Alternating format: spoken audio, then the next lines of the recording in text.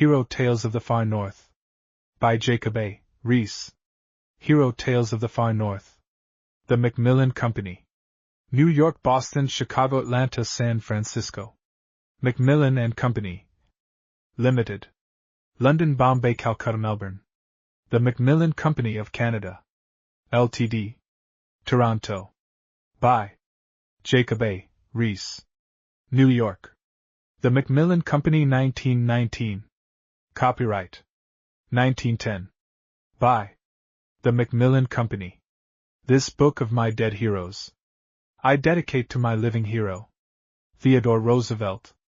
May it be many years before the last chapter of his splendid wholesome life is written in the pages of our country's history. Forward. When a man knocks at Uncle Sam's gate, craving admission to his house, we ask him how much money he brings, lest he become a hindrance instead of a help.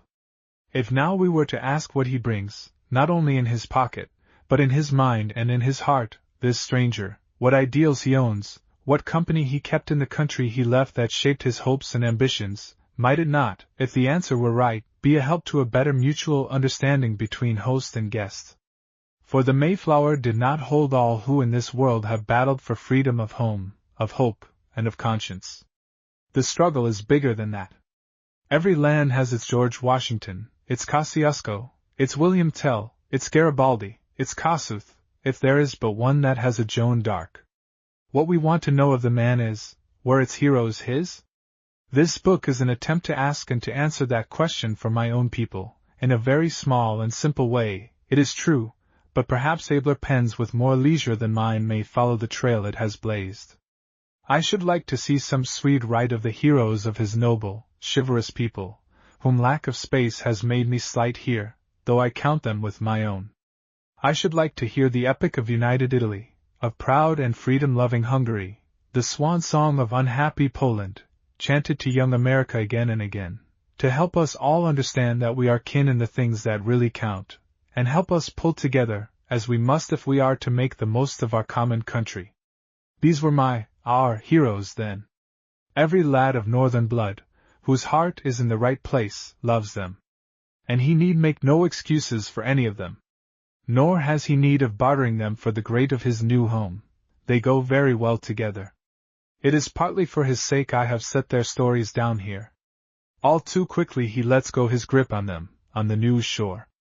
Let him keep them and cherish them with the memories of the motherland. The immigrant America wants and needs is he who brings the best of the old home to the new, not he who threw it overboard on the voyage. In the great melting pot it will tell its story for the good of us all. To those who wonder that I have left the saga era of the North untouched, I would say that I have preferred to deal here only with downright historic figures. For valuable aid rendered in ensuring accuracy I am indebted to the services of Dr. P. A. Rydberg, Dr. J. Emil Bloemen, Gustav V. Lindner, and Professor Joachim Reinhardt. My thanks are due likewise to many friends, Danes by birth like myself, who have helped me with the illustrations. J. A. R.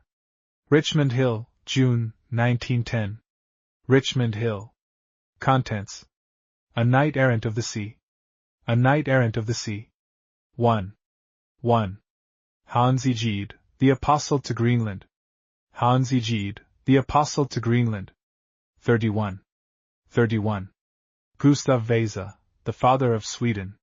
Gustav Vasa, the Father of Sweden. 61. Absalon, Warrior Bishop of the North. Absalon, Warrior Bishop of the North. 87. King Valdemar, and the Story of the Dannebrog. King Valdemar, and the Story of the Dannebrog. 125. How the Ghost of the Heath was laid. How the Ghost of the Heath was laid. 153. King Christian IV. 179. Gustav Adolf, the Snow King. Gustav Adolf, the Snow King. 205. King and Sailor, Heroes of Copenhagen. King and Sailor, Heroes of Copenhagen. 239. 239. The Trooper Who Won a War Alone. The Trooper Who Won a War Alone. 263. 263. Carl Lynn, King of the Flowers. Carl Lynn, King of the Flowers. 277. 277. Niels Finsen, the Wolf Slayer. Niels Finsen, the Wolf Slayer. 305. 305. A Knight Errant of the Sea. The 18th century broke upon a noisy family quarrel in the north of Europe. Charles XII of Sweden, the royal Hotspur of all history, and Frederick of Denmark had fallen out. Like their people, they were first cousins, and therefore all the more bent on settling the old question which was the better man. After the fashion of the lion and the unicorn, they fought. All about the town. And indeed about every town that came in their way, now this and now that side having the best of it. On the sea, which was the more important because neither Swedes nor Danes could reach their fighting ground or keep up their armaments without command of the waterways, the victory rested finally with the Danes. And this was due almost wholly to one extraordinary figure, the like of which is scarce to be found in the annals of warfare, Peder Tordenskjold. Rising in 10 brief years from the humblest place before the mast, a half-grown lad, to the rank of admiral, ennobled by his king and the idol of 2 nations, only to be assassinated on the field of honor. At 30, he seems the very incarnation of the stormy times of the 11 Years' War, with which his sun rose and set, for the year in which peace was made also saw his death. Peder Jansen Wessel was born on October 28, 1690, in the city of Trondheim, Norway, which country in those days was united with Denmark under one king. His father was an alderman with 18 children. Peder was the 10th of 12 wild boys. It is related that the father in sheer desperation once let make for him a pair of leathern breeches which he would not be able to tear.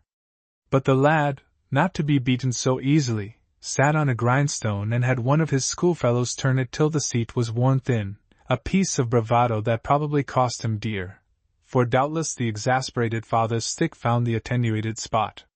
Since he would have none of the school, his father had him apprenticed out to a tailor with the injunction not to spare the rod. But sitting cross-legged on a tailor's stool did not suit the lad, and he took it out of his master by snowballing him thoroughly one winter's day. Next the barber undertook to teach him his trade, but Peder ran away and was drifting about the streets when the king came to Norway. The boy saw the splendid uniforms and heard the story of the beautiful capital by the Øresund, with its palaces and great fighting ships. When the king departed, he was missing, and for a while there was peace in Trondheim. Down in Copenhagen the homeless lad was found wandering about by the king's chaplain, who, being himself a Norwegian, took him home and made him a household page. But the boy's wanderings had led him to the navy yard, where he saw midshipmen of his own size at drill, and he could think of nothing else. When he should have been waiting at table he was down among the ships. For him there was ever but one way to any goal, the straight cut, and at 15 he wrote to the king asking to be appointed a midshipman. "I am wearing away my life as a servant," he wrote. "I want to give it, and my blood, to the service of your majesty, and I will serve you with all my might while I live." The navy had need of that kind of recruits, and the king saw to it that he was apprenticed at once. And that was the beginning of his strangely romantic career. 3 years he sailed before the mast and learned seamanship, while Charles was baiting the Muscovite and the north was resting on its arms. Then came Pultowa and the Swedish king's crushing defeat. The storm center was transferred to the north again, and the war on the sea opened with a splendid deed, fit to appeal to any ardent young heart. At the battle in the Bay of Kjog, the Dannebrog, commanded by Ivar Huitfeldt, caught fire, and by its position exposed the Danish fleet to great danger. Huitfeldt could do one of 2 things: save his own life and his men's by letting his ship drift before the wind and by his escape risking the rest of the fleet and losing the battle, or stay where he was to meet certain death. He chose the latter, anchored his vessel securely, and fought on until the ship was burned down to the water's edge and blew up with him and his 500 men. Ivar Huitfeldt's name is forever immortal in the history of his country. A few years ago they raised the wreck of the Dannebrog, fitly called after the Danish flag, and made of its guns a monument that stands on Langelani, the beautiful shore road of Copenhagen. Fired by such deeds, young Wessel implored the king, before he had yet worn out his first midshipman's jacket, to give him command of a frigate. He compromised on a small privateer, the Orman, but with it he did such execution in Swedish waters and earned such renown as a dauntless sailor and a bold scout whose information about the enemy was always first and best, that before spring they gave him a frigate with 18 guns and the emphatic warning not to engage any enemy when he was not clearly the stronger. He immediately brought in a Swedish cruiser, the Alabama of those days, that had been the terror of the sea. In a naval battle in the Baltic soon after, he engaged with his little frigate 2 of the enemy's line of battle ships that were trying to get away, and only when a third came to help them did he retreat, so battered that he had to seek port to make repairs. Accused of violating his orders, his answer was prompt. "I promise your Majesty to do my best, and I did." King Frederick IV, himself a young and spirited man, made him a captain, jumping him over 50-odd older lieutenants, and gave him leave to war on the enemy as he saw fit. The immediate result was that the governor of Göteborg, the enemy's chief seaport in the North Sea, put a price on his head. Captain Wessel heard of it, and sent word into town that he was outside, to come and take him, but to hurry, for time was short. While waiting for a reply, he fell in with 2 Swedish men-of-war having in tow a Danish prize. That was not to be borne, and though they together mounted 94 guns to his 18, he fell upon them like a thunderbolt. They beat him off, but he returned for their prize. That time they nearly sank him with 3 broadsides. However, he ran for the Norwegian coast and saved his ship. In his report of this affair he excuses himself for running away with the reflection that allowing himself to be sunk would not rightly have benefited His Majesty's service. However, the opportunity came to him swiftly of rightly benefiting the king's service. After the Battle of Kolberger Heide, that had gone against the Swedes, he found them beaching their ships under cover of the night to prevent their falling into the hands of the victors. Wessel halted them with the threat that every man Jack in the fleet should be made to walk the plank, saved the ships, and took their admiral prisoner to his chief. When others slept, Wessel was abroad with his swift sailor. If wind and sea went against him, he knew how to turn his mishap to account. Driven in under the hostile shore once, he took the opportunity, as was his wont, to get the lay of the land and of the enemy. He learned quickly that in the harbor of Vicenzo, not far away, a Swedish cutter was lying with a Danish prize. She carried 8 guns and had a crew of 36 men, but though he had at the moment only 18 sailors in his boat, he crept up the coast at once, slipped quietly in after sundown, and took ship and prize with a rush, killing and throwing overboard such as resisted. In Sweden mothers hushed their crying children with his dreaded name. On the sea they came near to thinking him a troll, so sudden and unexpected were his onsets. But there was no witchcraft about it. He sailed swiftly because he was a skilled sailor, and because he missed no opportunity to have the bottom of his ship scraped and greased. And when on board, pistol and cutlass hung loose, for it was a time of war with a brave and relentless foe. His reconnoitering expeditions he always headed himself, and sometimes he went alone.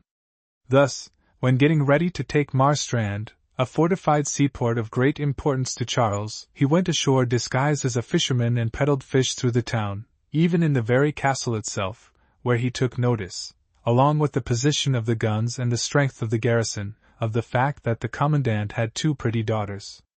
He was a sailor, sure enough.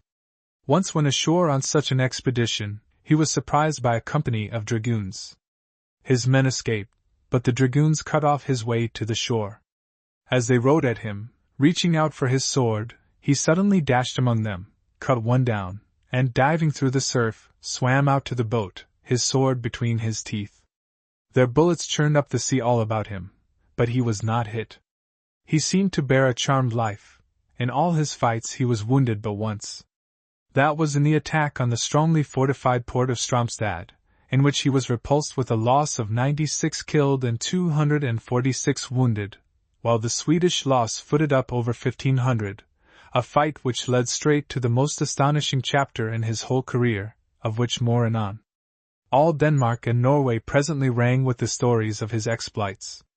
They were always of the kind to appeal to the imagination, for in truth he was a very knight-errant of the sea who fought for the love of it as well as of the flag, ardent patriot that he was.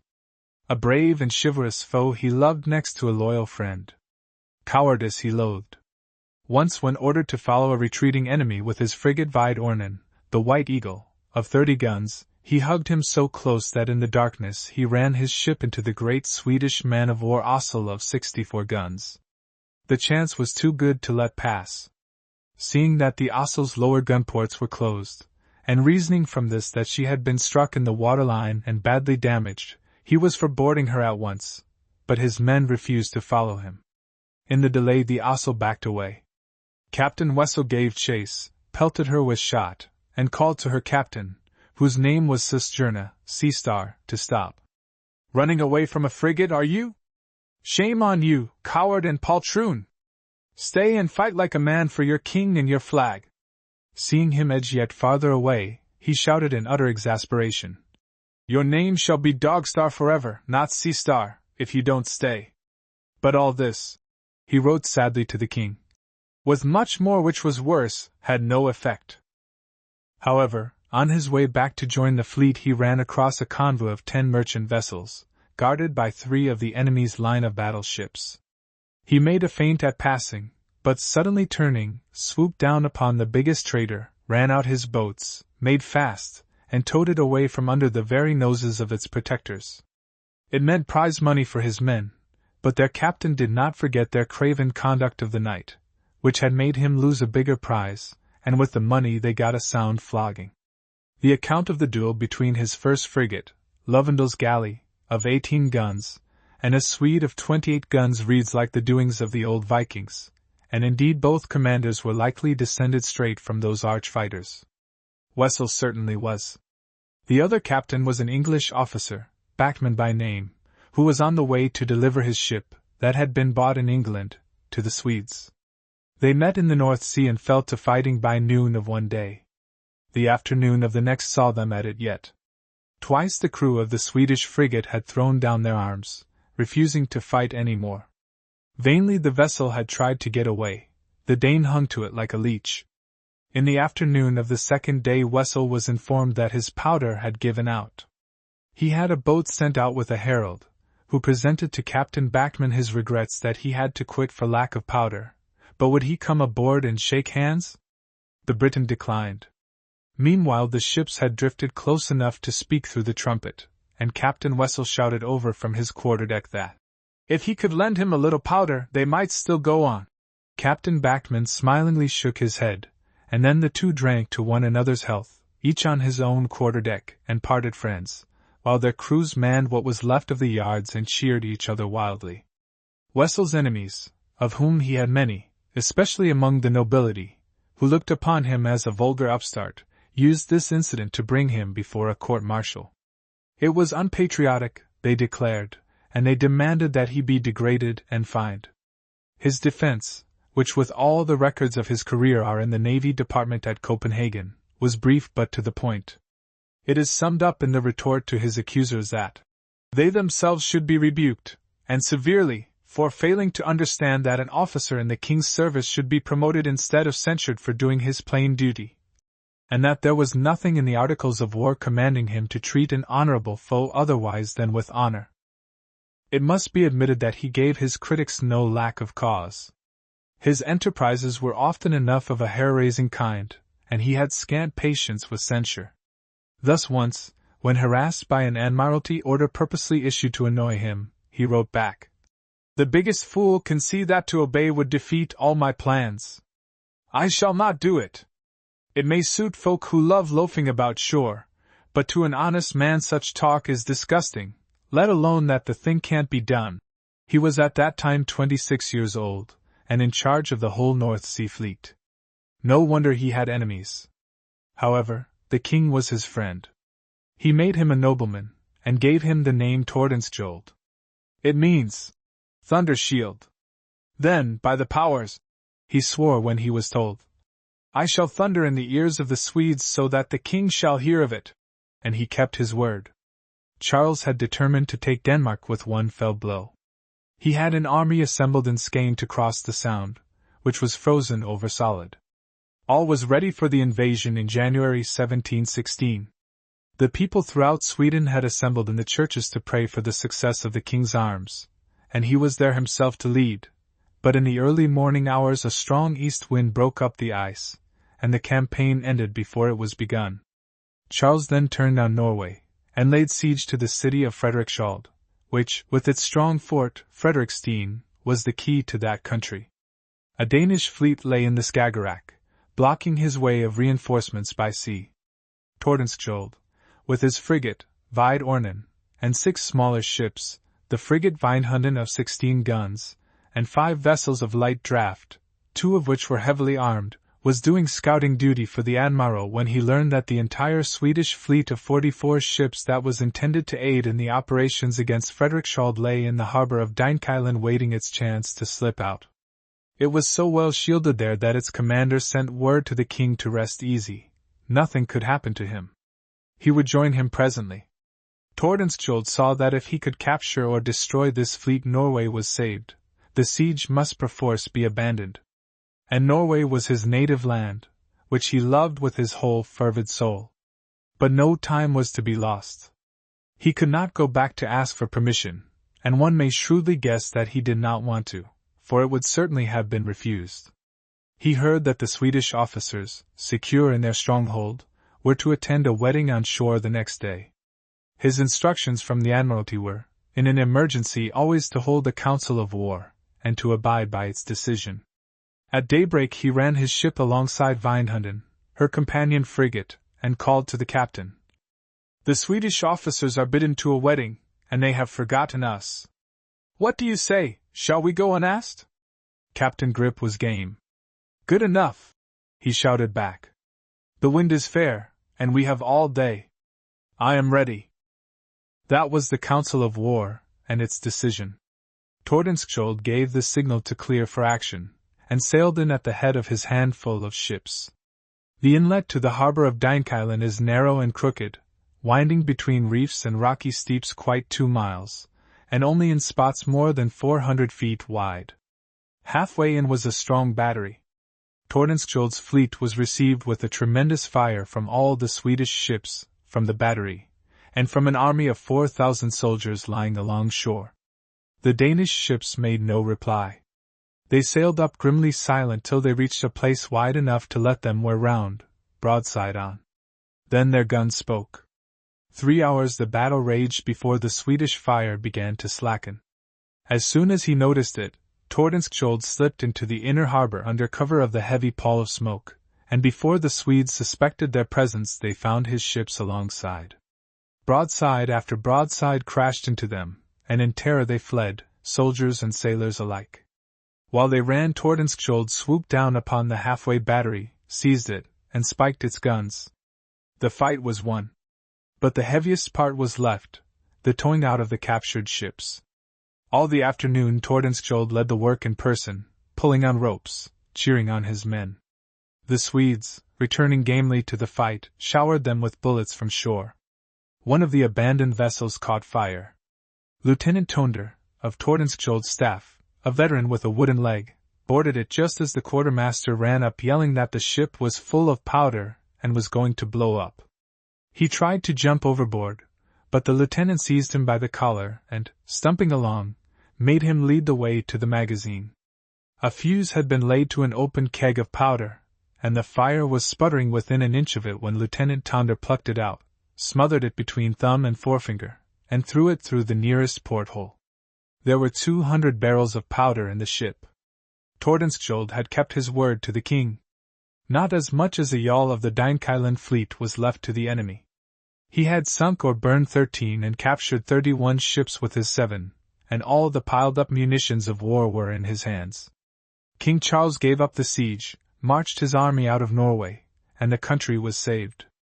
The victory cost Tordenskjold but 19 killed and 57 wounded. On his own ship 6 men were killed and 20 wounded. Of infinite variety was this sea fighter. After a victory like this, one hears of him in the next breath gratifying a passing whim of the king, who wanted to know what the Swedish people thought of their government after Charles's long wars that are said to have cost their country 1,000,000 men. Tordenskjold overheard it, had himself rowed across to Sweden, picked up there a wedding party, bridegroom, minister, guests, and all, including the captain of the shore watch who was among them, and returned in time for the palace dinner with his catch. King Frederick was entertaining Tsar Peter the Great, who had been boasting of the unhesitating loyalty of his men which his Danish host could not match. He now had the tables turned upon him. It is recorded that the king sent the party back with royal gifts for the bride. One would be glad to add that Tordenskjold sent back, too, the silver pitcher and the parlor clock his men took on their visit. But he didn't. They were still in Copenhagen 100 years later, and maybe they are yet. It was not like his usual gallantry toward the fair sex. But perhaps he didn't know anything about it. Then we find him, after an unsuccessful attack on Göteborg that cost many lives, sending in his adjutant to congratulate the Swedish commandant on their gallant encounter the day before, and exchanging presents with him in token of mutual regard. And before one can turn the page he is discovered swooping down upon Marstrand, taking town and fleet anchored there, and the castle itself with its whole garrison, all with 200 men, swelled by stratagem into an army of thousands. We are told that an officer sent out from the castle to parley, issuing forth from a generous dinner, beheld the besieging army drawn up in street after street, always 200 men around every corner, as he made his way through the town, piloted by Tordenskjold himself, who was careful to take him the longest way, while the men took the short cut to the next block. The man returned home with the message that the town was full of them and that resistance was useless. The ruse smacks of Petter Wessel's boyish fight with a much bigger fellow who had beaten him once by gripping his long hair, and so getting his head in chancery. But Petter had taken notice. Next time he came to the encounter with hair cut short, and his whole head smeared with soft soap, and that time he won. The most extraordinary of all his adventures befell when, after the attack on Stromstad, he was hastening home to Copenhagen. Crossing the Kattegat in a little smack that carried but 2 3-pound guns, he was chased and overtaken by a Swedish frigate of 16 guns and a crew of 60 men. Tordenskjold had but 21, and 8 of them were servants and non-combatants. They were dreadfully frightened, and tradition has it that one of them wept when he saw the Swede coming on. Her captain called upon him to surrender, but the answer was flung back.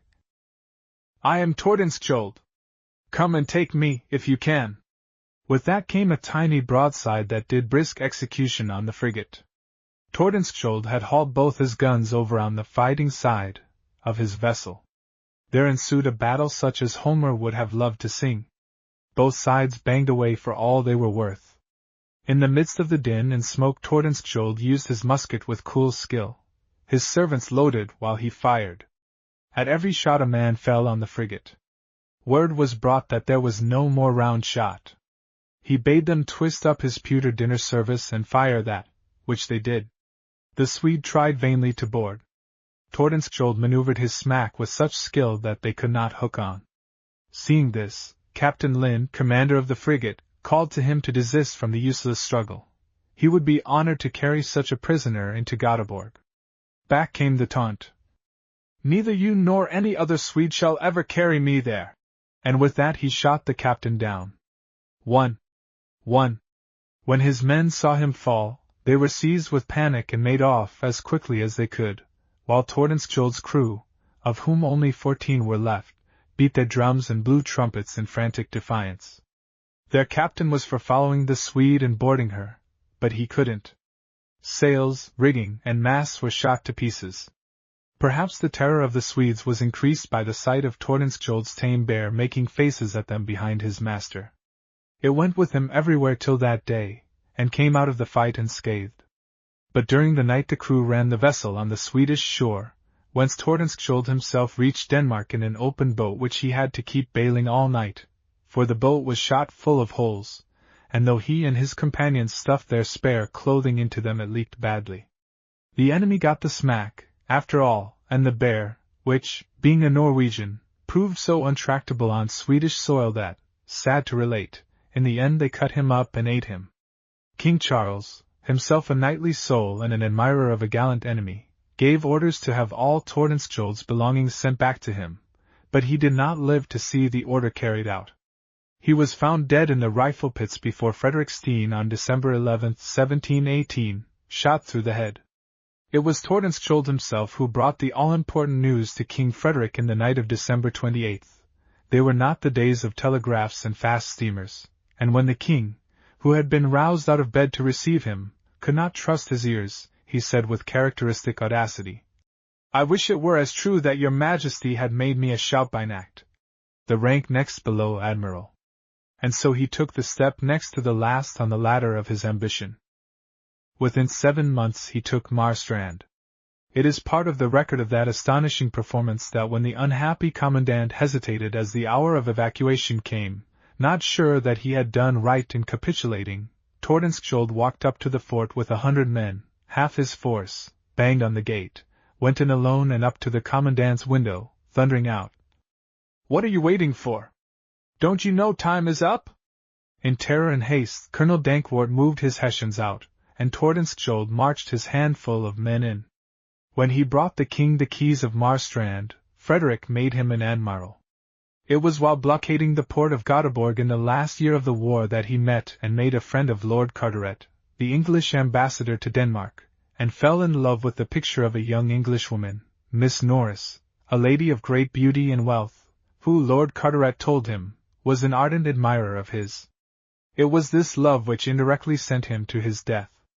Lord Carteret had given him a picture of her, and as soon as peace was made he started for England, but he never reached that country. The remnant of the Swedish fleet lay in the roadstead at Göteborg, under the guns of the 2 forts, New and Old Elfsborg. While Tordenskjold was away at Marstrand, the enemy sallied forth and snapped up 7 of the smaller vessels of his blockading fleet. The news made him furious. He sent in, demanding them back at once, "or I will come after them." He had already made one ineffectual attempt to take New Elfsborg that cost him dear. In Göteborg they knew the strength of his fleet and laughed at his threat. But it was never safe to laugh at Tordenskjold. The first dark night he stole in with 10 armed boats, seized the shore batteries of the old fort, and spiked their guns before a shot was fired. The rising moon saw his men in possession of the ships lying at anchor. With their blue-lined coats turned inside out so that they might pass for Swedish uniforms, they surprised the watch in the guardhouse and made them all prisoners. Now that there was no longer reason for caution, they raised a racket that woke the sleeping town up in a fright. The commander of the other fort sent out a boat to ascertain the cause. It met the admiral's and challenged it. "Who goes there?" "Tordenskjold," was the reply. "Come to teach you to keep awake." It proved impossible to warp the ships out. Only one of the 7 lost ones was recovered. All the rest were set on fire. By the light of the mighty bonfire Tordenskjold rowed out with his men, hauling the recovered ship right under the guns of the forts, the Danish flag flying at the bow of his boat. He had not lost a single man. A cannonball swept away all the oars on one side of his boat, but no one was hurt.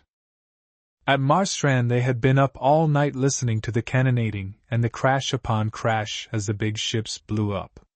They knew that Tordenskjold was abroad with his men. In the morning, when they were all in church, he walked in and sat down by his chief, the old Admiral Judiciaire, who was a slow-going, cautious man. He whispered anxiously, "What news?" But Tordenskjold only shrugged his shoulders with unmoved face. It is not likely that either the old admiral or the congregation heard much of that sermon, if indeed they heard any of it. But when it was over, they saw from the walls of the town the Danish ships at anchor, and heard the story of the last of Tordenskjold's exploits. It fitly capped the climax of his life. Sweden's entire force on the North Sea, with the exception of 5 small galleys, had either been captured, sunk, or burned by him. The king would not let Tordenskjold go when peace was made, but he had his way in the end. To his undoing he consented to take with him abroad a young scalawag, the son of his landlord, who had more money than brains. In Hamburg the young man fell in with a gambler, a Swedish colonel by name of Stahl, who fleeced him of all he had and much more besides. When Tordenskjold heard of it, and met the colonel in another man's house, he caned him soundly and threw him out in the street. For this he was challenged, but refused to fight a gambler. Friends, particularly one Colonel Munchausen, who volunteered to be his second, talked him over, and also persuaded him to give up the pistol, with which he was an expert. The duel was fought at the village of Gleding, over the line from Hanover, on the morning of November 12, 1720.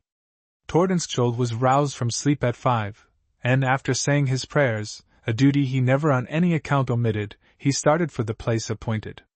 His old body servant vainly pleaded with his master to take his stout blade instead of the flimsy parade sword the admiral carried. Munchausen advised against it. It would be too heavy, he said. Stahl's weapon was a long fighting rapier, and to this the treacherous second made no objection. Almost at the first thrust he ran the admiral through. The seconds held his servant, while Stahl jumped on his horse and galloped away. Tordenskjold breathed out his dauntless soul in the arms of his faithful servant and friend. His body lies in a black marble sarcophagus in the Navy Church, at Copenhagen. The Danish and Norwegian peoples have never ceased to mourn their idol. He was a sailor with a sailor's faults. But he loved truth, honor, and courage in foe and friend alike. Like many seafaring men, he was deeply religious, with the unquestioning faith of a child. There is a letter in existence written by him to his father when the latter was on his deathbed that bears witness to this. He thanks him with filial affection for all his care, and says naively that he would rather have his prayers than fall heir to 20,000 daler. His pictures show a stocky, broad-shouldered youth with frank blue eyes, full lips, and an eagle nose. His deep, sonorous voice used to be heard, in his midshipman days, above the whole congregation in the Navy Church. In after years it called louder still to Denmark's foes. When things were at their worst in storm or battle, he was wont to shout to his men, "Hi, now we are having a fine time!" And his battle cry has passed into the language. By it, in desperate straits demanding stout hearts, one may know the Dane after his own heart, the real Dane, the world over. Among his own Tordenskjold is still and always will be the admiral of Norway's fleet, Hans Egede, the apostle to Greenland. When in the fall of 1909 the statement was flashed around the world that the North Pole had at last been reached, a name long unfamiliar ran from mouth to mouth with that of the man who claimed to be its discoverer. Dr. Cook was coming to Copenhagen, the daily dispatches read, on the Danish government steamer Hans Egede. A shipload of reporters kept an anxious lookout from the scow for the vessel so suddenly become famous, but few who through their telescopes made out the name at last upon the prow of the ship gave it another thought in the eager welcome to the man it brought back from the perils of the farthest north. Yet the name of that vessel stood for something of more real account to humanity than the attainment of a goal that had been the mystery of the ages. No such welcome awaited the explorer Hans Egede, who 172 years before sailed homeward over that very route, a broken, saddened man, and all he brought was the ashes of his best beloved that they might rest in her native soil. No gold medal was struck for him. The people did not greet him with loud acclaim. The king and his court paid scant attention to him, and he was allowed to live his last days in poverty. Yet a greater honor is his than ever fell to a discoverer. The simple natives of Greenland long reckoned the time from his coming among them. To them he was in their ice-bound home what Father Damien was to the stricken lepers in the South Seas, and Dr. Grenfell is to the fishermen of Labrador. Hans Poulsen Egede, the apostle of Greenland, was a Norwegian of Danish descent. He was born in the Northlands, in the parish of Trondines, on January 31, 1686. His grandfather and his father before him had been clergymen in Denmark, the former in the town of West Egede, whence the name.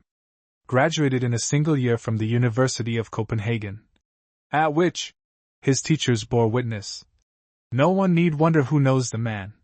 He became at 22 pastor of a parish up in the Lofoten Islands, where the fabled maelstrom churns. 11 years he preached to the poor fisher folk on Sunday, and on weekdays helped his parishioners rebuild the old church. When it was finished and the bishop came to consecrate it, he chided Egede because the altar was too fine. It must have cost more than they could afford. "It did not cost anything," was his reply. "I made it myself." No wonder his fame went far. When the church bell of Vagen called, boats carrying Sunday-clad fishermen were seen making for the island from every point of the compass. Great crowds flocked to his church, great enough to arouse the jealousy of neighboring preachers who were not so popular, and they made it so unpleasant that his wife at last tired of it. They little dreamed that they were industriously paving the way for his greater work and for his undying fame. The sea that surges against that rock-bound coast ever called its people out in quest of adventure. Some who went 900 years ago found a land in the far northwest barred by great icebergs, but once inside the barrier, they saw deep fjords like their own at home, to which the mountains sloped down, covered with a wealth of lovely flowers. On green meadows antlered deer were grazing, the salmon leaped in brawling brooks, and birds called for their mates in the barrens. Above it all towered snow-covered peaks. They saw only the summer day, they did not know how brief it was, and how long the winter night, and they called the country Greenland. They built their homes there, and other settlers came. They were hardy men, bred in a harsh climate, and they stayed. They built churches and had their priests and bishops, for Norway was Christian by that time. And they prospered after their fashion. They even paid Peter's pence to Rome. There is a record that their contribution, being in kind, namely, walrus teeth, was sold in 1386 by the Pope's agent to a merchant in Flanders for 12 livres, 14 sous. They kept up communication with their kin across the seas until the Black Death swept through the Old World in the 14th century. Norway, when it was gone, was like a vast tomb. 2/3 of its people lay dead. Those who were left had enough to do at home, and Greenland was forgotten. The seasons passed, and the savages, with whom the colonists had carried on a running feud, came out of the frozen north and overwhelmed them.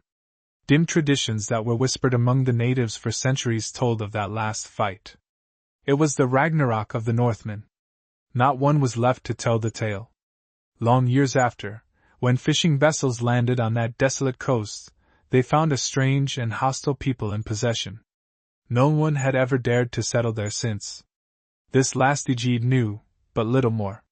He believed that there were still settlements on the inaccessible east coast of Greenland where descendants of the old Northmen lived, cut off from all the world, sunk into ignorance and godlessness, men and women who had once known the true light, and his heart yearned to go to their rescue.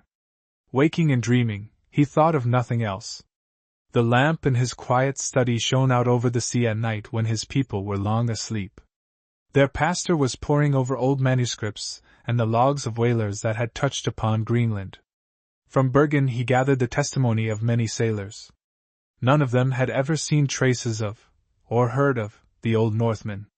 To his bishop went Egede with his burden. Ever it rang in his ears.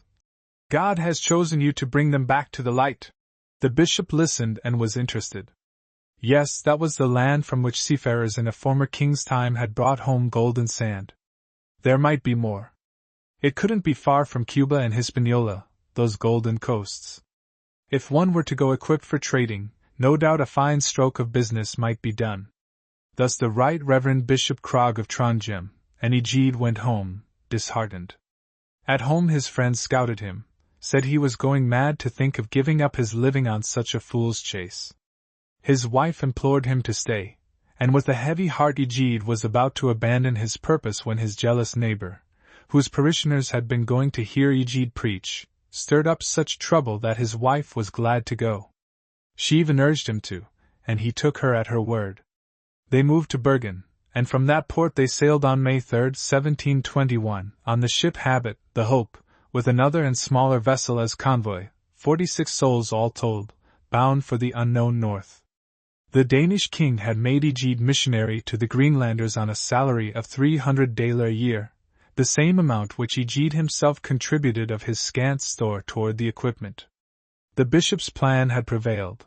The mission was to be carried by the expected commerce, and upon that was to be built a permanent colonization. Early in June they sighted land, but the way to it was barred by impassable ice. A whole month they sailed to and fro, trying vainly for a passage. At last they found an opening and slipped through, only to find themselves shut in, with towering icebergs closing around them.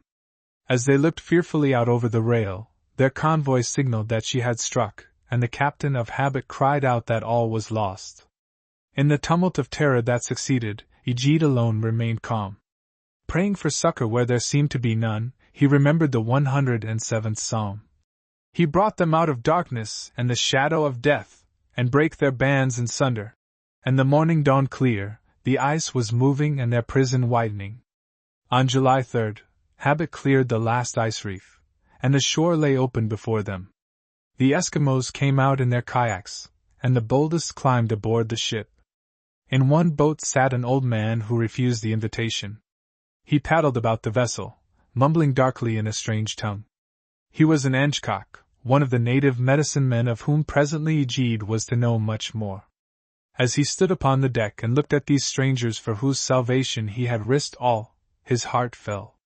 They were not the stalwart Northmen he had looked for, and their jargon had no home-like sound. But a great wave of pity swept over him, and the prayer that rose to his lips was for strength to be their friend and their guide to the light. Not at once did the way open for the coveted friendship with the Eskimos. While they thought the strangers came only to trade, they were hospitable enough, but when they saw them build, clearly intent on staying, they made signs that they had better go.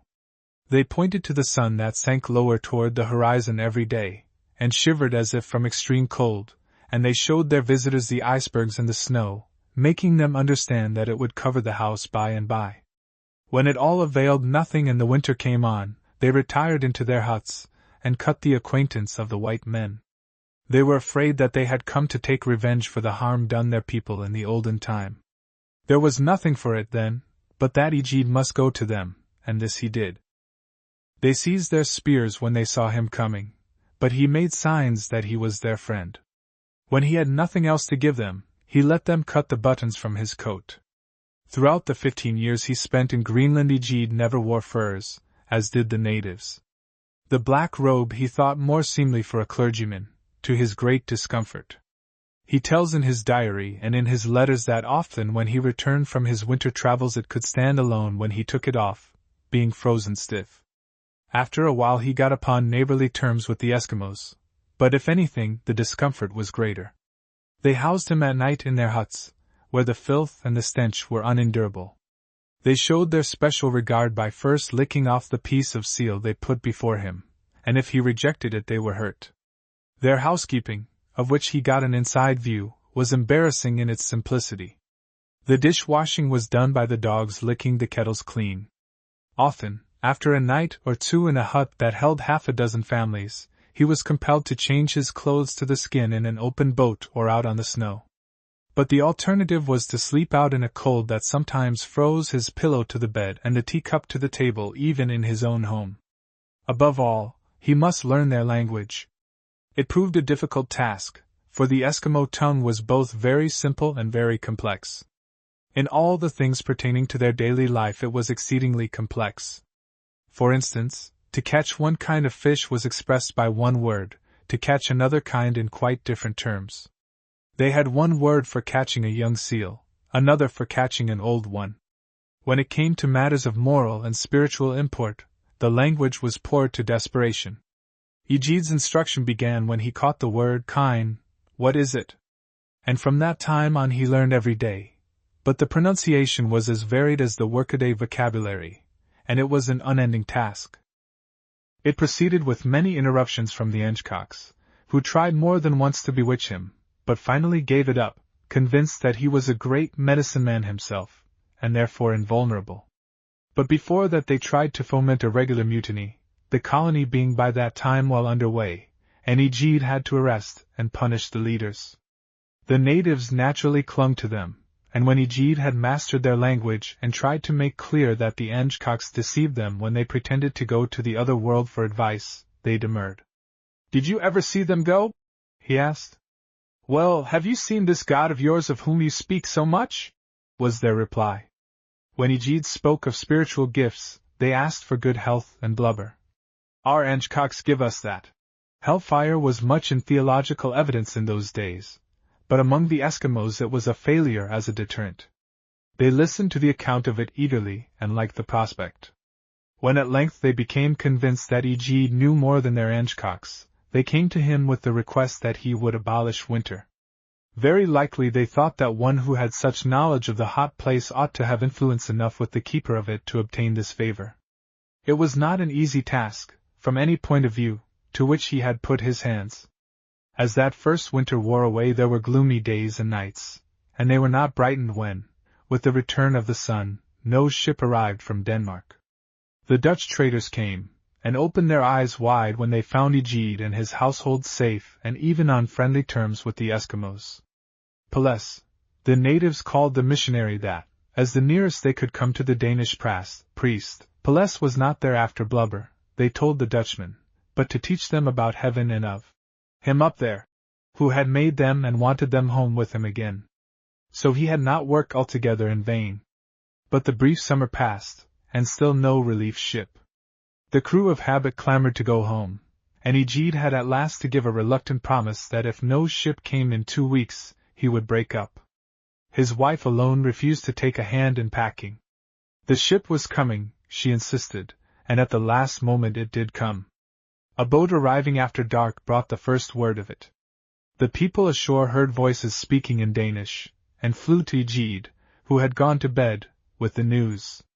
The ship brought good cheer. The government was well disposed.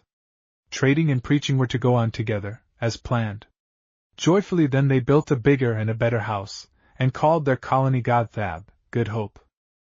The work was now fairly under way.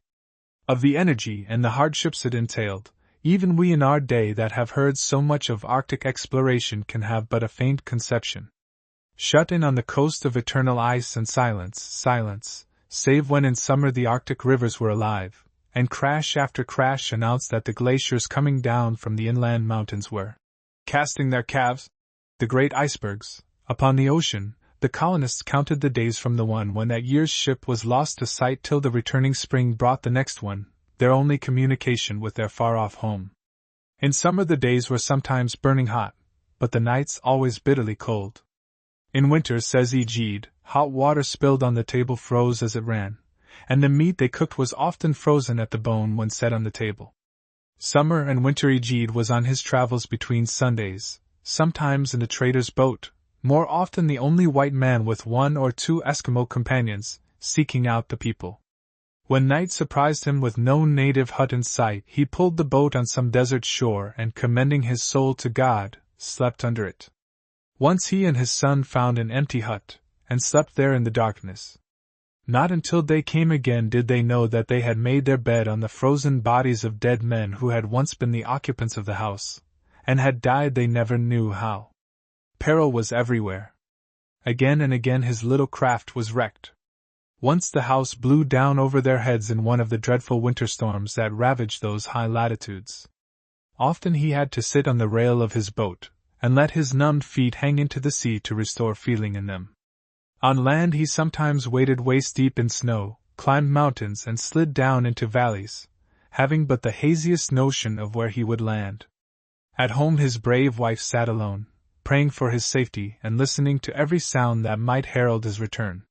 Tremble and doubt they did, Egede owns, but they never flinched. Their work was before them, and neither thought of turning back. The Eskimos soon came to know that Egede was their friend. When his boat entered a fjord where they were fishing, and his rowers shouted out that the good priest had come who had news of God, they dropped their work and flocked out to meet him. Then he spoke to a floating congregation, simply as if they were children, and, as with him whose message he bore, the people heard him gladly. They took him to their sick, and asked him to breathe upon them, which he did to humor them, until he found out that it was an Engcock practice, whereupon he refused. Once, after he had spoken of the raising of Lazarus from the dead, they took him to a new-made grave and asked him, too, to bring back their dead. They brought him a blind man to be healed. Egede looked upon them in sorrowful pity. "I can do nothing," he said. "But if he believes in Jesus, he has the power and can do it." "I do believe," shouted the blind man. "Let him heal me."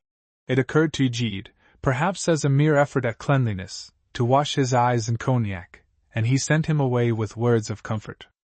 He did not see his patient again for 13 years. Then he was in a crowd of Eskimos who came to Godthab. The man saw as well as Egede. "Do you remember?" he said. "You washed my eyes with sharp water, and the Son of God in whom I believed, he made me to see." Children the Eskimos were in their idolatry, and children they remained as Christians. By Egid's prayers they set great store. "You ask for us," they told him. "God does not hear us, he does not understand Eskimo." Of God they spoke as him up there. They believed that the souls of the dead went up on the rainbow, and reaching the moon that night, rested there in the moon's house, on a bench covered with the white skins of young polar bears. There they danced and played games, and the northern lights were the young people playing ball. Afterward they lived in houses on the shore of a big lake overshadowed by a snow mountain. When the waters ran over the edge of the lake, it rained on earth. When the moon was dark, it was down on earth catching seal for a living. Thunder was caused by two old women shaking a dried sealskin between them. The lightning came when they turned the white side out.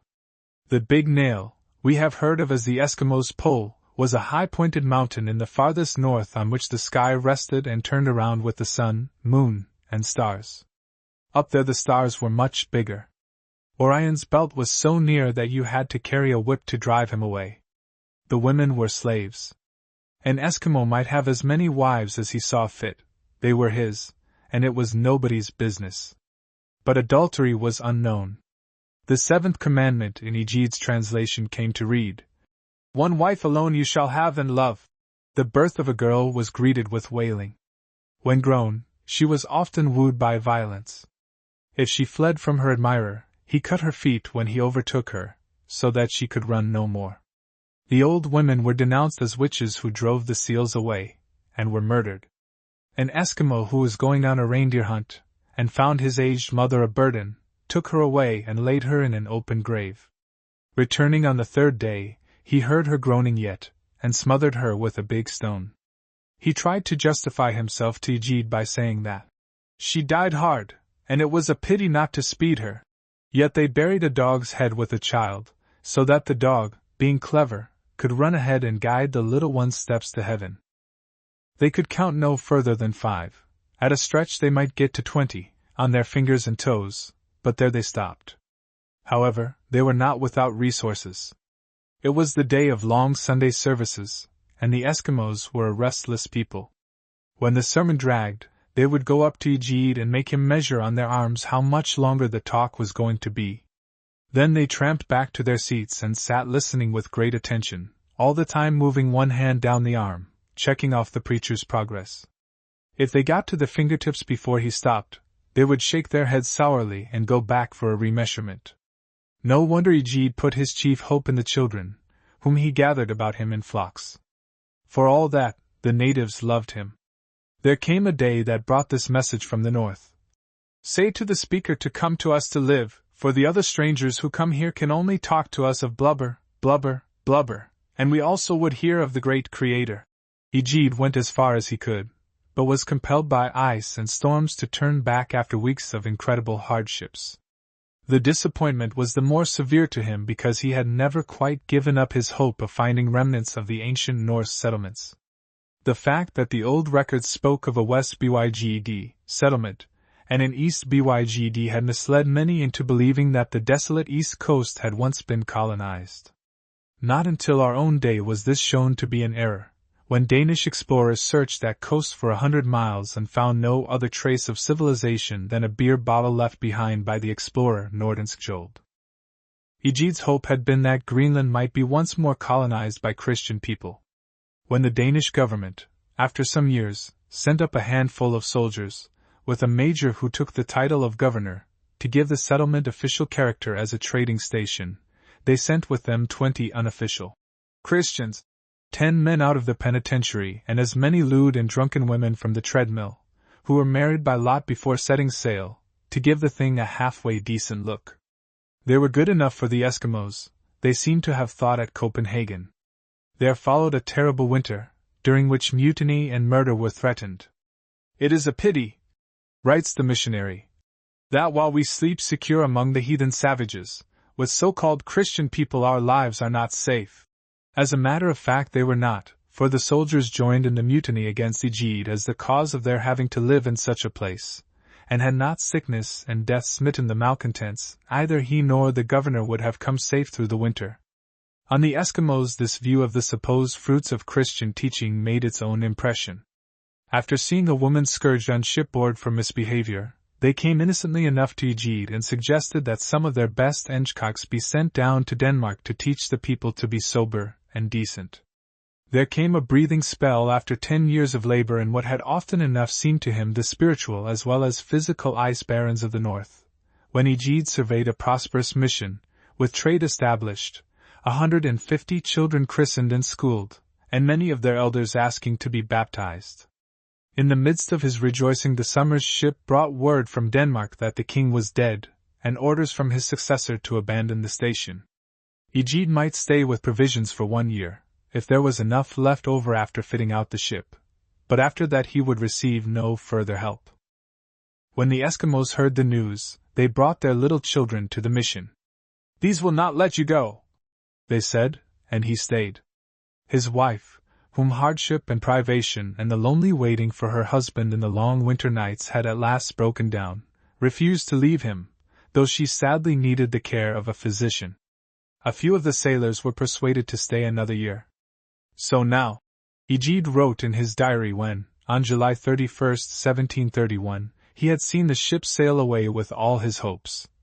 "I am left alone with my wife and 3 children, 10 sailors and 8 Eskimos, girls and boys who have been with us from the start. God let me live to see the blessed day that brings good news once more from home." His prayer was heard.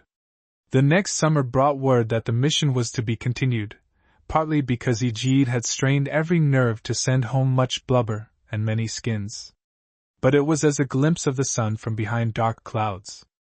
His greatest trials trod hard upon the good news. To rouse interest in the mission Egede had sent home young Eskimos from time to time. 3 of these died of smallpox in Denmark. The 4th came home and brought the contagion, all unknown, to his people. It was the summer fishing season, when the natives travel much and far, and wherever he went they flocked about him to hear of the great lord's land, where the houses were so tall that one could not shoot an arrow over them, and to ask a multitude of questions. Was the king very big? Had he caught many whales? Was he strong and a great Engcock? And much more of the same kind. In a week the disease broke out among the children at the mission, and soon word came from islands and fjords where the Eskimos were fishing, of death and misery unspeakable. It was virgin soil for the plague, and it was terribly virulent, striking down young and old in every tent and hut. More than 2,000 natives, 1/4 of the whole population, died that summer. Of 200 families near the mission only 30 were left alive. A cry of terror and anguish rose throughout the settlements. No one knew what to do. In vain did Egede implore them to keep their sick apart. In fever delirium they ran out in the ice fields or threw themselves into the sea. A wild panic seized the survivors, and they fled to the farthest tribes, carrying the seeds of death with them wherever they went. Whole villages perished, and their dead lay unburied. Utter desolation settled like a pall over the unhappy land. Through it all a single ray of hope shone. The faith that Egede had preached all those years, and the life he had lived with them, bore their fruit. They had struck deeper than he thought. They crowded to him, all that could, as their one friend. Dying mothers held their suckling babes up to him, and died content. In a deserted island camp a half-grown girl was found alone with 3 little children. Their father was dead. When he knew that for him and the baby there was no help, he went to a cave and, covering himself and the child with skins, lay down to die. His parting words to his daughter were, "Before you have eaten the 2 seals and the fish I have laid away for you, Pelleas will come, no doubt, and take you home. For he loves you and will take care of you." At the mission every nook and cranny was filled with the sick and the dying. Egede and his wife nursed them day and night. Childlike, when death approached, they tried to put on their best clothes, or even to have new ones made, that they might please God by coming into his presence looking fine. When Egede had closed their eyes, he carried the dead in his arms to the vestibule, where in the morning the men who dug the graves found them. At the sight of his suffering the scoffers were dumb. What his preaching had not done to win them over, his sorrows did. They were at last won. That dreadful year left Egede a broken man. In his dark moments he reproached himself with having brought only misery to those he had come to help and serve. One thorn which one would think he might have been spared rankled deep in it all. Some missionaries of a dissenting sect, Egede was Lutheran, had come with the smallpox ship to set up an establishment of their own. At their head was a man full of misdirected zeal and quite devoid of common sense, who engaged Egede in a wordy dispute about justification by faith, and condemned him and his work unsparingly. He had grave doubts whether he was in truth a converted man. It came to an end when they themselves fell ill, and Egede and his wife had the last word, after their own fashion. They nursed the warlike brethren through their illness with loving ministrations and gave them back to life, let us hope, wiser and better men. At Christmas, 1735, Egede's faithful wife, Gertrude, closed her eyes. She had gone out with him from home and came to a hard and heathen land, and she had been his loyal helpmeet in all his trials. Now it was all over. That winter scurvy laid him upon a bed of pain, and lying there, his heart turned to the old home. His son had come from Copenhagen to help, happily yet, while his mother lived. To him he would give over the work. In Denmark he could do more for it than in Greenland. Now he was alone. On July 29, 1736, he preached for the last time to his people and baptized a little Eskimo to whom they gave his name, Hans. The following week he sailed for home, carrying, as all his earthly wealth, his beloved dead and his motherless children. The Eskimos gathered on the shore and wept as the ship bore their friend away. They never saw him again. He lived in Denmark 18 years, training young men to teach the Eskimos. They gave him the title of bishop, but so little to live on that he was forced in his last days to move from Copenhagen to a country town, to make both ends meet. His grave was forgotten by the generation that came after him. No one knows now where it is, but in ice-girt Greenland, where the northern lights on wintry nights flash to the natives their message from the souls that have gone home, his memory will live when that of the North Pole seeker whom the world applauds is long forgotten. Hans Egede was their great man, their hero. He was more, he was their friend. Gustav Vasa, the father of Sweden. A great and wise woman had, after ages of war and bloodshed, united the crowns of the 3 Scandinavian kingdoms upon one head. In the strong city of Kalmar, around which the tide of battle had ever raged hottest, the union was declared in the closing days of the 13th century. Norwegian, Swede, and Dane were thenceforth to stand together, to the end of time, so they resolved. It was all a vain dream. Queen Margaret was not cold in her grave before the kingdoms fell apart. Norway clung to Denmark, but Sweden went her own way. In the wars of 2 generations the Danish kings won back the Swedish crown and lost it, again and again, until in 1520 King Christian II clutched it for the last time, at the head of a conquering army. He celebrated his victory with a general amnesty, and bade the Swedish nobles to a great feast, held at the capital in November. Christian is one of the unsolved riddles of history. Ablest but unhappiest of all his house, he was an instinctive democrat, sincerely solicitous for the welfare of the plain people, but incredibly cruel and faithless when the dark mood seized him. The coronation feast ended with the wholesale butchery of the unsuspecting nobles. Hundreds were beheaded in the public square. 4 days it was filled with the slain. It is small comfort that the wicked priest who egged the king on to the dreadful deed was himself burned at the stake by the master he had betrayed. The Stockholm massacre drowned the Kalmar Union in its torrents of blood. Retribution came swiftly. Above the peal of the Christmas bells rose the clash and clangor of armed hosts pouring forth from the mountain fastnesses to avenge the foul treachery. They were led by Gustav, II, Eriksson Vasa, a young noble upon whose head Christian had set a price. 2. The Vasas were among the oldest and best of the great Swedish families. It was said of them that they ever loved a friend, hated a foe, and never forgot. Gustav was born in the castle of Lindholmen, when the news that the world had grown suddenly big by the discovery of lands beyond the unknown seas was still ringing through Europe, on May 12, 1496. He was brought up in the home of his kinsman, the Swedish patriot Sten Sture, and early showed the fruits of his training. "See what I will do," He boasted in school when he was 13. "I will go to Dalecarlia, rouse the people, and give the Jutes Danes a black eye." Master Ivar, his Danish teacher, gave him a whaling for that. White with anger, the boy drove his dirk through the book, nailing it to the desk, and stalked out of the room. Master Ivar's eyes followed the slim figure in the scarlet cloak, and he sighed wearily. "Nobilium naughty nolent aliquid patti, the children of the great will put up with nothing." Hardly yet of age, he served under the banner of Sten Sture against King Christian, and was one of 6 hostages sent to the king when he asked an interview of the Swedish leader. But Christian stayed away from the meeting and carried the hostages off to Denmark against his plighted faith. There Gustav was held prisoner a year. All that winter rumors of great armaments against Sweden filled the land.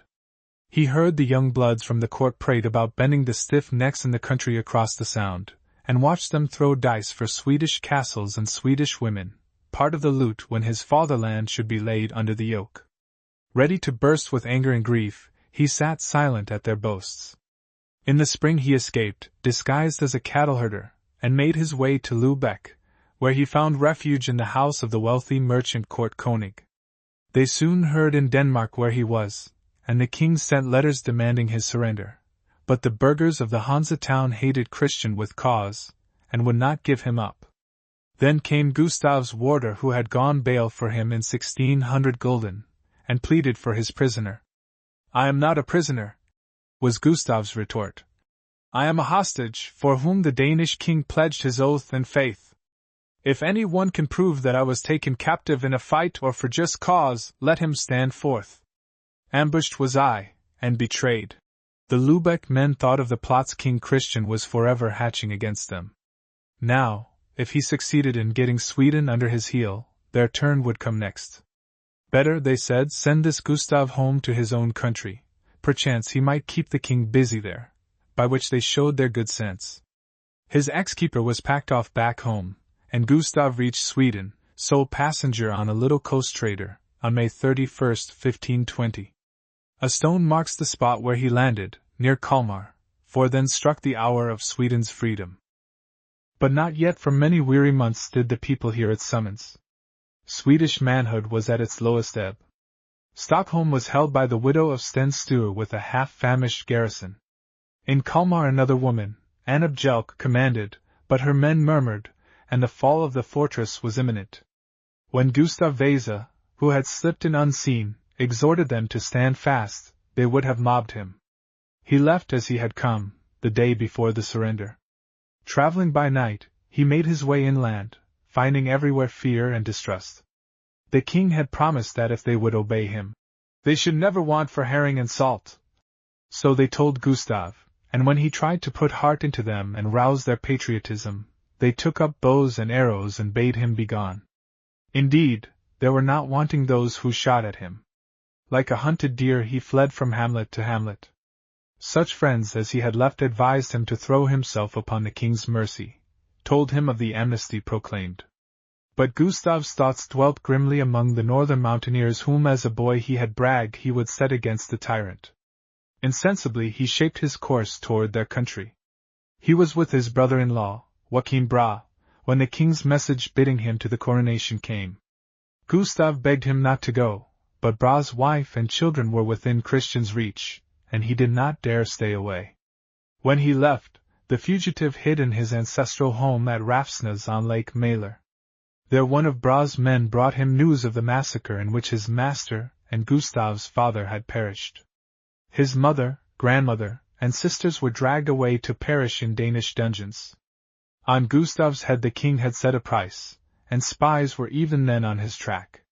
Gustav's mind was made up. What was there now to wait for? Clad as a peasant, he started for Dalecarlia with a single servant to keep him company. But before he reached the mines the man stole all his money and ran away. He had to work now to live, and hired out to Anders Persson, the farmer of Ranketan. He had not been there many days when one of the women saw an embroidered sleeve stick out under his coat, and told her master that the new hand was not what he pretended to be. The farmer called him aside, and Gustav told him frankly who he was. Anders Persson kept his secret, but advised him not to stay long in any one place lest his enemies get wind of him. He slipped away as soon as it was dark, nearly lost his life by breaking through the ice, but reached Ornez on the other side of Lake Run, half dead with cold and exposure. He knew that another person who had been with him in the war lived there, and found his house. Arent Person was a rascal. He received him kindly, but when he slept harnessed his horse and went to Mans Nielsen, a neighbor, with the news, the king's reward would make them both rich, if he would help him seize the outlawed man. Mans Nielsen held with the Danes, but he was no traitor, and he showed the fellow the door. He went next to the king's sheriff. He would be bound to help. To be sure, he would claim the lion's share of the blood money, but something was better than nothing. The sheriff came soon enough with a score of armed men. But Arent Person had not reckoned with his honest wife. She guessed his errand and let Gustav down from the window to the rear gate, where she had a sleigh and team in waiting. When the sheriff's posse surrounded the house, Gustav was well on his way to Master John, the parson of Svardsjo, who was his friend. Tradition has it that while Christian was king, the brave little woman never dared show her face in the house again. Master John was all right, but news of the manhunt had run through the country, and when the parson's housekeeper one day saw him hold the washbowl for his guest, she wanted to know why he was so polite to a common clod. Master John told her that it was none of her business, but that night he piloted his friend across the lake to Isala, where Sven Elfson lived, a gamekeeper who knew the country and could be trusted. The good parson was hardly out of sight on his way back when the sheriff's men came looking for Gustav. It did not occur to them that the yokel who stood warming himself by the stove might be the man they were after. But the gamekeeper's wife was quick to see his peril. She was baking bread and had just put the loaves into the oven with a long-handled spade. "Here, you lummox!" she cried, and whacked him soundly over the back with it. "What are ye standing there gaping at? Did ye never see folks afore? Get back to your work in the barn." And Gustav, taking the hint, slunk out of the room. For 3 days after that he lay hidden under a fallen tree in the snow and bitter cold, but even there he was not safe, and the gamekeeper took him deeper into the forest, where a big spruce grew on a hill in the middle of a frozen swamp. There no one would seek him till he could make a shift to get him out of the country. The hill is still there. The people call it the King's Hill, and not after King Christian either. But in those long nights when Gustav Vasa listened to the hungry wolves howling in the woods and nosing about his retreat, it was hardly kingly conceits his mind brooded over. His father and kinsmen were murdered, his mother and sister in the pitiless grasp of the tyrant who was hunting him to his death, he, the last of his race, alone and forsaken by his own. Bitter sorrow filled his soul at the plight of his country that had fallen so low. But the hope of the young years came to the rescue. All was not lost yet. And in the morning came Sven, the gamekeeper, with a load of straw, at the bottom of which he hid him. So no one would be the wiser. It was well he did it, for halfway to the next town some prowling soldiers overtook them, and just to make sure that there was nothing in the straw, prodded the load with their spears. Nothing stirred, and they went on their way. But a spear had gashed Gustav's leg, and presently blood began to drip in the snow. Sven had his wits about him. He got down, and cut the fetlock of one of the beasts with his jackknife so that it bled and no one need ask questions.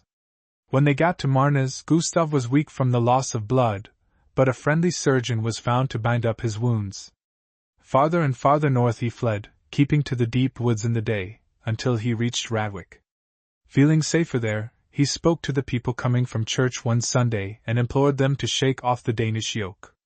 But they only shook their heads. He was a stranger among them, and they would talk it over with their neighbors. Not yet were his wanderings over. To Mora he went next, where Parson Jacob hid him in a lonely farmhouse. Evil chance led the spies direct to his hiding place, and once more it was the housewife whose quick wit saved him. Dame Margaret was brewing the old beer when she saw them coming. In a trice she had Gustav in the cellar, and rolled the brewing vat over the trapdoor. Then they might search as they saw fit. There was nothing there. The first blood was spilled for Gustav Vasa while he was at Mora, and it was a Dane who did it. He was the kind that liked to see fair play, When an undersheriff came looking for the hunted man there, the Dane waylaid and killed him. Christmas morning, when Master Jacob had preached his sermon in the church, Gustav spoke to the congregation out in the snow-covered churchyard. A gravestone was his pulpit. Eloquent always, his sorrows and wrongs and the memory of the hard months lent wings to his words. His speech lives yet in Dalecarlia, for now he was among its mountains. "It is good to see this great meeting," he said, "but when I think of our fatherland I am filled with grief. At what peril I am here with you, you know who see me hounded as a wild beast day by day, hour by hour. But our beloved country is more to me than life. How long must we be thralls, we who were born to freedom? Those of you who are old remember what persecution Swedish men and women have suffered from the Danish kings. The young have heard the story of it, and have learned from they were little children to hate and resist such rule. These tyrants have laid waste our land and sucked its marrow, until nothing remains for us but empty houses and lean fields. Our very lives are not safe." He called upon them to rise and drive the invaders out. If they wanted a leader, he was ready. His words stirred the mountaineers deeply. Cries of anger were heard in the crowd. It was not the first time they had taken up arms in the cause of freedom. But when they talked it over, the older heads prevailed. There had not been time enough to hear both sides. They told him that they would not desert the king. He must expect nothing of them. Broken-hearted and desperate, Gustav Vasa turned toward the Norwegian frontier. He would leave the country for which there was no hope. While the table in the poorest home groaned with Yuletide cheer, Sweden's coming king hid under an old bridge, outcast and starving, till it was safe to leave. Then he took up his weary journey alone. The winter cold had grown harder as the days grew shorter. Famished wolves dogged his steps, but he outran them on his snowshoes. By night he slept in some wayside shelter, such as they build for travelers in that desolate country, or in the brush. The snow grew deeper, and the landscape wilder, as he went. 4 days he had gone without food, when he saw the sun set behind the lofty range that was to bar him out of home and hope forever. Even there was no abiding place for him. What thoughts of his vanished dream, perchance of the distant lands across the seas where the tyrant's hand could not reach him, were in his mind, who knows, as he bent his strength to the last and hardest stage of his journey? He was almost there, when he heard shouts behind him and turned to sell his life dear. 2 men on skis were calling to him. They were unarmed, and he waited to let them come up. Their story was soon told. They had come to call him back. After he left, an old soldier whom they knew in Mora had come from the south and told them worse things than even Gustav knew. It was all true about the Stockholm murder. Worse, the king was having gallows set up in every county to hang all those on who said him nay. A heavy tax was laid upon the peasants, and whoever did not pay was to have a hand or foot cut off. They could still follow the plough. And now they had sent away the one man who could lead against the Danes, with the forests full of outlawed men who would have enlisted under him as soon as ever the cry was raised. While the men of Dalecarlia were debating the news among themselves, orders came from the bailiff at Westeras that the tax was to be paid forthwith. That night runners were sent on the trail of Gustav to tell him to come back. They were ready. When he came, it was as if a mighty storm swept through the mountains. The people rose in a body. Every day whole parishes threw off their allegiance to King Christian. Sunday after Sunday Gustav spoke to the people at their meeting houses, and they raised their spears and swore to follow him to death. 2 months after the murder in Stockholm, an army of thousands that swelled like an avalanche was marching south, and province after province joined in the rebellion. King Christian's host met them at Brunbach in April. One of its leaders asked the country folk what kind of men the Dalecarlians were, and when he was told that they drank water and ate bread made of bark, he cried out, "Such a people the devil himself couldn't whip, let us get out." But his advice was not taken and the Danish army was wiped out. Gustav halted long enough to drill his men and give them time to temper their arrows and spears, then he fell upon Westeras and beat the Danes there. The peasant mob scattered too soon to loot the town, and the king's men came back with a sudden rush. Only Gustav's valor and presence of mind saved the day that had been won once from being lost again. When it was seen that the Danes were not invincible, the whole country rose, took the scattered castles, and put their defenders to the sword. Gustav bore the rising on his shoulders from first to last. He was everywhere, ordering and leading. His fiery eloquence won over the timorous. His irresistible advance swept every obstacle aside. In May he took Ups. By midsummer he was besieging Stockholm itself. Most of the other cities were in his hands. The Hansa towns had found out what this Gustav could do at home. They sang his praise, but as for backing him with their purse, that was another matter. They refused to lend Gustav 2 siege guns when he lay before Stockholm, though he offered to pledge a castle for each. He had no money. Happily his enemy, Christian, was even worse off. Neither pledges nor promises could get him the money he needed.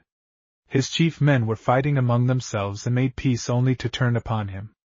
Within a year after the Swedish people had chosen Gustav Vasa to be regent at the Diet of Vadstena, Christian went into exile and, when he tried to get his kingdom back, into prison, where he languished the rest of his life. He fully deserved his fate. Yet he meant well and had done some good things in his day. Had he been able to rule himself, he might have ruled others with better success. Schoolboys remember with gratitude that he forbade teachers to spank their pupils overmuch and without judgment, as was their wont. At the Diet of Vadstena the people had offered Gustav the crown, but he put it from him. Scarce 8 months had passed since he hid under the bridge, hunted and starving. When Stockholm had fallen after a siege of 2 years and all Sweden was free, the people met, 1523, and made him king, whether or no. He still objected, but gave in at last and was crowned. Popular favor is fickle. Hard times came that were not made easier by Gustav's determination to fill the royal coffers, and the very Dalecarlians who had put him in the high seat rose against him and served notice that if things did not mend they would have none of him. Gustav made sure that they had no backing elsewhere, then went up and persuaded them to be good by cutting off the heads of their leaders, who both happened to be priests. One was even a bishop. He had been taught in a school that always found an axe ready to hand. Let those who lament the savagery of modern warfare consider what happened then to a Danish fleet that tried to bring relief to hard-pressed Stockholm. It was beaten in a fight in which 600 men were taken prisoners. They were all, say the accounts, tied hand and foot and flung overboard amid the beating of drums and blowing of trumpets to drown their cries. The clergy fared little better than the laymen in that age, but then it was their own fault. In plotting and scrapping they were abreast of the worst, and took the consequences. They were the days of the Reformation, and Gustav would not have been human had he failed to see a way out of his money troubles by confiscating church property. He had pawned the country's trade to the merchants of Lübeck, and there was nothing else left. Naturally the church opposed him. The king took the bull by the horns. He called a meeting and told the people that he was sick of it all. He had encouraged the Reformation for their good. Now, if they did not stand by him, they might choose between him and his enemies. The oldest priest arose at that, and said that the church's property was sacred. The king asked if the rest of them thought the same way. Only one voice was raised, and to say yes. Then, said Gustav, I don't want to be your king any more. If it does not rain, you blame me. If the sun does not shine, you do the same. It is always so. All of you want to be masters. After all my trouble and labor for you, you would as lief see my head split with an axe, though none of you dare lay hold of the handle. Give me back what I have spent in your service, and I will go away and never come back. And go he did to his castle, with 6 of his nearest friends. They sat and looked at one another when he was gone, and then priests and nobles fell to arguing among themselves, all talking at once. The plain people, the burghers and the peasants, listened a while, but when they got no farther, let them know that if they couldn't settle it, they, the people, would, and in a way that would give them little joy. The upshot of it all was that messengers were sent to bring the king back. He made them go 3 times, and when he came at last, it was as absolute master. In the ordering of the kingdom that was made there, he became the head of the church as well as of the state. Gustav's pen was as sharp as his tongue. When Hans Brask, the oldest prelate in the land, who had stood stoutly by the old regime, left the country and refused to come back, he wrote to him. As long as you might milk and shear your sheep, you stayed by them. When God spake and said you were to feed them, not to shear and slaughter them, you ran away. Every honest man can judge if you have done well. Hard words to a good old man, but there were plenty of others who deserved them. That was the end of the hierarchy in Sweden. But not of the unruly peasants who had tasted the joys of king-making. How kindly they took to the Reformation at the outset one can judge from the demand of some of them that the king should burn or otherwise kill such as ate meat on Friday. They rose again and again, and would listen only to the argument of force. When the Lübeckers pressed hard for the payment of old debts, and the treasury was empty as usual, King Gustav hit upon a new kind of revenue. He demanded of every church in the land that it give up its biggest bell to the funds. It was the last straw. The Dalecarlians rose against what they deemed sacrilege, under the leadership of Mans Nielsen and Anders Persson of Rankitan, the very men who had befriended Gustav in his need, and the insurrection spread. The War of the Bells was settled with the sword, and the peasants gave in. But Gustav came of a stock that never forgot. 2 years later, when his hands were free at home, he suddenly invaded Dalecarlia with a powerful army, determined to pull those weeds up by the roots. He summoned the peasants to Thing, made a ring around them of armed men, and gave them their choice. "Submit now for good and all," he said, "or I will spoil the land so that cock shall not crow nor hound bark in it again forever." The frightened peasants fell on their knees and begged for mercy. He made them give up their leaders, including his former friends, and they were all put to the sword. After that there was peace in Dalecarlia. Gustav Vasa's long reign ended in 1560. Like his enemy, Christian too, he was a strange mixture of contradictions.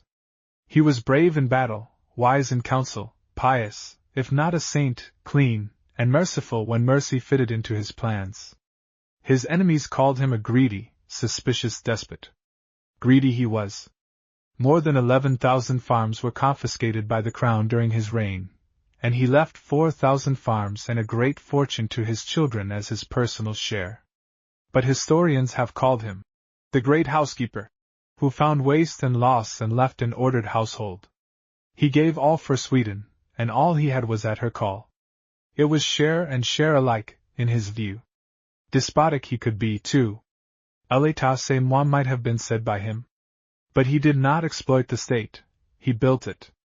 He fashioned Sweden out of a bunch of quarrelsome provincial governments into a hereditary monarchy, as the best way, indeed, the only way then, of giving it strength and stability. He was suspicious because everybody had betrayed him, or had tried to. With all that, his steady purpose was to raise and enlighten his people and make them keep the peace, if he had to adopt the Irishman's plan of keeping it himself with an axe. He was the father of a line of great warriors. Gustav Adolf was his grandson. Bent under the burden of years, he bade his people goodbye at the Diet of Stockholm, a few weeks before his death. His old eloquence rings unimpaired in the farewell. He thanked God, who had chosen him as his tool to set Sweden free from thraldom. Almost might he liken himself to King David, whom God from a shepherd had made the leader of his people. No such hope was in his heart when, 40 years before, he hid in the woods from a bloodthirsty enemy. For what he had done wrong as king, he asked the people's pardon. It was not done on purpose.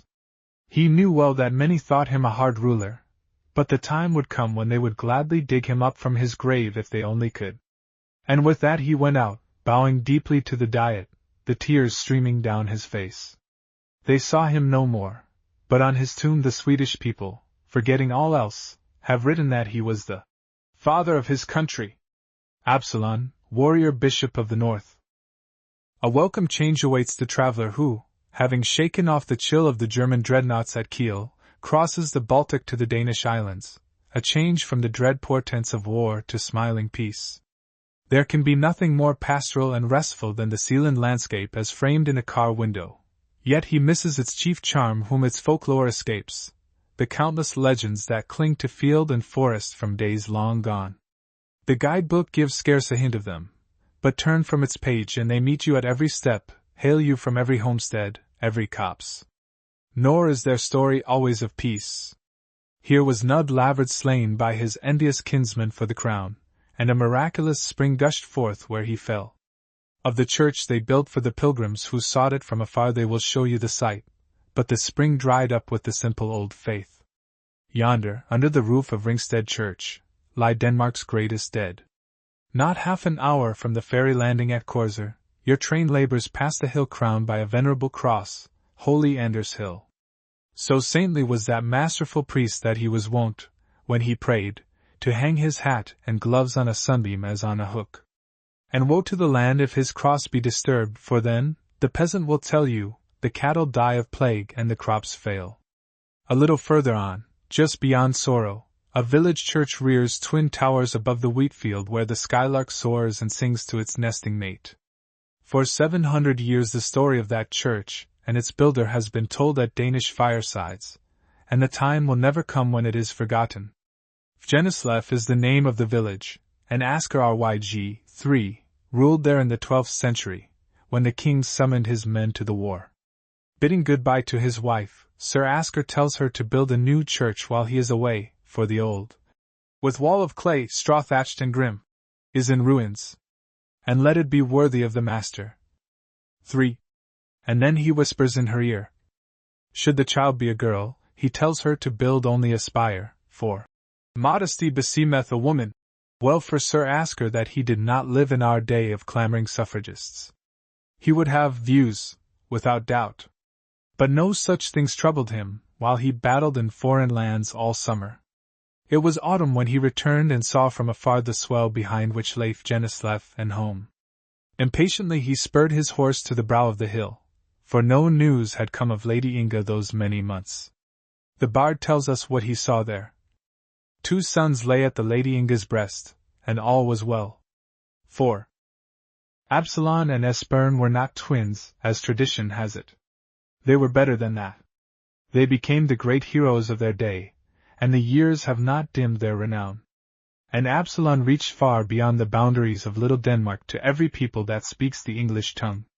For it was he who, as Archbishop of the North, strictly and earnestly, charged his friend and clerk Saxo to gather the Danish chronicles while yet it was time, because, says Saxo, in the preface of his monumental work, he could no longer abide that his fatherland, which he always honored and magnified with a special zeal, should be without a record of the great deeds of the fathers. And from the record Saxo wrote we have our Hamlet. It was when they had grown great and famous that Sir Asker and his wife built the church in thanksgiving for their boys, not when they were born, and the way that came to light was good and wholesome. They were about to rebuild the church, on which there had been no towers at all since they crumbled in the Middle Ages, and had decided to put on only one, for the sour critics, who are never content in writing a people's history unless they can divest it of all its flesh and make it sit in its bones, as it were, sneered at the tradition and called it an old woman's tale.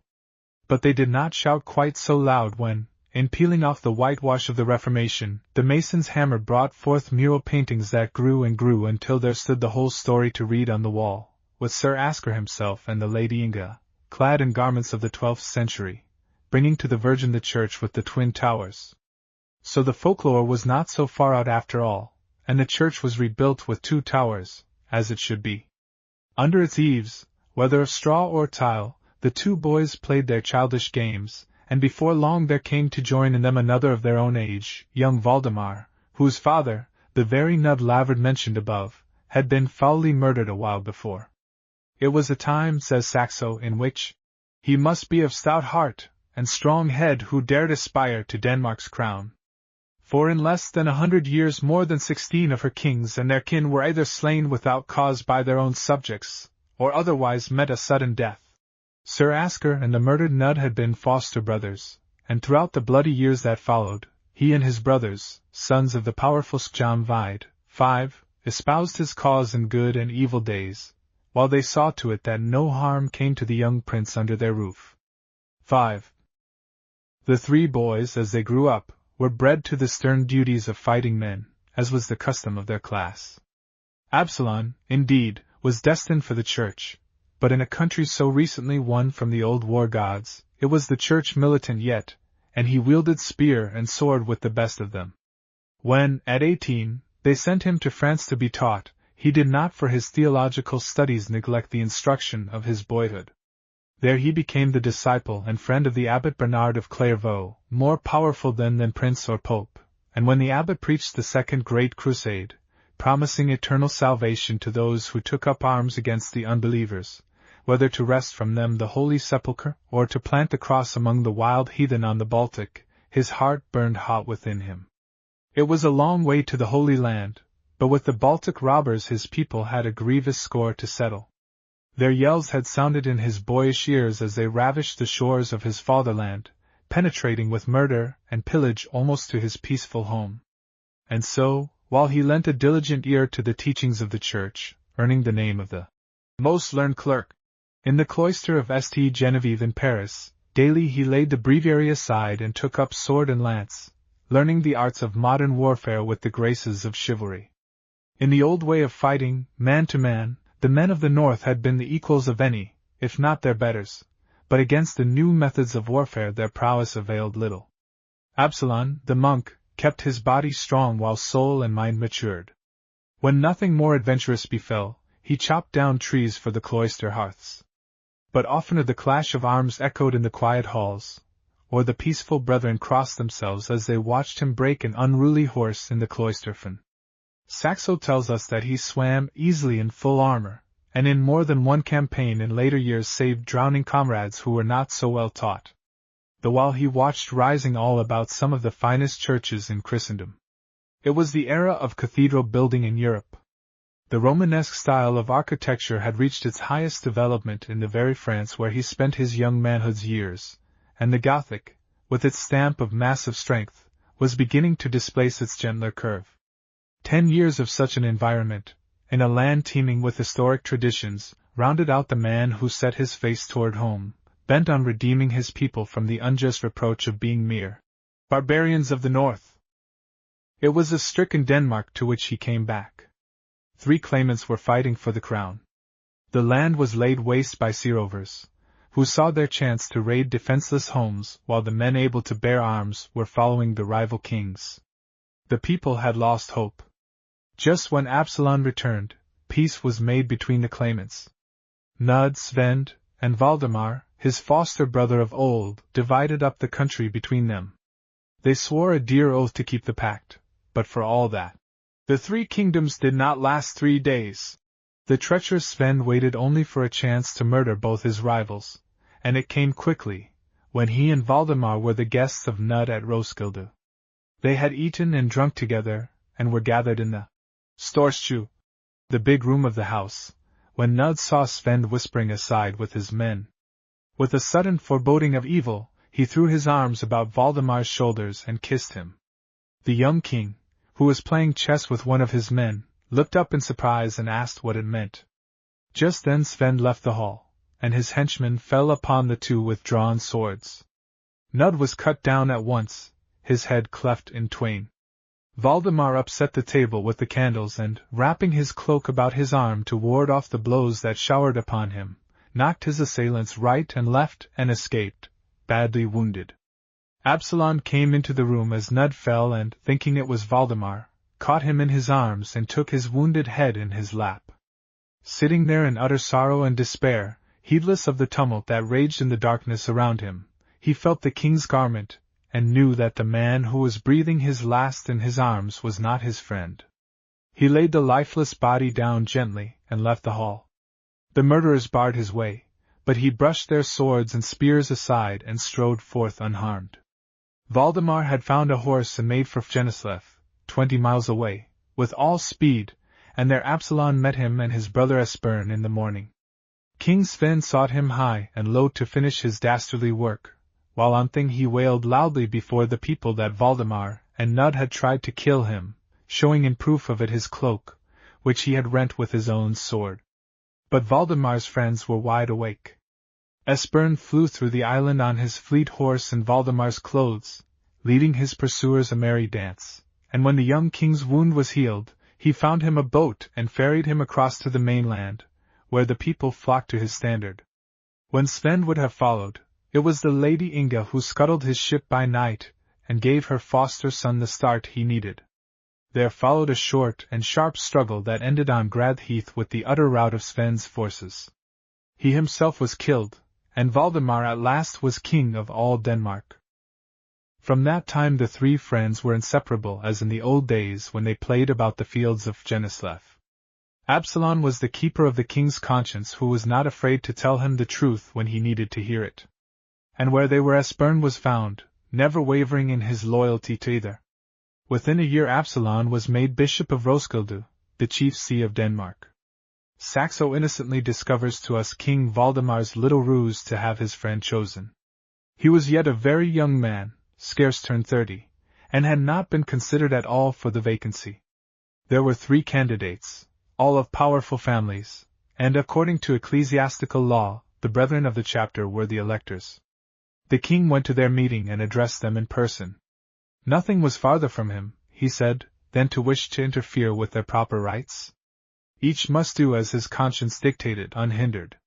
And with that he laid on the table 4 books with blank leaves and bade them write down their names in them, each for his own choice, to get the matter right on the record. The brethren thanked him kindly and all voted, nicely together, for Absalon. So 3 of the books were wasted. But presently Saxo found good use for them. For now had come the bishop's chance of putting in practice the great abbot's precepts. Pray and fight was the motto he had written into the Knights Templars' rule, and Absalon had made it his own. Of what use was it to build up the church at home, when any day might see it raided by its enemies who were always watching their chance outside? The Danish waters swarmed with pirates, the very pagans against whom Abbot Bernard had preached his crusade. Of them all the Wends were the worst, as they were the most powerful of the Slav tribes that still resisted the efforts of their neighbors, the Christian Germans, to dislodge them from their old home on the Baltic. They lived in the island of Rügen, fairly in sight of the Danish shores. Every favoring wind blew them across the sea in shoals to burn and ravage. The Danes, once the terror of the seas, had given over roving when they accepted the White Christ in exchange for Thor and his hammer, and now, when they would be at peace, they were in turn beset by this relentless enemy, who burned their homes and their crops and dragged the peaceful husbandman away to make him a thrall or offer him up as a sacrifice to heathen idols. More than 1/3 of all Denmark lay waste under their ferocious assault. Here was the blow to be struck if the country was to have peace and the church prosperity. The chance to strike came speedily. Absalon had been bishop only a few months when, on the evening before Palm Sunday, word was brought that the enemy had landed, 24 ship crews strong, and were burning and murdering as usual. Absalon marshaled his 18 housecarls and such of the country folk as he could, and fell upon the Wends, routing them utterly. A bare handful escaped, the rest were killed, while the bishop lost but a single man. He said Mass next morning, red-handed it is true, but one may well believe that for all that his Easter message reached hearts filled with a new, glad hope for their homes and for the country. That was a bishop they could understand. So the first blow Absalon struck for his people was at home. But he did not long wait for the enemy to come to him. Half his long and stirring life he lived on the seas, seeking them there. Saxo mentions, in speaking of his return from one of his cruises, that he had then been 9 months on shipboard. And in a way he was shepherding his flock there, if it was with a scourge, for, many years before, a Danish king had punished the Wends in their own home and laid their lands under the sea of Roskilde, though little good it did them or any one else then. But when Absalon had got his grip, there were days when he baptized as many as 1,000 of them into the true faith. He was not altogether alone in the stand he took. Here and there, from very necessity, the people had organized to resist the invaders, but as no one could tell where they would strike next, they were not often successful, and fear and discouragement sat heavy on the land. From his own city of Roskilde a little fleet of swift sailors under the bold Wedeman had for years waged relentless war upon the freebooters and had taken 4 times the number of their own ships. Their crews were organized into a brotherhood with vows like an order of fighting monks. Before setting out on a cruise they were shriven and absolved. Their vows bound them to unceasing vigilance, to live on the plainest of fare, to sleep on their arms, ready for instant attack, and to the rescue of Christians, wherever they were found in captivity. The Roskilde Guild became the strong core of the king's armaments in his score of campaigns against the Wends. Perhaps it was not strange that Valdemar should be of two minds about venturing to attack so formidable an enemy in his own house. The nation was cowed and slow to move. In fact, from the first expedition, that started with 250 vessels, only 7 returned with the standard, keeping up a running fight all the way across the Baltic with pursuing Wends. The rest had basely deserted. On the way over, the king, listening to their doubts and fears, turned back himself once, but Absalon, who always led in the attack and was the last on the homeward run, overtook him and gave him the talking to be deserved. Saxo, who was very likely there and heard, for there is little doubt that he accompanied his master on many of the campaigns he so vividly describes, gives us a verbatim report of the lecture. "What wonder," said the bishop, "if the words stick in our throats and are nigh to stifling us, when such grievous dole is ours? Grieve we must, indeed, to find in you such a turncoat that naught but dishonor can come of it. You follow where you should lead, and those you should rule over, you make your peers. There is nothing to stop us but our own craven souls, hunt as we may for excuses. Is it with such laurel you would bind your crown? With such high deed you would consecrate your reign?" The king was hard hit, and showed it, but he walked away without a word. In the night a furious storm swept the sea and kept the fleet in shelter 4 whole days, during which Valdemar's anger had time to cool. He owned then that Absalon was right, and the friends shook hands. The king gave order to make sail as soon as the gale abated. If there was still a small doubt in Absalon's mind as he turned, on taking leave, and asked, "What now, if we must turn back once more?" Valdemar set it at rest. "Then you write me from Wendland," he laughed, "and tell me how things are there. If little glory or gain came to the Danes from this first expedition, at least they landed in the enemy's country, and made reprisal for past tort. The spirit of the people rose and shamed them for their cowardice. When the king's summons went round again, as it did speedily, there were few laggards. Attacked at home, the Wends lost much of the terror they had inspired. Before many moons, the chronicle records, the Danes cut their spear shafts short, that they might the more handily get at the foe. Scarce a year passed that did not see one or more of these crusades. Absalon preached them all, and his ship was ever first in landing. In battle he and the king fought shoulder to shoulder. In the spring of 1169, he had at last his wish. The heathen idols were destroyed and their temples burned. The holy city of the Wends, Arkona, stood on a steep cliff, inaccessible save from the west, where a wall 100 feet high defended it. While the sacred banner Stanitsa waved over it, the Danes might burn and kill, but the power of Svantovit was unbroken. Svantovit was the god of gods in whose presence his own priests dared not so much as breathe. When they had to, they must go to the door and breathe in the open, a good enough plan if Saxo's disgust at the filth of the Wendish homes was justified. Svantovit was a horrid monster with 4 heads, and girt about with a huge sword. Up till then the Christian arms had always been stayed at his door, but this time the king laid siege to Arkona, determined to make an end of him. Some of the youngsters in his army, making a mock assault upon the strong walls, discovered an accidental hollow under the great tower over which the Stanitsa flew and, seizing upon a load of straw that was handy, stuffed it in and set it on fire. It was done in a frolic, but when the tower caught fire and was burned and the holy standard fell, Absalon was quick to see his advantage, and got the king to order a general assault. The besieged Wends, having no water, tried to put out the fire with milk, but, says the chronicle, it only fed the flames. They fought desperately till, between fire and foe, they were seized with panic and, calling loudly upon Absalon in their extremity, offered to give up their city. The army clamored for the revenge that was at last within their grasp, and the king hesitated. But Absalon met the uproar firmly, reminding them that they had crossed the seas to convert the heathen, not to sack their towns. The city was allowed to surrender and the people were spared, but Svantovit and his temple were destroyed. A great crowd of his followers had gathered to see him crush his enemies at the last, and Absalon cautioned the men who cut the idol down to be careful that he did not fall on them, and so seemed to justify their hopes. He fell with so great a noise that it was a wonder, says Saxo naively. And in the same moment the fiend ran out of the temple in a black shape with such speed that no eye could follow him, or see where he went. Svantovit was dragged out of the town and chopped into bits. That night he fed the fires of the camp. So fickle is popular favor that when the crowd saw that nothing happened, they spurned the god loudly before whom they had groveled in the dust till then. When they heard of Arcona's fall in the royal city of Carence, they hastened with offers of surrender, and Absalom went there with a single ship's crew to take possession. They were met by 600 armed Wends, who guarded the narrow approach to the city. In single file they walked between the ranks of the enemy, who stood with inverted spears, watching them in sullen silence. His men feared a trap, but Absalom strode ahead unmoved.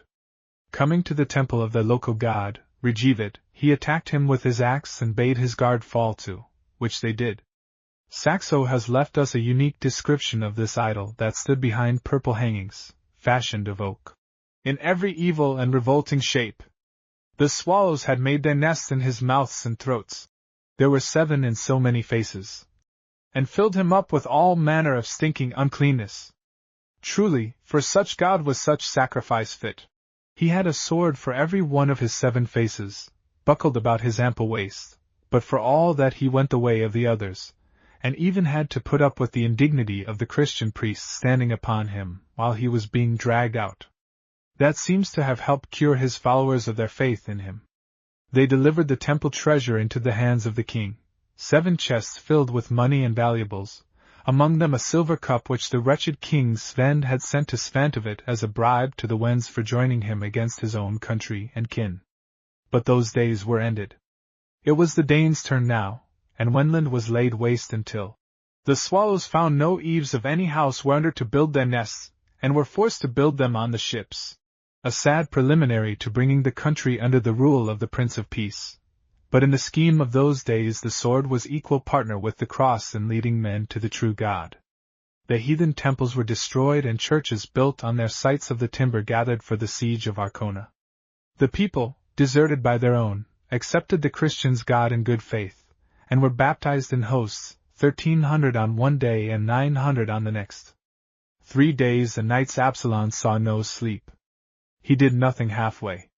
No sooner was he back home than he sent over priests and teachers supplied with everything, even food for their keep, so that they should not be a burden to the people whom they had come to show the way to salvation. The Wends were conquered, but the end was not yet. They had savage neighbors, and many a crusade did Absalom lead against them in the following years, before the new title of the Danish rulers, King of the Slavs and Wends, was much more than an empty boast. He organized a regular sea patrol of 1/4 of the available ships, of which he himself took command, and said Mass on board much oftener than in the Roskilde church. It is the sailor, the warrior, the leader of men one sees through all the troubled years of his royal friend's life. Now the Danish fleet is caught in the inland sea before Stettin, unable to make its way out, and already the heathen hosts are shouting their triumph on shore. It is Absalom, then, who finds the way and, as one would expect, he forces it. The captains wail over the trap and abuse him for getting them into it. Absalom, disdaining to answer them, leads his ships in single file straight for the gap where the Wendish fleet lies waiting, and gets the king to attack with his horsemen on shore. Between them the enemy is routed, and the cowards are shamed. But when they come to make amends, he is as unmoved as ever and will have none of it. Again, when he is leading his men to the attack on a walled town, a bridge upon which they crowd breaks, and it is the bishop who saves his comrades from drowning, swimming ashore with them in full armor. Resting in his castle at Hafen, the present Copenhagen, which he built as a defense against the Seerovers, he hears, while in his bath, his men talking of strange ships that are sailing into the Sound, and hastily throwing on his clothes, gives chase and kills their crews, for they were pirates whose business was murder, and they merely got their deserts. In the pursuit his archers pinned the hands of the rowers to the oars with their arrows, and crippled them, so skillful had much practice made them. Turn the leaf of Saxo's chronicle, and we find him under Ruggen with his fleet, protecting the now peaceful Wendish fishermen in their autumn herring catch, on which their livelihood depended.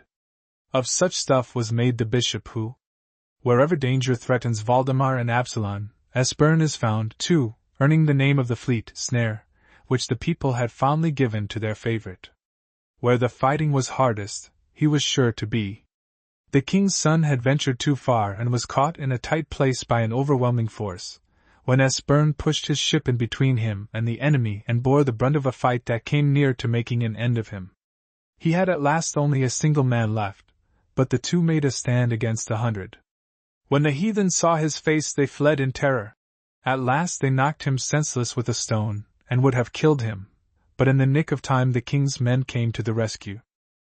Coming home from Norway he ran afoul of 40 pirate ships under the coast of Sealand.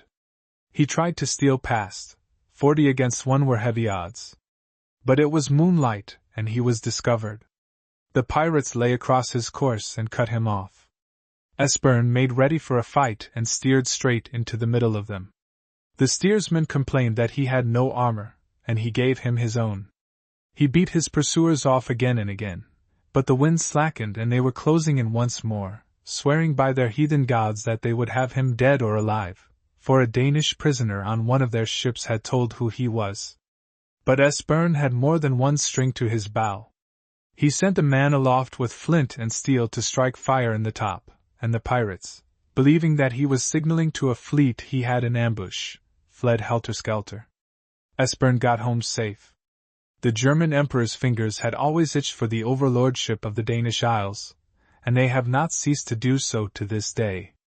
When Frederick Barbarossa drove Alexander III from Rome and set up a rival pope in his place, Archbishop Eskilde of Lund, who was the primate of the North, championed the exiled pope's case, and Valdemar, whose path the ambitious priest had crossed more than once, let it be known that he inclined to the emperor's cause, in part probably from mere pique, perhaps also because he thought it good politics. The archbishop in a rage summoned Absalon, and bade him join him in a rising against the king. Absalon's answer is worthy the man and friend. My oath to you I will keep, and in this wise, that I will not counsel you to your own undoing. Whatever your cause against the king, war against him you cannot, and succeed. And this know, that never will I join with you against my liege lord, to whom I have sworn fealty and friendship with heart and soul all the days of my life. He could not persuade the archbishop, who went his own way and was beaten and exiled for a season, nor could he prevent the king from yielding to the blandishments of Frederick and getting mixed up in the papal troubles. But he went with him to Germany, and saved him at the last moment from committing himself by making him leave the church council just as the anti-pope was about to pronounce sentence of excommunication against Alexander. He commanded Absalon to remain, as a servant of the church, but Absalon replied calmly that he was not there in that capacity, but as an attendant on his king, and must follow where he went. It appeared speedily that the emperor's real object was to get Valdemar to own him as his overlord, and this he did, to Absalon's great grief, on the idle promise that Frederick would join him in his war upon all the Baltic pagans. However, it was to be a purely personal matter, in no wise affecting his descendants. That much was saved, and Absalon lived long enough to fling back, as the counselor of Valdemar's son, from behind the stout wall he built at Denmark's southern gate, the emperor's demand for homage, with the reply that the king ruled in Denmark with the same right as the emperor in Germany, and was no man's subject. However grievously Absalon had offended the aged archbishop, when after 40 years in his high office illness compelled him to lay it down, he could find no one so worthy to step into his shoes. He sent secretly to Rome and got the Pope's permission to name his own successor, before he called a meeting of the church. The account of what followed is the most singular of all Saxo's stories. Valdemar did not know what was coming and, fearing fresh trouble, got the archbishop to swear on the bones of the saints before them all that he was not moved to abdication by hate of the king, or by any coercion whatever. Then the venerable priest laid his staff, his mitre, and his ring on the altar and announced that he had done with it all forever. But he had made up his mind not to use the power given him by the pontiff. They might choose his successor themselves. He would do nothing to influence their action. The bishops and clergy went to the king and asked him if he had any choice. The king said he had, but if he made it known he would get no thanks for it and might estrange his best friend. If he did not, he would certainly be committing a sin. He did not know what to do, Name him, said they, and Valdemar told them it was the Bishop of Roskilde. At that the old archbishop got up and insisted on the election then and there, but Absalon would have none of it. The burden was too heavy for his shoulders, he said. However, the clergy seized him. Being, says Saxo, who without doubt was one of them, the more emboldened to do so as the archbishop himself laid hands upon him first. Intoning the hymn sung at archiepiscopal consecrations, they tried to lead him to the altar. He resisted with all his might and knocked several of the brethren down. Vestments were torn and scattered, and a mighty ruction arose, to which the laity, not to be outdone, added by striking up a hymn of their own. Archbishop and king tried vainly to make peace. The clamor and battle only rose the higher. Despite his struggles, Absalon was dragged to the high seat, but as they were about to force him into it, he asked leave to say a single word, and instantly appealed his case to the Pope. So there was an end. But when the aged Eskilde, on the plea of weakness, begged him to pronounce the benediction, he refused warily, because so he would be exercising archiepiscopal functions and would be de facto incumbent of the office. 6. Here, as always, Absalon thought less of himself than of his country, so the event showed. For when the Pope heard his plea, though he decided against him, he allowed him to hold the bishopric of Roskilde together with the higher office, and so he was left at Valdemar's side to help finish their work of building up Denmark within and without. At Roskilde he spent, as a matter of fact, most of his time while Valdemar lived. At Lund he would have been in a distant part of the country, parted from his friend and out of touch with the things that were the first concern of his life. They were preparing to aim a decisive blow against the Pomeranian pagans when Valdemar died, on the very day set for the sailing. The parting nearly killed Absalon. Saxo draws a touching picture of him weeping bitterly as he said the Requiem Mass over his friend, and observes, "Who can doubt that his tears, rising with the incense, gave forth a peculiar and agreeable savor in high heaven before God?" The ploughmen left their fields and carried the bier, with sobs and lamentations, to the church in Ringsted, where the great king rests. His sorrow laid Absalon on a long and grievous sickbed, from which he rose only when Valdemar's son needed and called him. In the 15 years that follow we see his old warlike spirit still unbroken. Thus his defiance of the German emperor, whose anger was hot. Frederick, in revenge, persuaded the Pomeranian Duke Bogislav to organize a raid on Denmark with a fleet of 500 sail. Scant warning reached Absalon of the danger. King Nud was away, and there was no time to send for him. Mustering such vessels as were near, he sailed across the Baltic and met the enemy under Rügen the day after Whitsuntide, 1184. The bishop had gone ashore to say Mass on the beach, when word was brought that the great fleet was in sight. Hastily pulling off his robe and donning armor instead, he made for his ship with the words, "Now let our swords sing the praise of God." The Pomeranians were taken completely by surprise.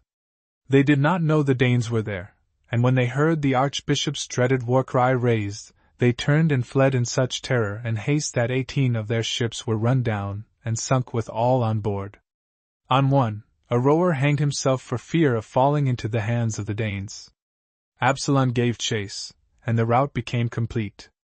Of the 500 ships only 35 escaped, all the rest were either sunk or taken. Duke Bogislav soon after became a vassal of Denmark, and of the emperor's plots there was an end. It was the last blow, and the story of it went far and wide. Absalon's work was nearly done. Denmark was safe from her enemies. The people were happy and prosperous. Valdemar's son ruled unchallenged, and though he was childless, by his side stood his brother, a manly youth who, not yet full grown, had already shown such qualities of courage and sagacious leadership that the old archbishop could hang up the sword with heart at ease. The promise was kept. The second Valdemar became Denmark's royal hero for all time. Absalon's last days were devoted to strengthening the church, around which he had built such a stout wall. He built churches and cloisters, and guided them with a wise and firm hand. And he made Saxo, his clerk, set it all down as an eyewitness of these things, and as one who came to the task by right, for, says the chronicler, "Have not my grandfather and his father before him served the king well on land and sea, Hence why should not I serve him with my book learning? He bears witness that the bishop himself is his authority for much that he has written. Archbishop Absalom closed his eyes on St. Benedict's Day, March 21, 1201, in the cloister at Soro which Sir Asker built, and where he lived his last days in peace. Absalom's statue of bronze, on horseback, battle-axe in hand, stands in the market square in Copenhagen, the city he founded and of which he is the patron saint, but his body lies within the quiet sanctuary where, in the deep forest glades, one listens yet for the evensong of the monks, long silent now. When his grave was opened, in 1826, the lines of his tall form, clad in clerical robes, were yet clearly traceable. The strong hands, turned to dust, held a silver chalice in which lay his episcopal ring. They are there to be seen today, with remnants of his staff that had partly crumbled away. No Dane approaches his grave without emotion. All Denmark grieved for him, says a German writer of that day, and commended his soul to Jesus Christ, the Prince of Peace, for that in his lifetime he had led many who were enemies to peace and concord. In his old cathedral, in Roskilde town, lies Saxo, according to tradition under an unmarked stone. When he went to rest his friend and master had slept 5 years. Esbern outlived his brother 3 years.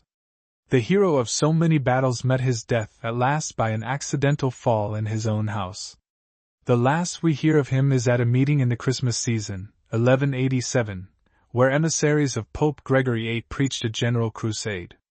Their hearers wept at the picture they drew of the sufferings Christians were made to endure in the Holy Land. Then arose Esbern and reminded them of the great deeds of the fathers at home and abroad. The faith and the fire of Absalom were in his words. These things they did, he said, for the glory of their name and race, knowing nothing of our holy religion. Shall we believing do less? Let us lay aside our petty quarrels and take up this greater cause.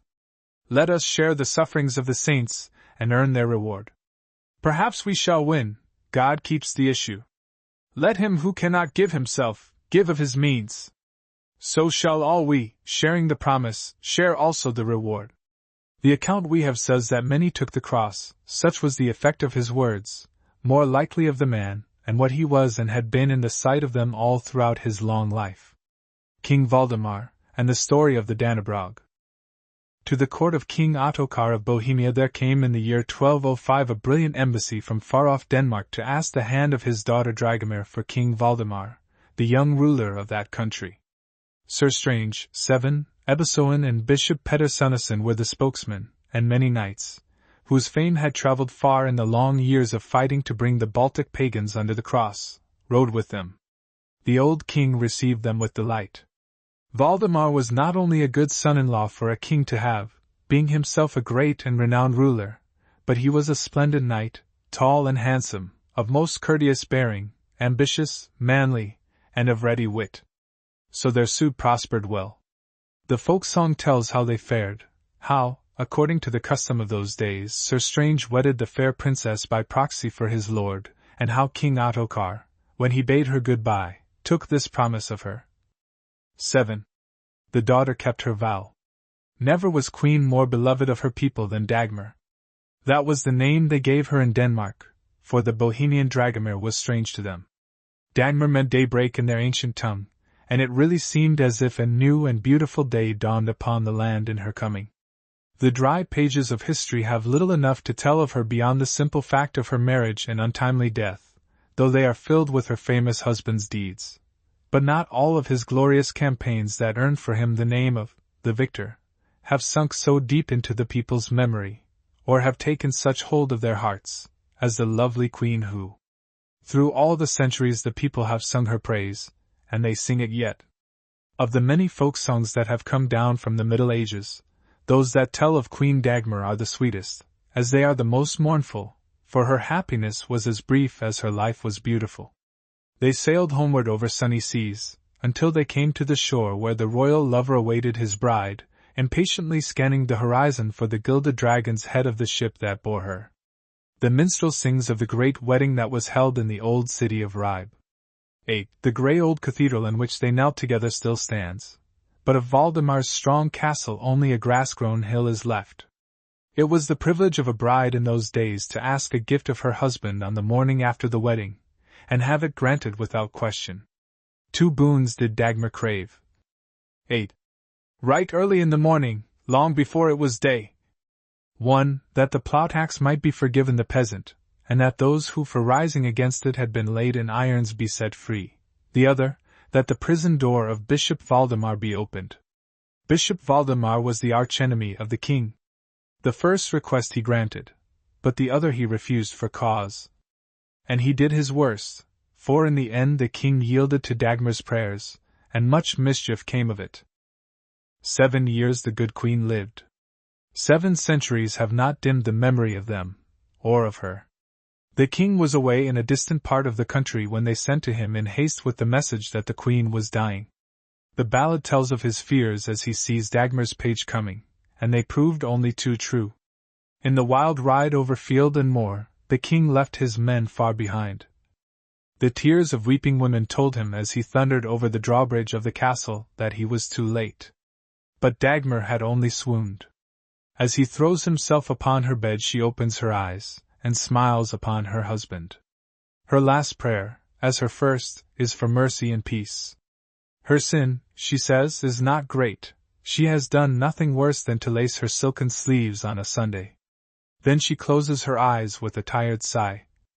Thus the folk song. Long before Dagmar went to her rest, Bishop Valdemar had stirred up all Germany to wreak his vengeance upon the king.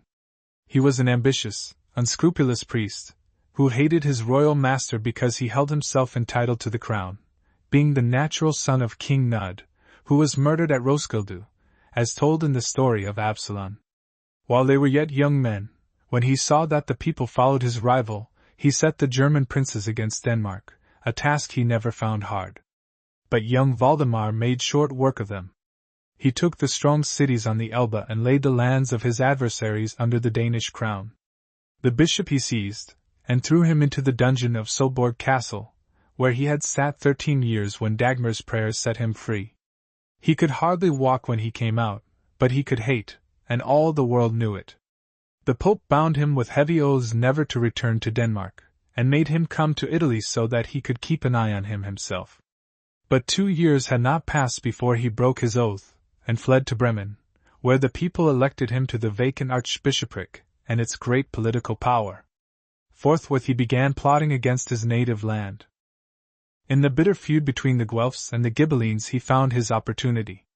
One of the rival emperors marched an army north to help the perjured priest. King Valdemar hastened to meet them, but on the eve of battle the emperor was slain by one of his own men. On Sunday, when the archbishop was saying mass in the Bremen cathedral, an unknown knight, the visor of whose helmet was closed so that no one saw his face, strode up to the altar, and laying a papal bull before him, cried out that he was accursed, and under the ban of the church. The people fled, and forsaken by all, the wretched man turned once more to Rome in submission. But though the Pope forgave him on condition that he meddle no more with politics, war, or episcopal office, another summer found him wielding sword and lance against the man he hated, this time under the banner of the Guelphs. The Germans had made another onset on Denmark, but again King Valdemar defeated them. The bishop entrenched himself in Hamburg, and made a desperate resistance, but the king carried the city by storm. The beaten and hopeless man fled, and shut himself up in a cloister in Hanover, where daily and nightly he scourged himself for his sins. If it is true that hell was fashioned by the souls that hated, not all the penance of all the years must have availed to save him from the torments of the lost. Denmark now had peace on its southern border. Dagmar was dead, and Valdemar, whose restless soul yearned for new worlds to conquer, turned toward the east where the wild Estland tribes were guilty of even worse outrages than the Wends before Absalom tamed them. The dreadful cruelties practiced by these pagans upon Christian captives cried aloud to all civilized Europe, and Valdemar took the cross, for the honor of the Virgin Mary and the absolution of his sins, and gathered a mighty fleet, the greatest ever assembled in Danish waters. With more than 1,000 ships he sailed across the Baltic. The Pope sped them with his apostolic blessing, and took king and people into his especial care, forbidding any one to attack the country while they were away converting the heathen. Archbishop Anders led the crusade with the king. As the fleet approached the shore, they saw it covered with an innumerable host of the enemy. So great was their multitude that the crusaders quailed before the peril of landing, but the archbishop put heart into them, and led the fleet in fervent prayer to the God of battle. Then they landed without hindrance. There was an old stronghold there called Lindenissa that had fallen into decay. The crusaders busied themselves for 2 days with building another and better fort. On the 3rd day, being Estivitas Day, they rested, fearing no harm. The Estlanders had not troubled them. Some of their chiefs had even come in with an offer of surrender. They were willing to be converted, they said, and the priests were baptizing them after Vespers, while the camp was making ready for the night, when suddenly the air was filled with the yells of countless savages. On every side they broke from the woods, where they had been gathering unsuspected, and overwhelmed the camp.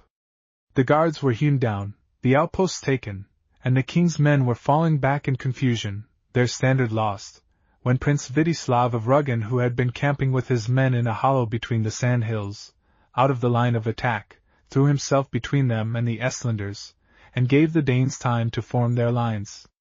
In the twilight of the June evening the battle raged with great fury. With the king at their head, who had led them to victory on so many hard-fought fields, the Danes drove back their savage foes time after time, literally hewing their way through their ranks with sword and battle-axe. But they were hopelessly outnumbered. Their hearts misgave them as they saw 10 heathens spring out of the ground for every one that was felled. The struggle grew fiercer as night came on.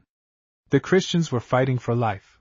Defeat meant that they must perish to a man, by the sword or upon pagan altars. Escape there was none. Upon the cliff overlooking the battlefield the archbishop and his priests were praying for success to the king's arms. Tradition that has been busy with this great battle all through the ages tells how, while the aged bishop's hands were raised toward heaven, victory leaned to the Danes. But when he grew tired, and let them fall, the heathen won forward, until the priest held up his hands and once more the tide of battle rolled back from the shore, and the Christian war cry rose higher. Suddenly, in the clash of steel upon steel and the wild tumult of the conflict, there arose a great and wondering cry. "The banner! The banner! A miracle!" And Christian and pagan paused to listen. Out of the sky, as it seemed, over against the hill upon which the priests knelt, a blood-red banner with a great white cross was seen falling into the ranks of the Christian knights, and a voice resounded over the battlefield. "Bear this high, and victory shall be yours," with the exultant cry, "For God and the King!" The crusaders seized it, and charged the foe. Terror-stricken, the Estlanders wavered, then turned, and fled. The battle became a massacre. Thousands were slain. The chronicles say that the dead lay piled fathom high on the field that ran red with blood. Upon it, when the pursuit was over, Valdemar knelt with his men, and they bowed their heads in thanksgiving, while the venerable archbishop gave praise to God for the victory. That is the story of the Dannebrog, which has been the flag of the Danes 700 years. Whether the archbishop had brought it with him intending to present it to King Valdemar, and threw it down among the fighting hordes in the moment of extreme peril, or whether, as some think, the Pope himself had sent it to the Crusaders with a happy inspiration, the fact remains that it came to the Danes in this great battle, and on the very day which, 50 years before, had seen the fall of Arkona, and the end of idol worship among the Western Slavs. 300 years the standard flew over the Danes fighting on land and sea. Then it was lost in a campaign against the Holstein counts and, when recovered half a century later, was hung up in the cathedral at Schleswig, where gradually it fell to pieces. In the first half of the 19th century, when national feeling and national pride were at their lowest ebb, it was taken down with other moth-eaten old banners, one day when they were cleaning up, and somebody made a bonfire of them in the street.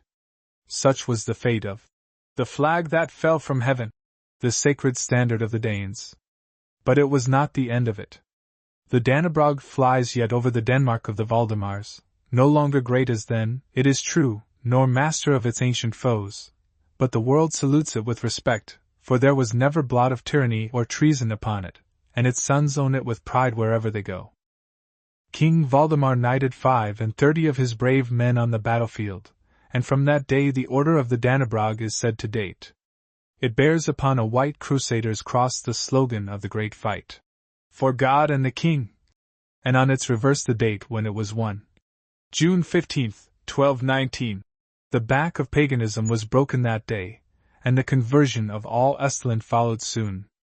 King Valdemar built the castle he had begun before he sailed home, and called it Rival, after one of the neighboring tribes.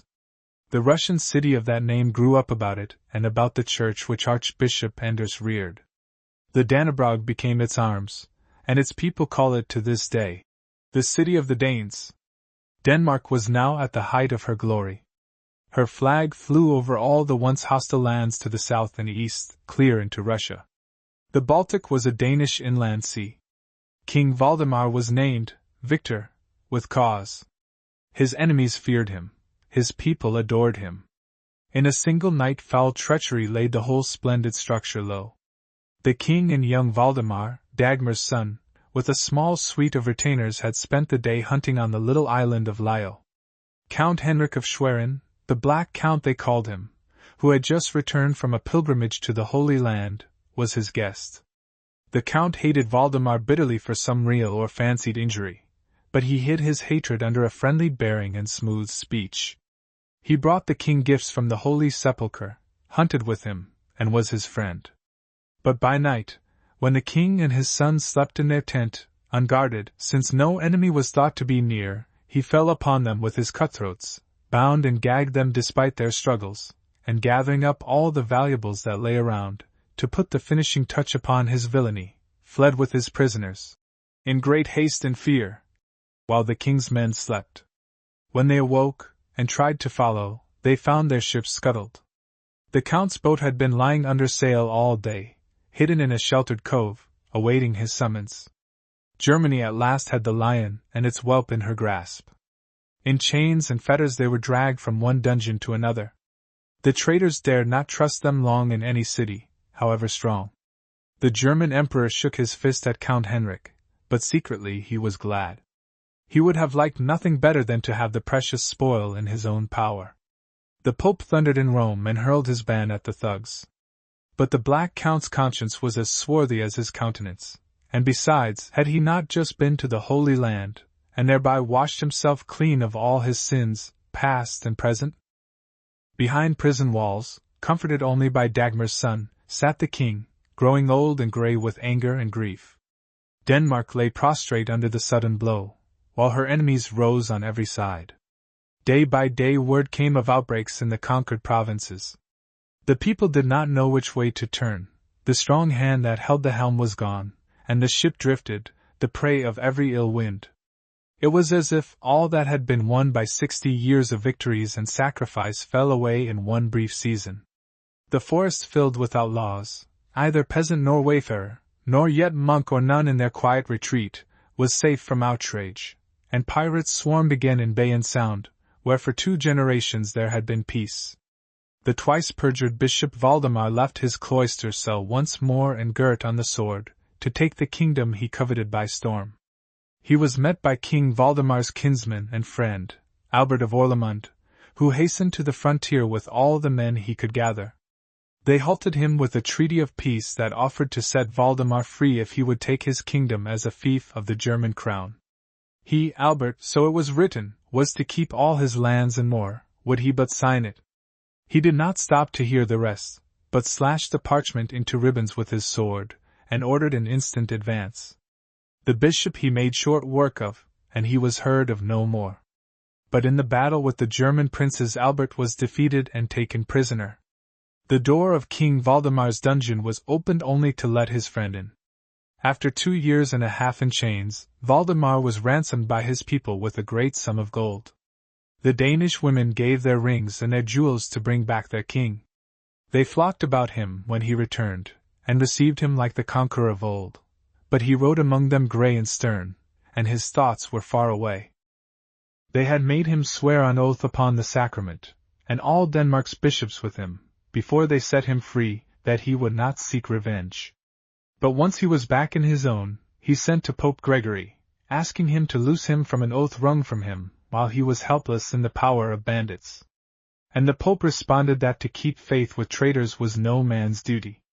Then back he rode over the river Eider into the enemy's land, for they had stripped Denmark of all her hard-won possessions south of the ancient border of the kingdom, except Estland and Rügen, and with him went every man who could bear arms in all the nation. He crushed the Black Count who tried to block his way, and at Bornhoved met the German allies who had gathered from far and near to give him battle. Well, they knew that if Valdemar won, the reckoning would be terrible. All day they fought, and victory seemed to lean toward the Danes, when the base Holsteiners, the Danish rearguard whom the enemy had bought to betray their king, turned their spears upon his army, and decided the day. The battle ended in utter rout of Valdemar's forces. 4,000 Danish men were slain. The king himself fell wounded on the field, his eye pierced by an arrow, and would have fallen into the hands of the enemy once more but for an unknown German knight, who took him upon his horse and bore him in the night over unfrequented paths to Kiel, where he was safe.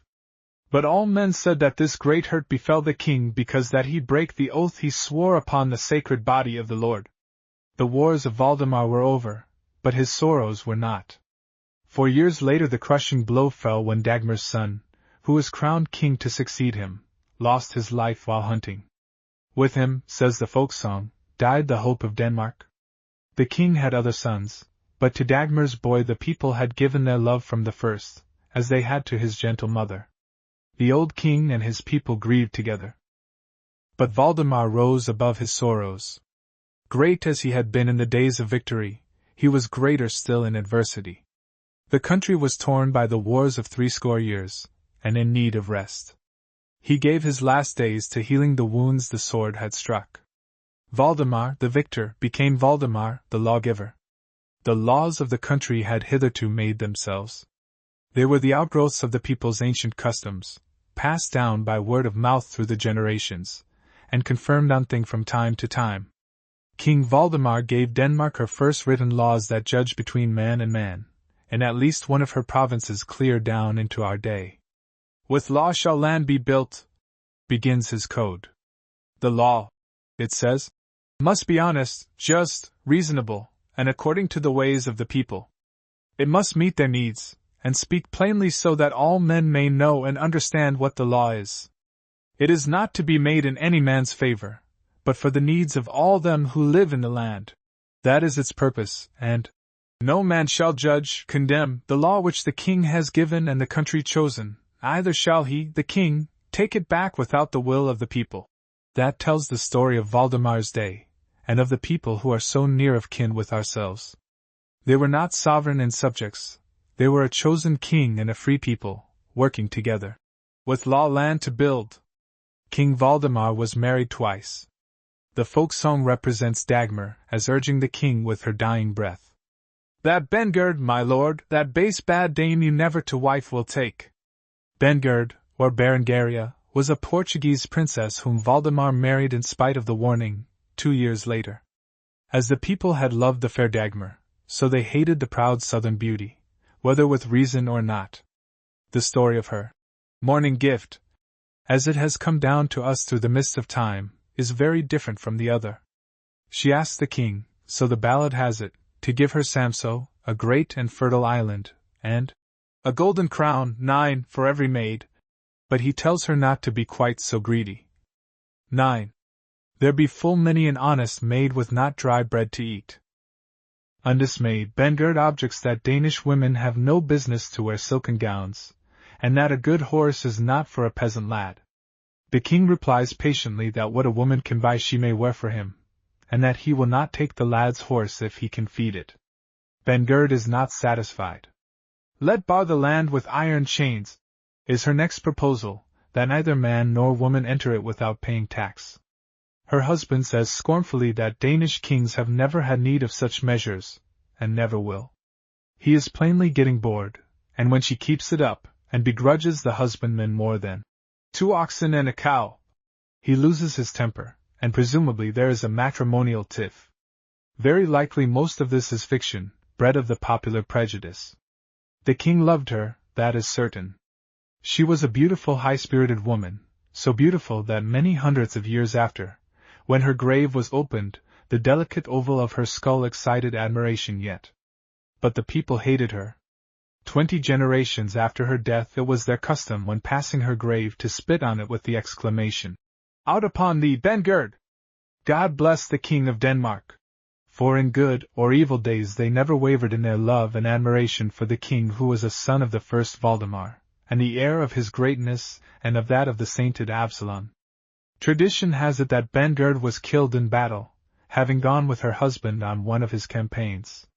It was not heard in any place, says the folk song wickedly, that anyone grieved for her, but the king mourned for his beautiful queen to the end of his days.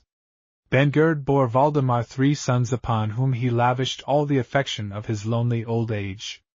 Eric he chose as his successor, and to keep his brothers loyal to him he gave them great fiefs and thus, unknowing, brought on the very trouble he sought to avoid, and set his foot on the path that led to Denmark's dismemberment after centuries of bloody wars.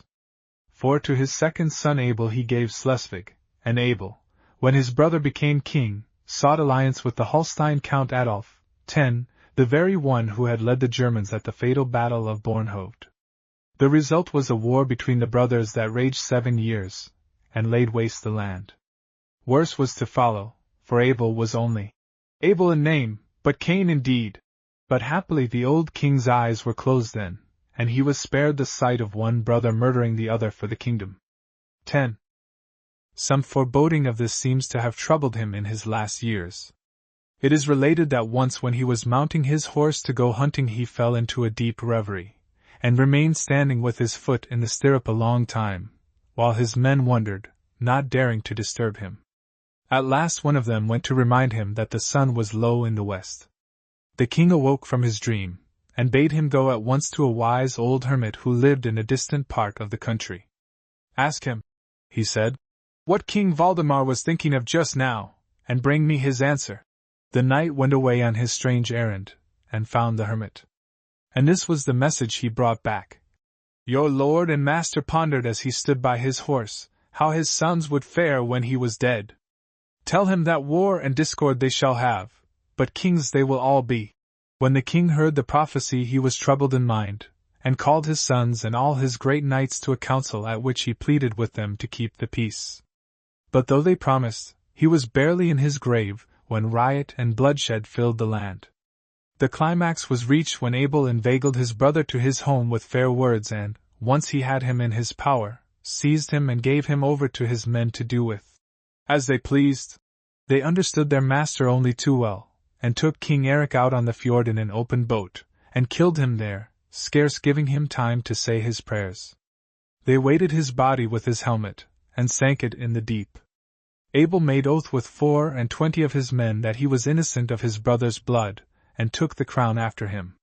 But the foul crime was soon avenged. Within a few years he was himself slain by a peasant in a rising of his own people. For a while his body lay unburied, the prey of beast and bird, and when it was interred in the Schleswig Cathedral there was no rest for it. Such turmoil arose in the church by night that the monks could not chant their vigils, and in the end they took him out, and buried him in a swamp, with a stake driven through the heart to lay his ghost. But clear down to our time when people ceased to believe in ghosts, the fratricide was seen at night hunting through the woods, coal-black and on a white horse, with 3 fiery dogs trailing after, and blue flames burned over the sea where they vanished. That was how the superstition of the people judged the man whom the nobles and the priests made king, red-handed. Christopher, the youngest of the 3 brothers, was king last. His end was no better than that of the rest.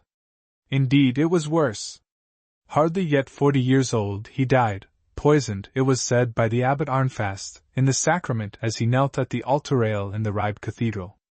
He was buried in the chancel where the penitents going to the altar walk over his grave. So, of all Valdemar's 4 sons, not one died a peaceful, natural death. But kings they all were. Valdemar was laid in Ringstead with his great father. He sleeps between his 2 queens.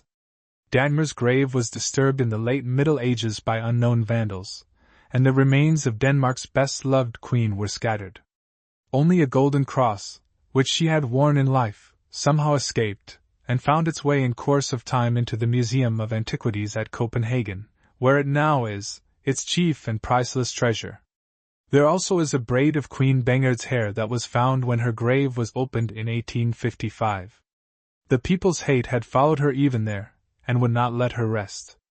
The slab that covered her tomb had been pried off, and a round stone dropped into the place made for her head. Otherwise her grave was undisturbed.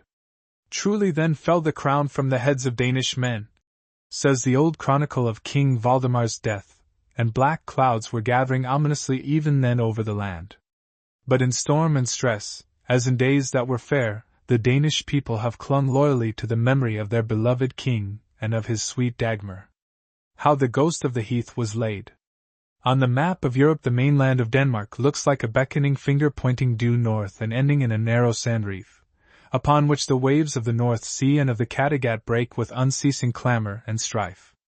The heart of the peninsula, quite 1/4 of its area, was 50 years ago a desert, a barren, melancholy waste, where the only sign of life encountered by the hunter, gunning for heath fowl and plover, was a rare shepherd tending a few lonesome sheep, and knitting mechanically on his endless stocking. The two, the lean sheep and the long stocking, together comprised the only industries which the heath afforded and was thought capable of sustaining. A great change has taken place within the span of a single life, and it is all due to the clear sight and patient devotion of one strong man, the Gifford Pinchot of Denmark. The story of that unique achievement reads like the tale of the sleeping beauty who was roused from her 100 years' sleep by the kiss of her lover prince. The prince who awoke the slumbering heath was a captain of engineers, Enrico Dalgas by name. Not altogether fanciful is the conceit. Barren, black, and desolate, the great moor gripped the imagination as no smiling landscape of field and forest does yet, where enough of it remains. Far as eye reaches the dun heather covers hill and plain with its somber pall. Like gloomy sentinels, furry cattails nod in the bog where the blue gentian peeps timidly into murky pools. The only human habitation in sight some heath boar's ling-thatched hut, flanked by rows of peat stacks in vain endeavor to stay the sweep of the pitiless west wind. On the barrows where the Vikings sleep their long sleep, the plover pipes its melancholy lay. Between steep banks a furtive brook steals swiftly by as if anxious to escape from the universal blight. Over it all broods the silence of the desert, drowsy with the hum of many bees winging their swift way to the secret feeding places they know of, where mayflower and anemone hide under the heather, witness that forests grew here in the long ago. In midsummer, when the purple is on the broom, a strange pageant moves on the dim horizon, a shifting mirage of sea and shore, forest, lake, and islands lying high, with ships and castles and spires of distant churches, the witchery of the heath that speaks in the tales and superstitions of its simple people. High in the blue soars the lark, singing its song of home and hope to its nesting mate. This is the heath which, denying to the hardest toil all but the barest living, has given of its poetry to the Danish tongue some of its sweetest songs.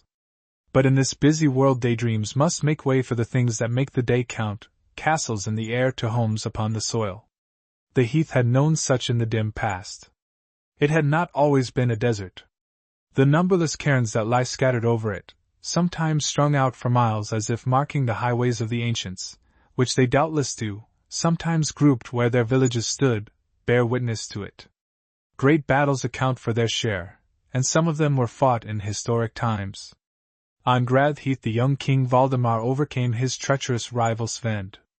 Alone and hunted, the beaten man sought refuge, Saxo tells us, behind a stump, where he was found and slain by one of the king's axemen.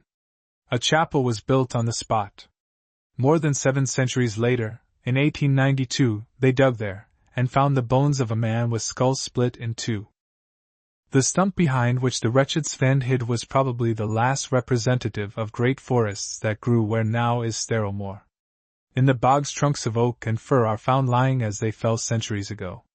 The local names preserve the tradition, with here and there patches of scrub oak that hug the ground close, to escape the blast from the North Sea. There is one such thicket near the hamlet of Tauland. The name itself tells of long-forgotten groves, and the story runs among the people yet that once squirrels jumped from tree to tree without touching ground all the way from Tauland to Gellerup Church, a stretch of more than 5 miles to which the wild things of the woods have long been strangers. In the shelter of the old forests men dwelt through ages, and made the land yield them a living. Some cairns that have been explored span over more than 1,000 years. They were built in the Stone Age, and served the people of the Bronze and Iron Ages successively as burial places, doubtless the same tribes who thus occupied their homesteads from generation to generation. That they were farmers, not nomads, is proved by the clear impression of grains of wheat and barley in their burial urns. The seeds strayed into the clay and were burned away, but the impression abides, and tells the story. Clear down to historic times there was a thrifty population in many of the now barren spots. But a change was slowly creeping over the landscape. The country was torn by long and bloody wars. The big men fought for the land and the little ones paid the score, as they always do. They were hunted from house and home. Next the wild hordes of the Holstein counts overran Jutland. Its towns were burned, the country laid waste. Great fires swept the forests, what ravaging armies had left was burned in the smelteries. In the sandy crust of the heath there is iron, and swords and spears were the grim need of that day. The smelteries are only names now. They went, but they took the forests with them, and where the ground was cleared the west wind broke through, and ruin followed fast. Last of all came the Black Death, and set its seal of desolation upon it all. When it had passed, the country was a huge graveyard. The heath had moved in. Rovers and smugglers found refuge there. Honest folk shunned it. Under the heather the old landmarks are sometimes found yet, and deep ruts made by wheels that long since ceased to turn. In the 18th century men began to think of reclamation. 1,000 German colonists were called in and settled on the heath, but it was stronger than they, and they drifted away until scarce 100 families remained. The government tried its hand, but there was no one who knew just how, and only discouragement resulted. Then came the war with Germany in 1864, that lost to Denmark a third of her territory. The country lay prostrate under the crushing blow. But it rose above defeat and disaster, and once more expectant eyes were turned toward the ancient domain that had slipped from its grasp. "What was lost without must be won within," became the national slogan. And this time the man for the task was at hand. Enrico Milius Dalgas was by the accident of birth an Italian, his father being the Danish consul in Naples, by descent a Frenchman, by choice and training a Dane, typical of the best in that people. He came of the Huguenot stock that left France after the repeal of the Edict of Nantes in 1685 and scattered over Europe, to the great good of every land in which it settled. They had been tillers of the soil from the beginning, and at least 2 of the family, who found homes in Denmark, made in their day notable contributions to the cause of advanced, sensible husbandry. Enrico's father, though a merchant, had an open eye for the interests which in later years claimed the son's life work. In the diary of a journey through Sweden he makes indignant comment upon the reckless way in which the people of that country dealt with their forests. That he was also a man of resolution is shown by an incident of the time when Jew baiting was having its sorry day in Denmark. An innkeeper mistook the dark-skinned little man for a Jew, and set before him a spoiled ham, retorting contemptuously, when protest was made, that it was good enough for a sheeny. Without further parley Mr. Dalgas seized the hot ham by its shank and beat the fellow with it till he cried for mercy. The son tells of the first school he attended, when he was but 5 years old.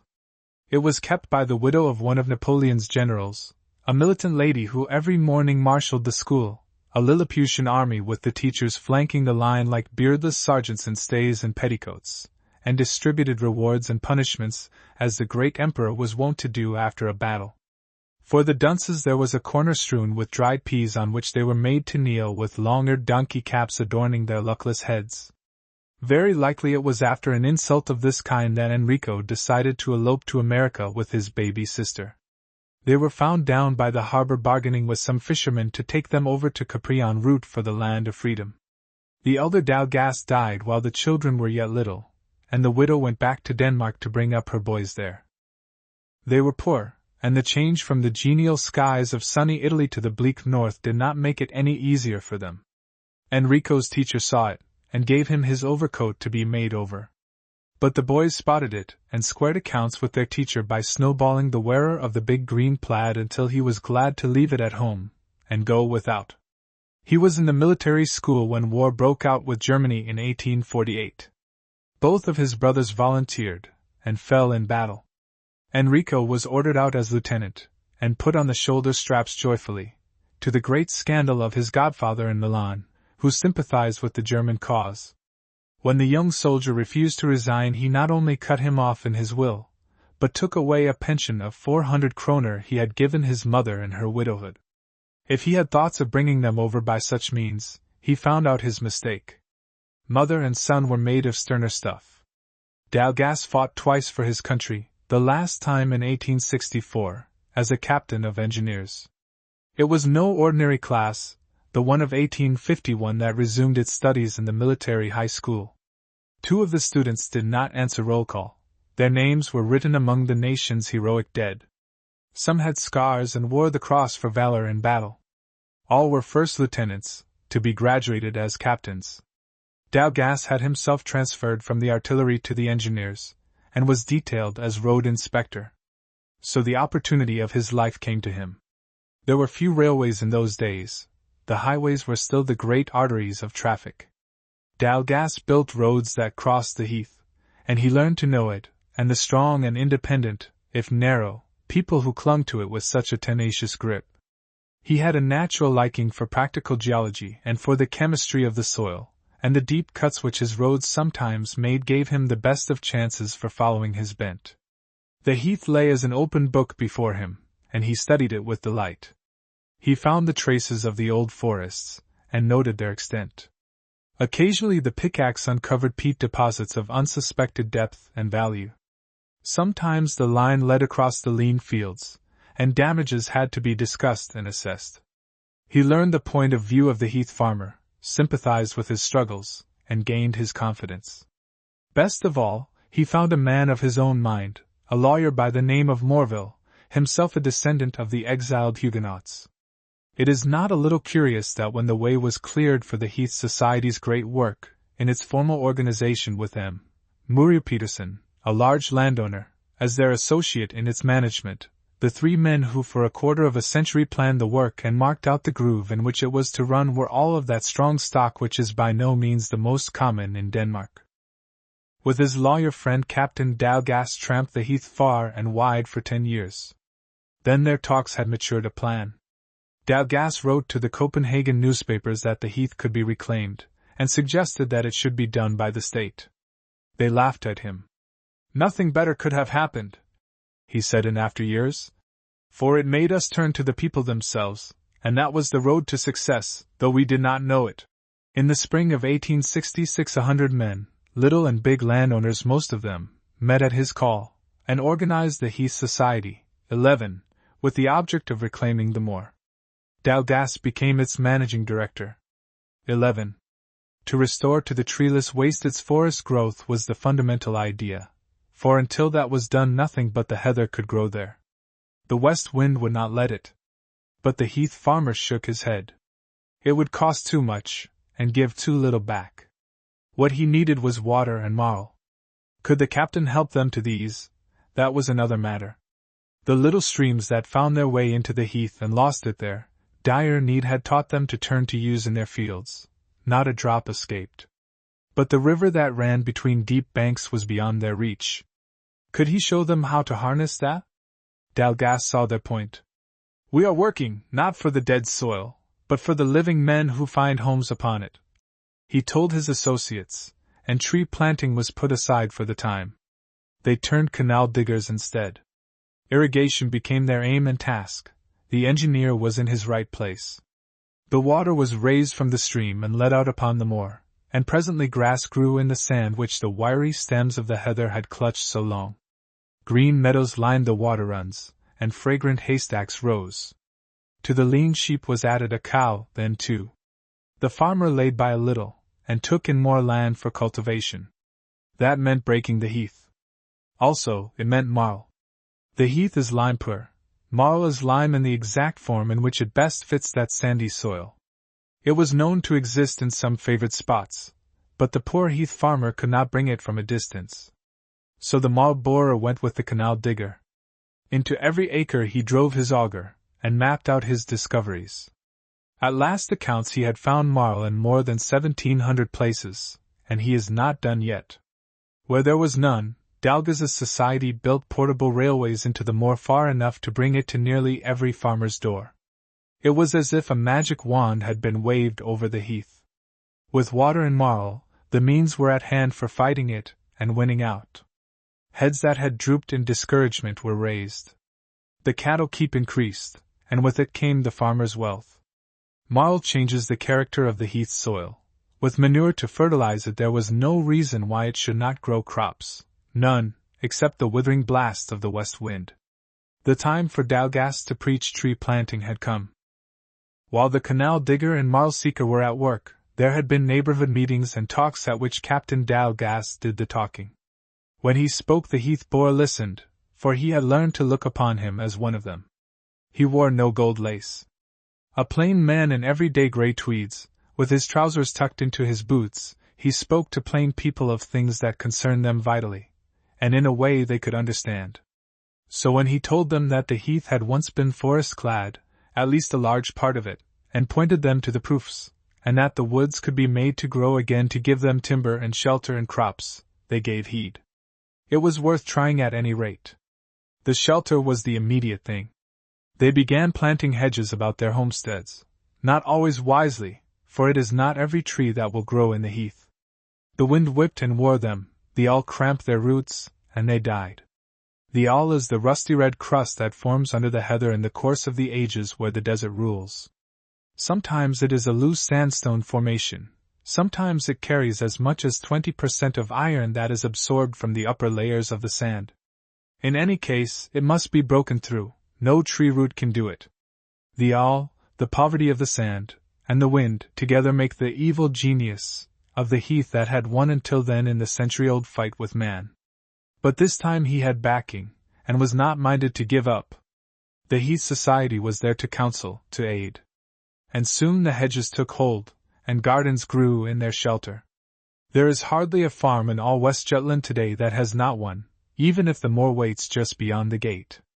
Out in the desert the society had made a beginning with plantations of Norway spruce. They took root, but the heather soon overwhelmed the young plants. Not without a fight would this enemy let go its grip upon the land. It had smothered the hardy Scotch pine in days past, and now the spruce was in peril. Searching high and low for something that would grow fast and grow green, Dalgas and his associates planted dwarf pine with the spruce. Strangely, it not only grew itself, but proved to be a real nurse for the other. The spruce took a fresh start, and they grew vigorously together, for a while. Then the pine outstripped its nursling, and threatened to smother it. The spruce was the more valuable. The other was at best little more than a shrub. The croaker raised his voice. The black heath had turned green, but it was still heath, of no value to anyone then or ever. He had not reckoned with Dalgas. The captain of engineers could use the axe as well as the spade. He cut the dwarf pine out wherever the spruce had got its grip, and gave it light and air. And it grew big and beautiful. The Heath Society has now over 1,900 plantations that cover nearly 100,000 acres, and the state and private individuals, inspired by the example it set, have planted almost as large an area. The ghost of the heath has been laid for all time. Go now across the heath and see the change 40 years have wrought. You shall seek in vain the lonely shepherd with his stocking. The stocking has grown into an organized industry. In grandfather's day the farmer and his household knitted for the taxes. If all hands made enough in the 12-month to pay the tax-gatherer, they had done well. Last year the single county of Hamram, of which more below, sold machine-made underwear to the value of over 1.5 million kroner. The sheep are there, but no longer lean, no more the ling-thatched hut, but prosperous farms backed by thrifty groves, with hollyhock and marigold in the dooryards, heaps of grey marl in the fields, tiny rivulets of water singing the doom of the heath in the sand, for where it comes the heather moves out. A resolute, thrifty peasantry looks hopefully forward. Not all of the heath is conquered yet.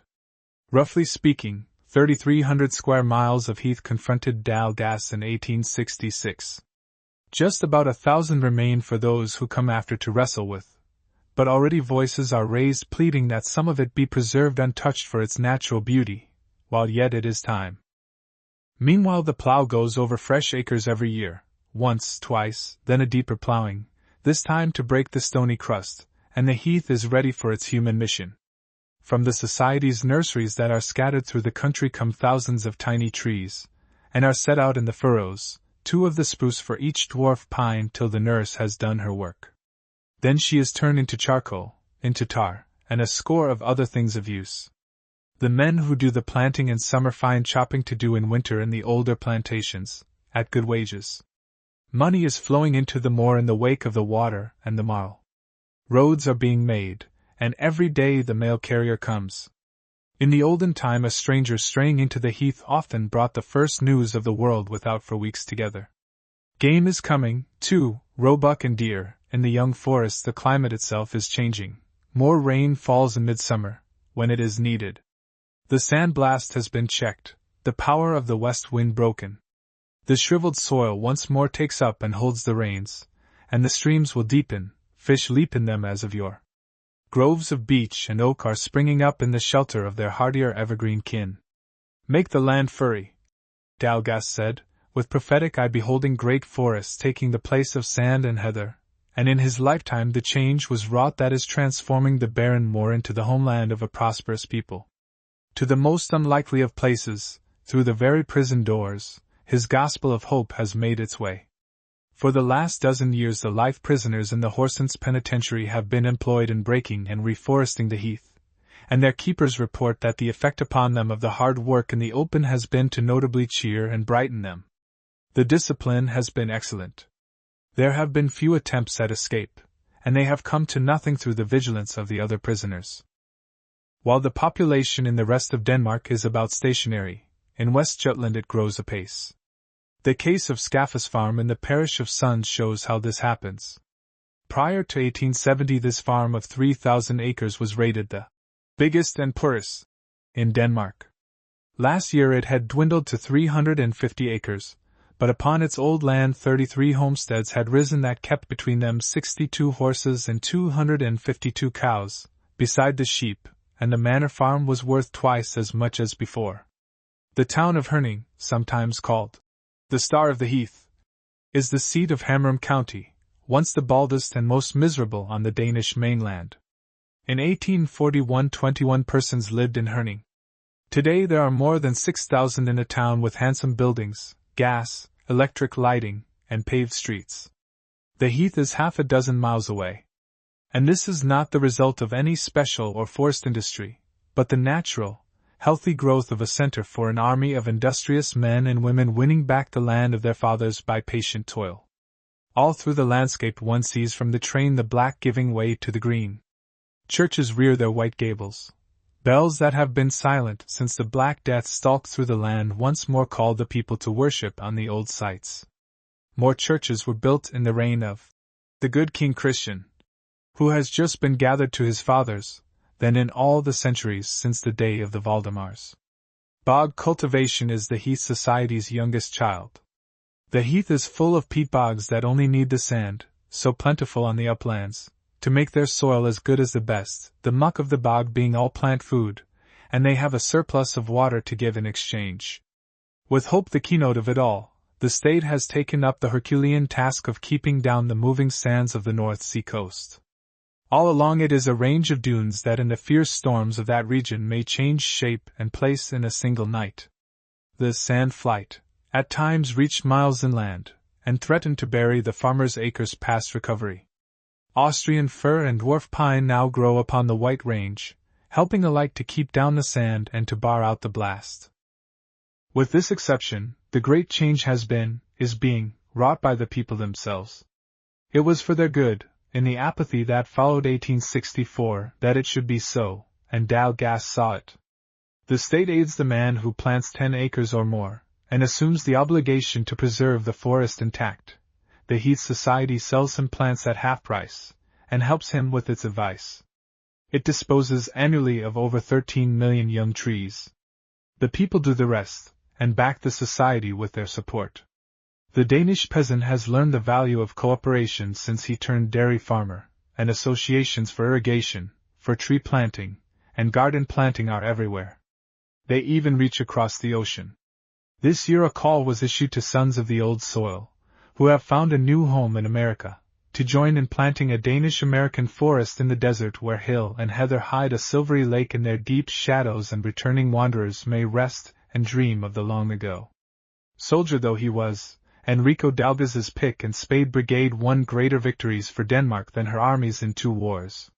He literally won for his country within what she had lost without. A natural organizer, a hard worker who found his greatest joy in his daily tasks, a fearless and lucid writer who yet knew how to keep his cause out of the rancorous politics that often enough seemed to mistake partisanship for patriotism, he was the most modest of men. Praise he always passed up to others. At this silver wedding of the society he founded they toasted him jubilantly, but he sat quiet a long time. When at last he arose, it was to make this characteristic little speech. I thank you very much. His Excellency the Minister of the Interior, who is present here, will see from this how much you think of me, and possibly my recommendation that the State make a larger contribution to the Heath Society's treasury may thereby acquire greater weight with him. I drink to an increased appropriation. On the Heath Dalgas was prophet, prince, and friend of the people. In the crowds that flocked about his bier homespun elbowed gold lace in the grief of a common loss. Boughs of the fragrant spruce decked his coffin, the gift of the heath to the memory of him who set it free. To Dalgas apply the words of the seer with which he himself characterized the society that was the child of his heart and brain. The good men are those who plant and water, for they add to the happiness of mankind. King Christian IV. Deep in the beechwoods between Copenhagen and Elsinore, upon the shore of a limpid lake, stands Frederiksborg, one of the most beautiful castles in Europe. In its chapel the Danish kings were crowned for 2 centuries, and here was born on April 12, 1577, King Christian of the Danish national hymn which Longfellow translated into our tongue. No Danish ruler since the days of the great Valdemars made such a mark upon his time. None lives as he in the imagination of the people. He led armies to war and won and lost battles. Indeed, he lost more than he won on land when matched against the great generals of that fighting era. On the sea he sailed his own ship and was the captain of his own fleet, and there he had no peer. He made laws in the days of peace and reigned over a happy, prosperous land. In his old age misfortune in which he had no share overwhelmed Denmark, but he was ever greatest in adversity, and his courage saved the country from ruin. The great did not love him overmuch, but to the plain people he was ever, with all his failings, which were the failings of his day, a great, appealing figure, and lives in their hearts, not merely in the dry pages of musty books.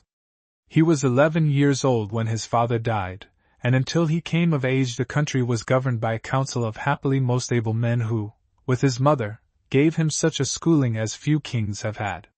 He not only became proficient in the languages, living and dead, and in mathematics which he put to such practical use that he was among the greatest of architects and shipbuilders, he was the best all-round athlete among his fellows as well, and there was some sense in the tradition that survives to this day that whoever was touched by him in wrath did not live long, for he was very tall with a big, strong body, and when he struck hard.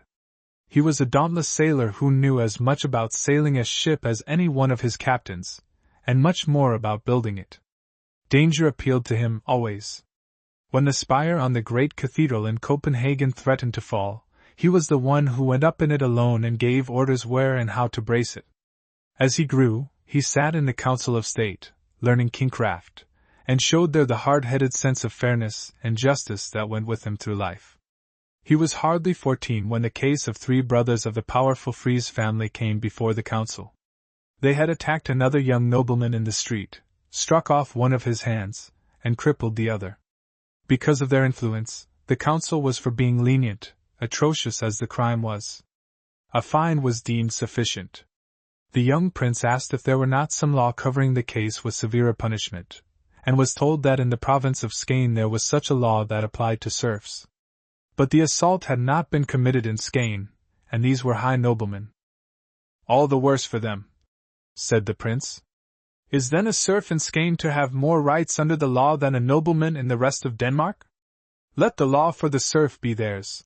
And the judgment stood. He had barely attained his majority, when the young king was called upon to judge between another great noble and a widow whom he sued for 9,000 daler, money he claimed to have lent to her husband. In proof he laid before the judges 2 bonds bearing the signatures of husband and wife. The widow denounced them as forgeries, but the court decided that she must pay. She went straight to the king with her story, assuring him that she had never heard of the debt. The king sent for the bonds and upon close scrutiny discovered that one of them was on paper bearing the watermark of a mill that was not built till 2 years after the date written in the bond. The noble was arrested and the search of his house brought to light several similar documents waiting their turn. He went to the scaffold. His rank only aggravated his offense in the eyes of the king. No wonder the fame of this judge spread quickly through the land. A dozen contented years he reigned in peace, doing justice between man and man at home. Then the curse of his house gripped him. In 2 centuries since the brief union between the 3 Scandinavian kingdoms was broken by the secession of Sweden, only 2 of 16 kings in either country had gone to their rest without ripping up the old feud. It was now Christian's turn. The pretext was of little account. There was always cause enough. Gustav Adolf, whose father was then on the throne of Sweden, said in after years that there was no one he had such hearty admiration for, and whose friend he would like so well to be as Christian for. The mischief is that we are neighbors. King Christian crossed over into Sweden and laid siege to the strong fortress of Kalmar where he first saw actual war, and showed himself a doughty campaigner of intrepid courage. It came near costing him his life when a cannoneer with whom he had often talked on his rounds deserted to the enemy, and picked the king out as his especial target. Twice he killed an officer attending upon him, but the king he never hit. It is almost a pleasure to record that when he tried it again, in another fight, Christian caught him and dealt with him as the traitor he was, though the rough justice of those days is not pleasant to dwell on. The besieged tried to create a diversion by sneaking into camp at night and burying wax images of the king and his generals in the earth, where they were afterwards found and spread consternation through the army, for such things were believed to be wrought by witchcraft, and to bring bad luck to those whom they represented. However, neither the real courage of the defenders, nor their dallying with the black art, helped them any. King Christian stormed the town at the head of his army and took it. The burgomaster hid in the church, disguised as a priest, and pretended to be shriving some women when the crash came, but it did not save him. When the Swedish king came with a host twice the size of his own, there was a battle royal, but Christian drove him off and laid siege to the castle where dissension presently arose between the garrison and its commander who was for surrendering.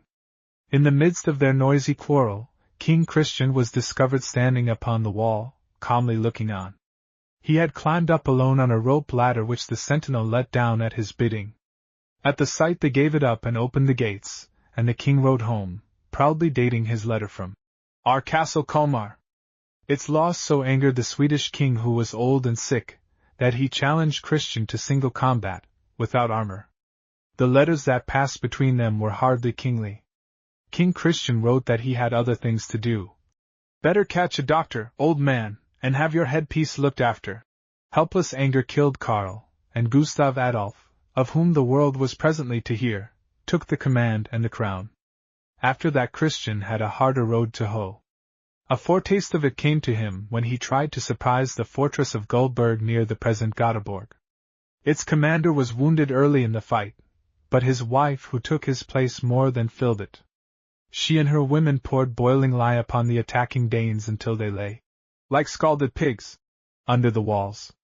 Their leader knew when he had enough and made off in haste, with the lady commandant calling after him. You were a little unexpected for breakfast, but come back for dinner, and we will receive you properly. She would not even let them take their dead away. Since God gave us luck to kill them, she said, we will manage to bury them too. They were very pious days after their own fashion, and God was much on the lips of his servants. Troubles rarely come singly. Soon after, King Christian met the enemy unexpectedly and was so badly beaten that for the second time he had to run for it, though he held out till nearly all his men had fallen. His horse got mired in a swamp with the pursuers close behind. The gay and wealthy Sir Christian Barncow, who had been last on the field, passed him there, and at once got down and gave him his horse. It meant giving up his life, and when Sir Crispin could no longer follow the fleeing king, he sat down on a rock with the words, "I give the king my horse, the enemy my life, and God my soul." The rock is there yet, and the country folk believe that the red spots in the granite are Kristen Barncow's blood, which all the years have not availed to wash out. They tired of fighting at last and made it up. Sweden paid Denmark 1,000,000 daler. For the rest, things stayed as they had been before. King Christian had shown himself no mean fighter, but the senseless sacking and burning of town and country that was an ugly part of those days' warfare went against his grain, and he tried to persuade the Swedes to agree to leave that out in future. Gustav Adolf had not yet grown into the man he afterward became. "As to the burning," was his reply, "seeing that it is the usage of war, and we enemies, why we will each have to do the best we can." Which meant the worst. Had the two kings, who had much in common, got together in the years of peace that followed, much misery might have been saved Denmark, and a black page of history might read very differently. For those were the days of the 30 Years' War, in which together they might have dictated peace to harass Europe. Now King Christian's ambition, his piety, for he was a sincerely religious man, as well as his jealousy of his younger rival and of the growing power of Sweden, so mixed are human motives, made him yield to the entreaties of the hard-pressed Protestant princes to take up alone their cause against the German emperor. He had tried for 6 years to make peace between them. At last he drew the sword and went down to force it. After a year of fighting Tilly and Wallenstein, the emperor's great generals, he met the former in a decisive battle at Lutter-am-Barenberg. King Christian's army was beaten and put to rout. He himself fled bareheaded through the forests of the Harz Mountains, pursued by the enemy's horsemen. It was hardly necessary for the emperor to make him promise, as the price of peace, to keep out of German affairs thenceforth. His allies had left him to fight it out alone. All their fine speeches went for nothing when it came to the test, and King Christian rode back to Denmark, a sadder and wiser man. It was left to Gustav Adolf, after all, to teach the German generals the lesson they needed. In the years of peace before that unhappy war, Danish trade and Danish culture had blossomed exceedingly, thanks to the wisdom, the clever management, and untiring industry of the king. He built factories, cloth mills, silk mills, paper mills, dammed the North Sea out from the rich marshlands with great dikes, taught the farmers profitable ways of tilling their fields, for he was a wondrous manager for whom nothing was too little and nothing too big. He kept minute account of his children's socks and little shirts, and found ways of providing money for his warships and for countless building schemes he had in hand both in Denmark and Norway. For many of them he himself drew the plans. Wherever one goes to this day, his monogram, which heads this story, stares at him from the splendid buildings he erected. The Bourse in Copenhagen and the Round Tower, the beautiful Palace of Rosenborg, a sort of miniature of his beloved Frederiksborg, which also he rebuilt on a more magnificent scale. These are among his works which every traveler in the north knows. He built more cities and strongholds than those who went before or came after him for centuries. Christiania and Christiansen in Norway bear his name. He laid out a whole quarter of Copenhagen for his sailors, and the quaint little houses still serve that purpose. Regensen, a dormitory for poor students at the university, was built by him. He created 7 new chairs of learning and saw to it that all the professors got better pay. He ferreted out and dismissed in disgrace all the grafting officials in Norway, and administered justice with an even hand. At the same time he burned witches without end, or let it be done for their souls' sake. That was the way of his time, and when he needed fireworks for his son's wedding, he made them himself, too. He sent around to all the old cloisters and cathedral churches for the old parchments they had. Heaven only knows what treasures that can never be replaced went up in fire and smoke for that one night's fun. King Christian founded a score of big trading companies to exploit the East, taking care that their ships should have their bulwarks pierced for at least 6 guns, so that they might serve as warships in time of need. He sent one expedition after another to the waters of Greenland in search of the Northwest Passage. It was on the 4th of these, in 1619, that Jens Munk with 2 ships and 64 sailors was caught in the ice of Hudson Bay and compelled to winter there. One after another the crew died of hunger and scurvy. When Jens Monk himself crept out from what he had thought his deathbed, he found only 2 of them all alive. Together they burrowed in the snow, digging for roots until spring came, when they managed to make their way down to Bergen in the smallest of the 2 vessels. Jens Monk had deserved a better end than he got. He spun his yarns so persistently at court that he got to be a tiresome bore, and at last one day the king told him that he had no time to listen to him. Whereat the veteran took great umbrage and, slapping his sword, let the king know that he had served him well and was entitled to better treatment. Christian snatched the weapon in anger and struck him with the scabbard. The sailor never got over it. He withered away and died, says the tradition. It was the old superstition, but whether that killed him or not, the king lost a good man in Jens Monk. He was not averse to hearing the truth, though, when boldly put. When Olvind, a popular preacher, offended some of the nobles by his plain speech and they complained to the king, he bade him to the court, and told him to preach the same sermon over. Master Vind was game, and the truths he told went straight home, for he knew well where the shoe pinched. But King Christian promptly made him court preacher. "He is the kind we need here," he said. There was never a day that the king did not devoutly read his Bible, and he was determined that everybody should read it the same way. The result was a kind of Puritanism that filled the churches and compelled the employment of men to go around with long sticks to rap the people on the head when they fell asleep. Christian IV was not the first ruler who has tried to herd men into heaven by battalions. But his people would have gladly gone in the fire for him. He was their friend. When on his tramps, as likely as not he would come home sitting beside some peasant on his load of truck, and would step off at the palace gate with a "So long, thanks for good company." He was everywhere, interested in everything. In his walking stick he carried a footrule, a level, and other tools, and would stop at the bench of a workman in the navy yard and test his work to see how well he was doing it. "I can lie down and sleep in any hut in the land," was his contented boast. And he would have been safe anywhere. Gustav Adolf was a wise and generous foe. While he lived he refused to listen to proposals for the partition of Denmark after King Christian's defeat in Germany. He knew well that she was a barrier against the ambition of the German princes and that, once she was out of the way, Sweden's turn would come next. But when he had fallen on the battlefield of Lutzen, and his generals, following in his footsteps, had achieved fame and lands and the freedom of worship for which he gave his life, the Swedish statesmen lost their heads and dreamed of the erection of a great northern Protestant state by the conquest of Denmark and Norway, to balance the power of the German Empire. Without warning or declaration of war, a great army was thrown into the Danish peninsula from the south. Another advanced from Sweden upon the eastern provinces, and a fleet hired in Holland for Swedish money came through the North Sea to help them over to the Danish islands. If the 2 armies met, Denmark was lost. In Swedish harbors a still bigger fleet was fitting out for the Baltic. King Christian was well up in the 60s, worn with the tireless activities of a long reign, but once more he proved himself greater than adversity. When the evil tidings reached him, in the midst of profound peace, the enemy was already within the gates. The country lay prostrate. The name of Torstenson, the Swedish general, spread terror wherever it was heard. In the German campaigns he had been known as the Swedish lightning.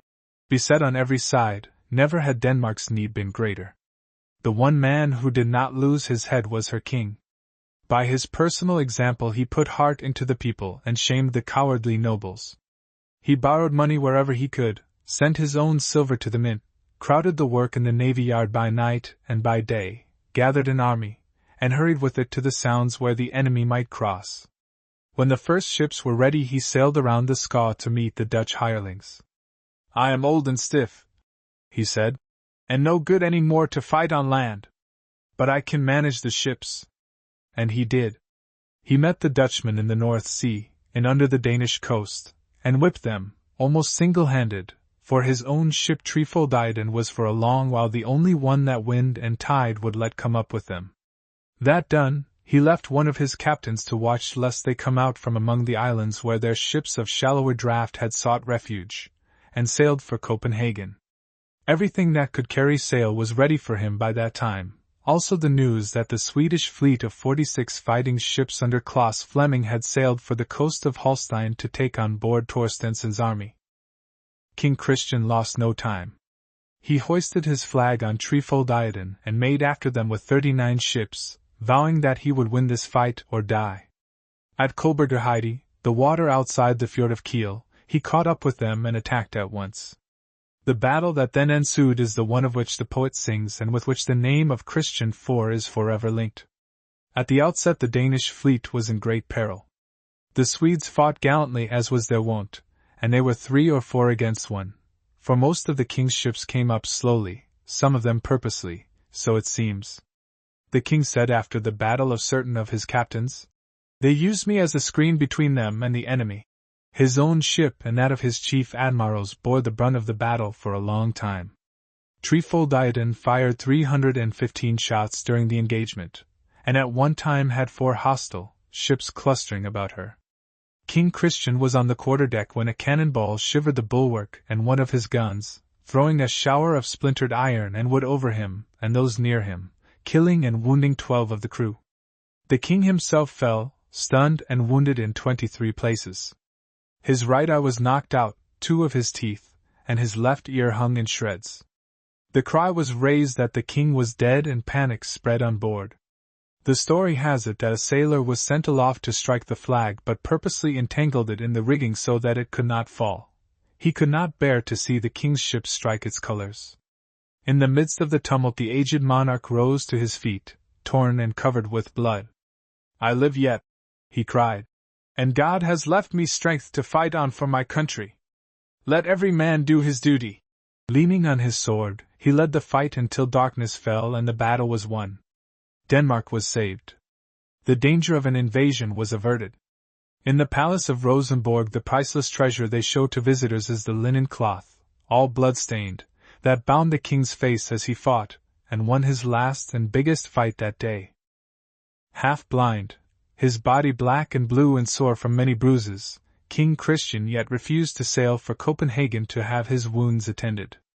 3 weeks he lay watching the narrow inlet behind which the beaten enemy was hiding, to destroy his ships when he came out. Then he gave over the command to another and hastened to the province of Skane on the Swedish mainland, from which he expelled a hostile army. But when his back was turned, the men he had set to watch fell asleep and let the Swedish admiral steal out into the open. There he found and joined the Dutch ships that had slipped around the Skaw during the rumpus. Together they overwhelmed the Danish fleet, being now 3-1, and crushed it. The slothful admiral paid for it with his life, but the harm was done. It was the last and heaviest blow. The old king sheathed his sword and set his name to a peace that took from Denmark some of her ancient provinces, with the bitter sigh, "God knows I had no share in this." And he had not. Even at the last he appealed to the country to try the fortunes of war with him once more. The people were willing, but the nobles wanted peace.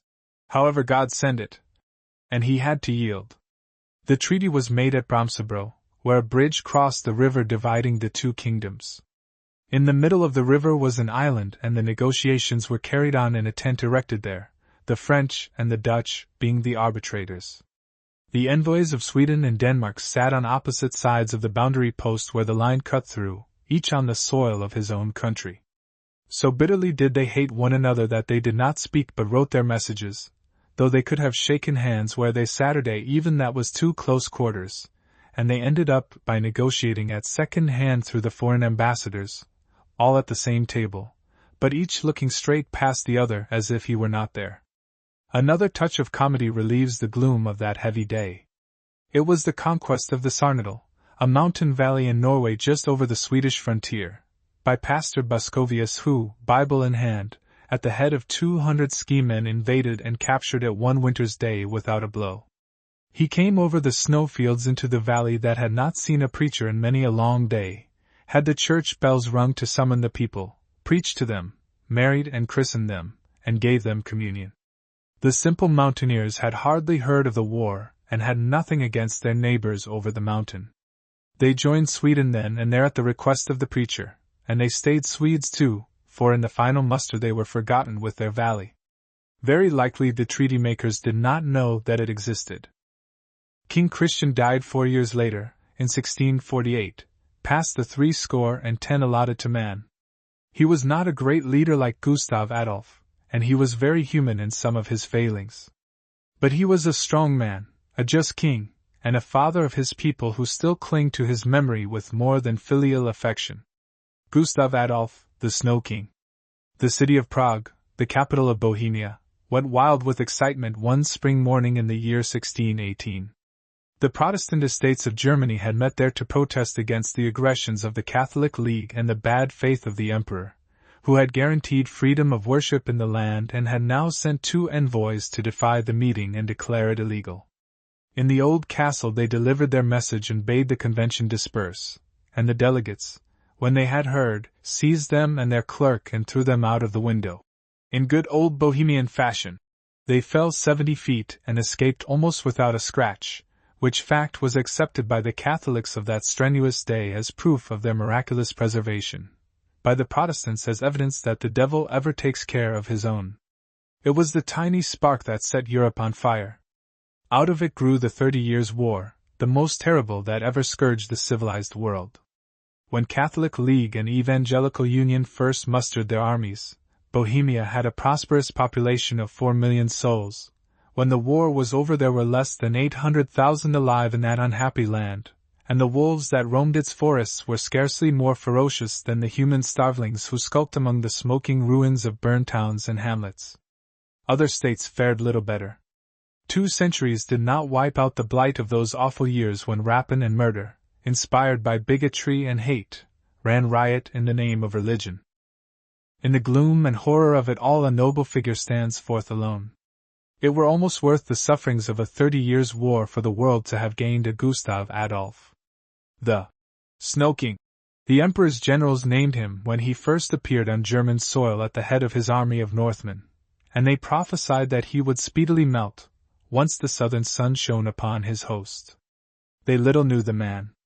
He went from victory to victory, less because he was the greatest general of his day than because he, and all his army with him, believed himself charged by the Almighty with the defense of his country and of his faith. The Emperor had attacked both, the first by attempting to extend his dominion to the Baltic, but Pomerania and the Baltic provinces were regarded by the Swedish ruler as the outworks of his kingdom, and Sweden was Protestant. Hence he drew the sword. Our brethren in the faith are sighing for deliverance from spiritual and bodily thraldom, he said to his people. Please God, they shall not sigh long. That was his warrant. Axel Oxenstierna, his friend and right hand who lived to finish his work, said of him, he felt himself impelled by a mighty spirit which he was unable to resist. As warrior, king, and man, he was head and shoulders above his time. Gustav Adolf saved religious liberty to the world. He paid the price with his life, but he would have asked no better fate. A soldier of God, he met a soldier's death on the field of battle, in the hour of victory. A man of destiny he was to his people as to himself. Long years before his birth, upon the appearance of the comet of 1577, Tycho Brahe, the astronomer, who was deep in the occultism of his day, had predicted that a prince would appear in Finland who would do great things in Germany and deliver the Protestant peoples from the oppression of the popes, and the prophecy was applied to Gustav Adolf by his subjects all through his life. He was born on December 9, 1594, Old Style, as they still reckon time in Russia. Very early he showed the kind of stuff he was made of. When he was yet almost a baby he was told that there were snakes in the park, and showed fight at once. Give me a stick and I will kill them. With the years he grew into a handsome youth who read his books, knew his Seneca by heart, was fond of the poets and the great orators, and mastered 8 languages, living and dead. At 17 he buckled on the sword and put the books away, but kept Xenophon as his friend, for he was a military historian after his own heart. He was then Duke of Finland. The king, his father, was a stern but observant man who, seeing his bent, threw him with soldiers to his heart's content, glad to have it so, for it was a warlike age. From his 10th year he let him sit in council with him, and early delegated to him the duty of answering ambassadors from foreign countries. The lad was the only one who dared oppose the king when he was in a temper, and often he made peace and healed wounds struck in anger. The people worshipped the fair young prince, and his father, when he felt the palsy of old age and bodily infirmities creeping upon him and thought of his unfinished tasks, would murmur as his eyes rested upon the bonny youth, "I'll face it, he will do it." There is still in existence a document in which he laid down to him his course as a sovereign. "First of all," he writes, "you shall fear God and honor your father and mother. Give your brothers and sisters brotherly affection, love your father's faithful servants, and requite them after their due. Be gracious to your subjects, punish evil and love the good. Believe in men, but find out first what is in them. Hold by the law without respect of person." It was good advice to a prince, and the king took it to heart. On the docket of the Supreme Court at Stockholm is a letter written by Gustav Adolf to the judges and ordered by him to be entered there, which tells them plainly that if any of them is found perverting justice to suit him, the king, or any one else, he will have him flayed alive and his hide nailed to the judgment seat, his ears to the pillory. Not a nice way of talking to dignified judges, perhaps, but then the prescription was intended to suit the practice, if there was need. The young king earned his spurs in a war with Denmark that came near being his last as it was his first campaign. He and his horsemen were surprised by the Danes on a winter's night as they were warming themselves by a fire built of the pews in the Witzjo church, and they cut their way through only after a desperate fight on the frozen lake. The ice broke under the king's horse and he was going down when two of his men caught him in the nick of time. He got away with the loss of his sword, his pistols, and his gloves. "I will remember you with a crust that shall do for your bairns too," he promised one of his rescuers, a stout peasant lad, and he kept his word. Thomas Larsen's descendants a generation ago still tilled the farm the king gave him. When the trouble with Denmark was over for the time being, he settled old scores with Russia and Poland in a way that left Sweden mistress of the Baltic. In the Polish War he was wounded twice and was repeatedly in peril of his life. Once he was shot in the neck, and, as the bullet could not be removed, it ever after troubled him to wear armor. His officers pleaded with him to spare himself, but his reply was that Caesar and Alexander did not skulk behind the lines. A general must lead if he expected his men to follow. In this campaign he met the League's troops, sent to chase him back to his own so that Wallenstein, the leader of the imperial armies, might be General of the Baltic Sea, unmolested. "Go to Poland," he commanded one of his lieutenants, "and drive the Snow King out, or else tell him that I shall come and do it myself." The proud soldier never knew how near he came to entertaining the Snow King as his unwilling guest then. In a fight between his rearguard and the imperial army, Gustav Adolf was disarmed and taken prisoner by two troopers. There was another prisoner who had kept his pistol. He handed it to the king behind his back, and with it he shot one of his captors and brained the other. For all that they nearly got him.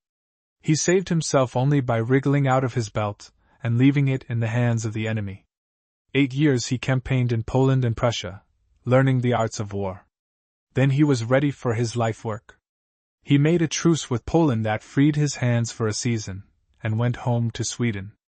That spring, 1629, he laid before the Swedish estates his plan of freeing the Protestants. To defend Sweden, he declared, was to defend her faith, and the estates voted supplies for the war. To gauge fully the splendid courage of the nation, it must be remembered that the whole kingdom, including Finland, had a population of only 1.5 million at the time and was preparing to attack the mighty Roman Empire. In the first year of the war the Swedish budget was $13 millions, of which 9.5 went for armaments. The whole army which Gustav Adolf led into Germany numbered only 14,000 soldiers, but it was made up of Swedish veterans led by men whose names were to become famous for all time, and welded together by an unshakable belief in their commander, a rigid discipline and a religious enthusiasm that swayed master and men with a common impulse. Such a combination has in all days proven irresistible. The king's farewell to his people, he was never to see Sweden again, moved a nation to tears. He spoke to the nobles, the clergy, and to the people, admonishing them to stand together in the hard years that were coming, and gave them all into the keeping of God.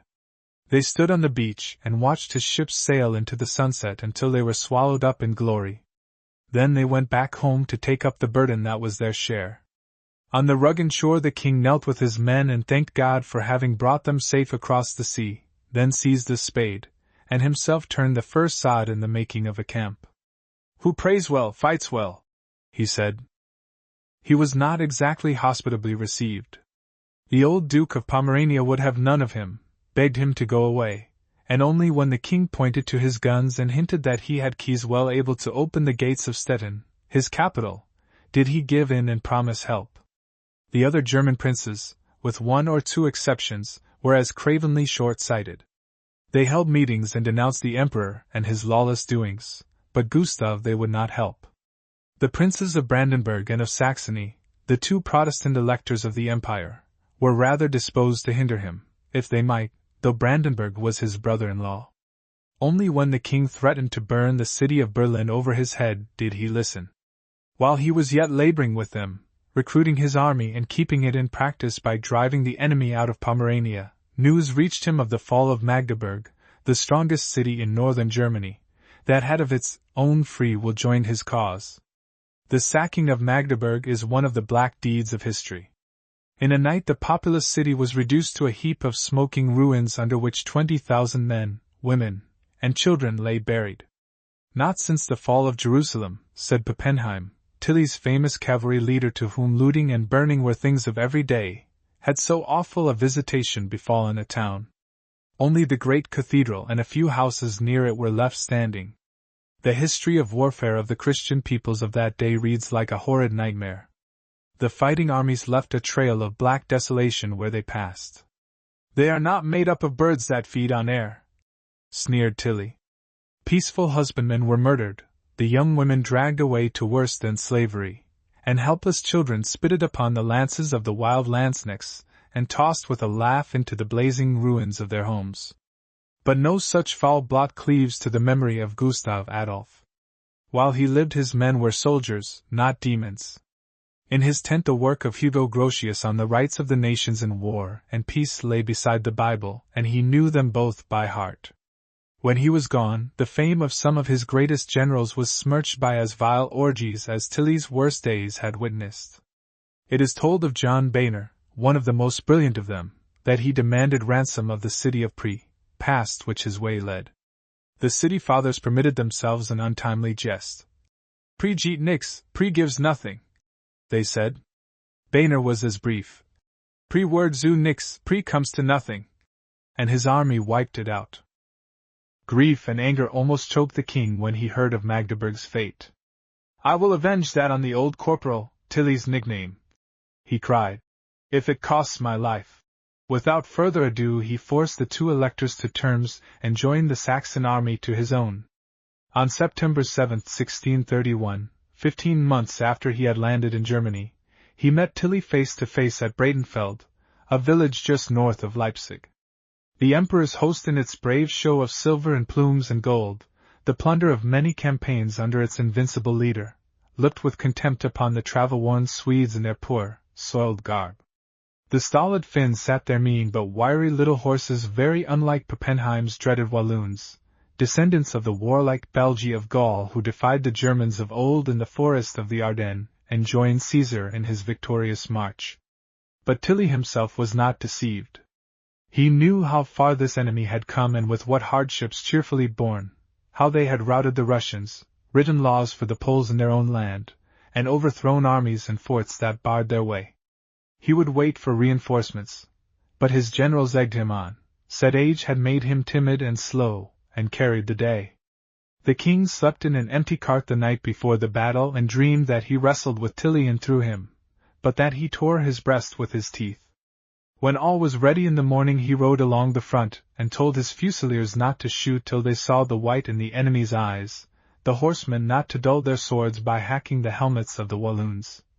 Cut at their horses and they will go down with them. In the pause before the onset he prayed with head uncovered and lowered sword, and his voice carried to the farthest lines. Thou God, in whose hands are victory and defeat, look graciously upon thy servants. From distant lands and peaceful homes have we come to battle for freedom, truth, and thy gospel. Give us victory for thy holy name's sake. Amen. Tilly had expected the king to attack, but the fiery Pappenheim upset his plans. The smoke of the guns drifted in the faces of the Swedes, and the king swung his army to the south to get the wind right. In making the turn they had to cross a brook, and this moment Pappenheim chose for his charge. Like a thunderbolt his Walloons fell upon them. The Swedish fire mowed them down like ripened grain and checked their impetuous rush. They tried to turn the king's right, and so outflank him, but the army turned with them and stood like a rock. The extreme mobility of his forces was Gustav Adolf's great advantage in his campaigns. He revised the book of military tactics up to date. The imperial troops were massed in solid columns, after the old Spanish fashion, the impact of which was hard to resist when they struck.